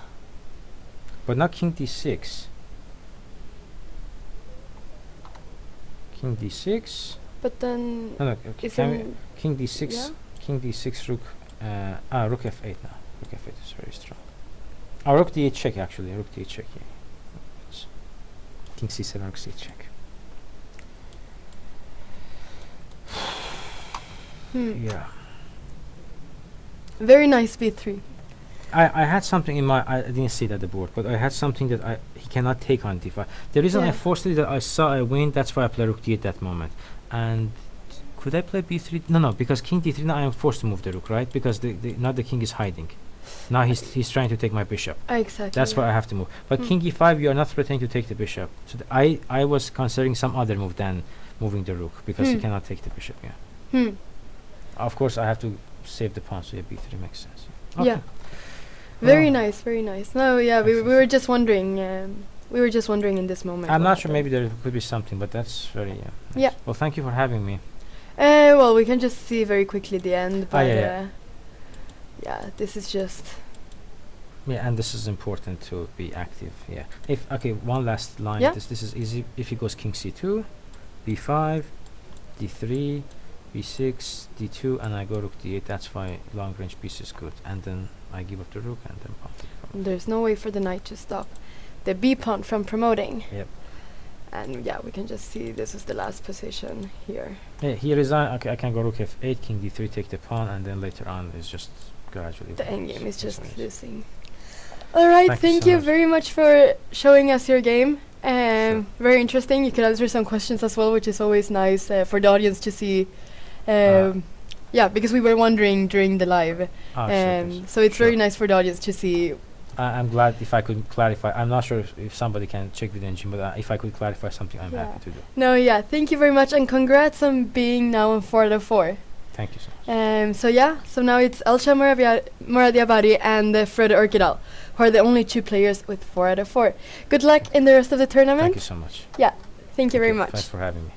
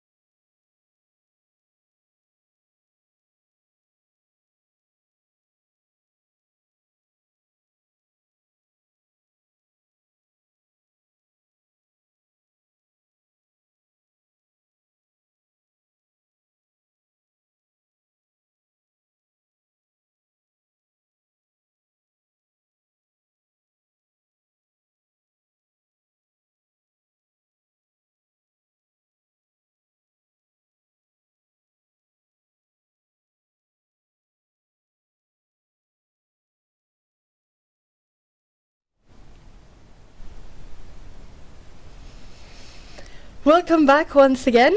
We're just going to finish by looking a bit at how the game between Erik Blomqvist and Erlend Mikkelsen ended in a draw, as they finished a few minutes ago. So let's see how it happened. So 94 was played, we saw this, and here's when we thought that perhaps Bishop b4 would win. Yes. And I still don't see why it doesn't win. He didn't play this. He played King b8. He played, yes. Ah, okay. Yeah, but this is Bishop b4. It should be winning, right? Do you think Yes, so? Yeah. The only I can do take. Okay. Can you go here? And here. Men du blir central, då gör jag löpare e1. And then you play bishop e1. Och då gör du kung d8, va? Yes. Oh, King d8. d8. Yes. And then a bishop move to, let me see, where shall it go? To f2 and king d7. Then can just make bishop g3.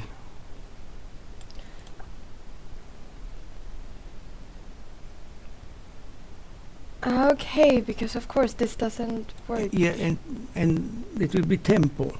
Yeah.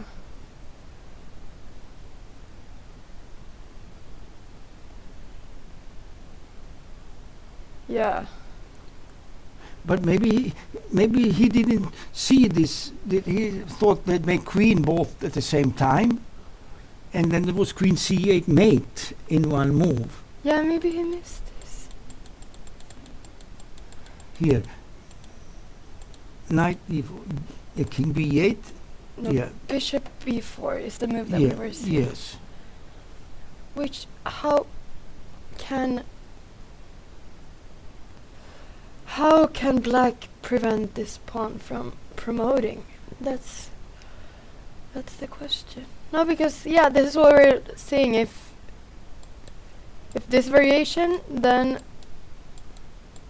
So queen and queen c8 mate. queen c8 mate. Yes.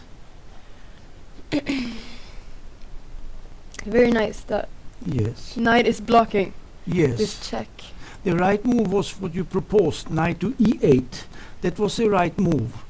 Then Yeah. because the diagonal is open, and then it is a draw. Then he makes a safe draw. And now, not anymore. Now it was lost after bishop e4. Yeah. So Blomqvist missed this. Yes. Maybe then.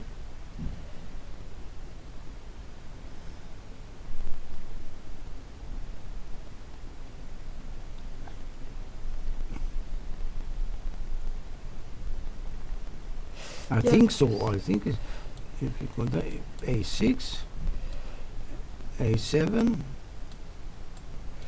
Then you go here. then just there. Yes. There isn't anything.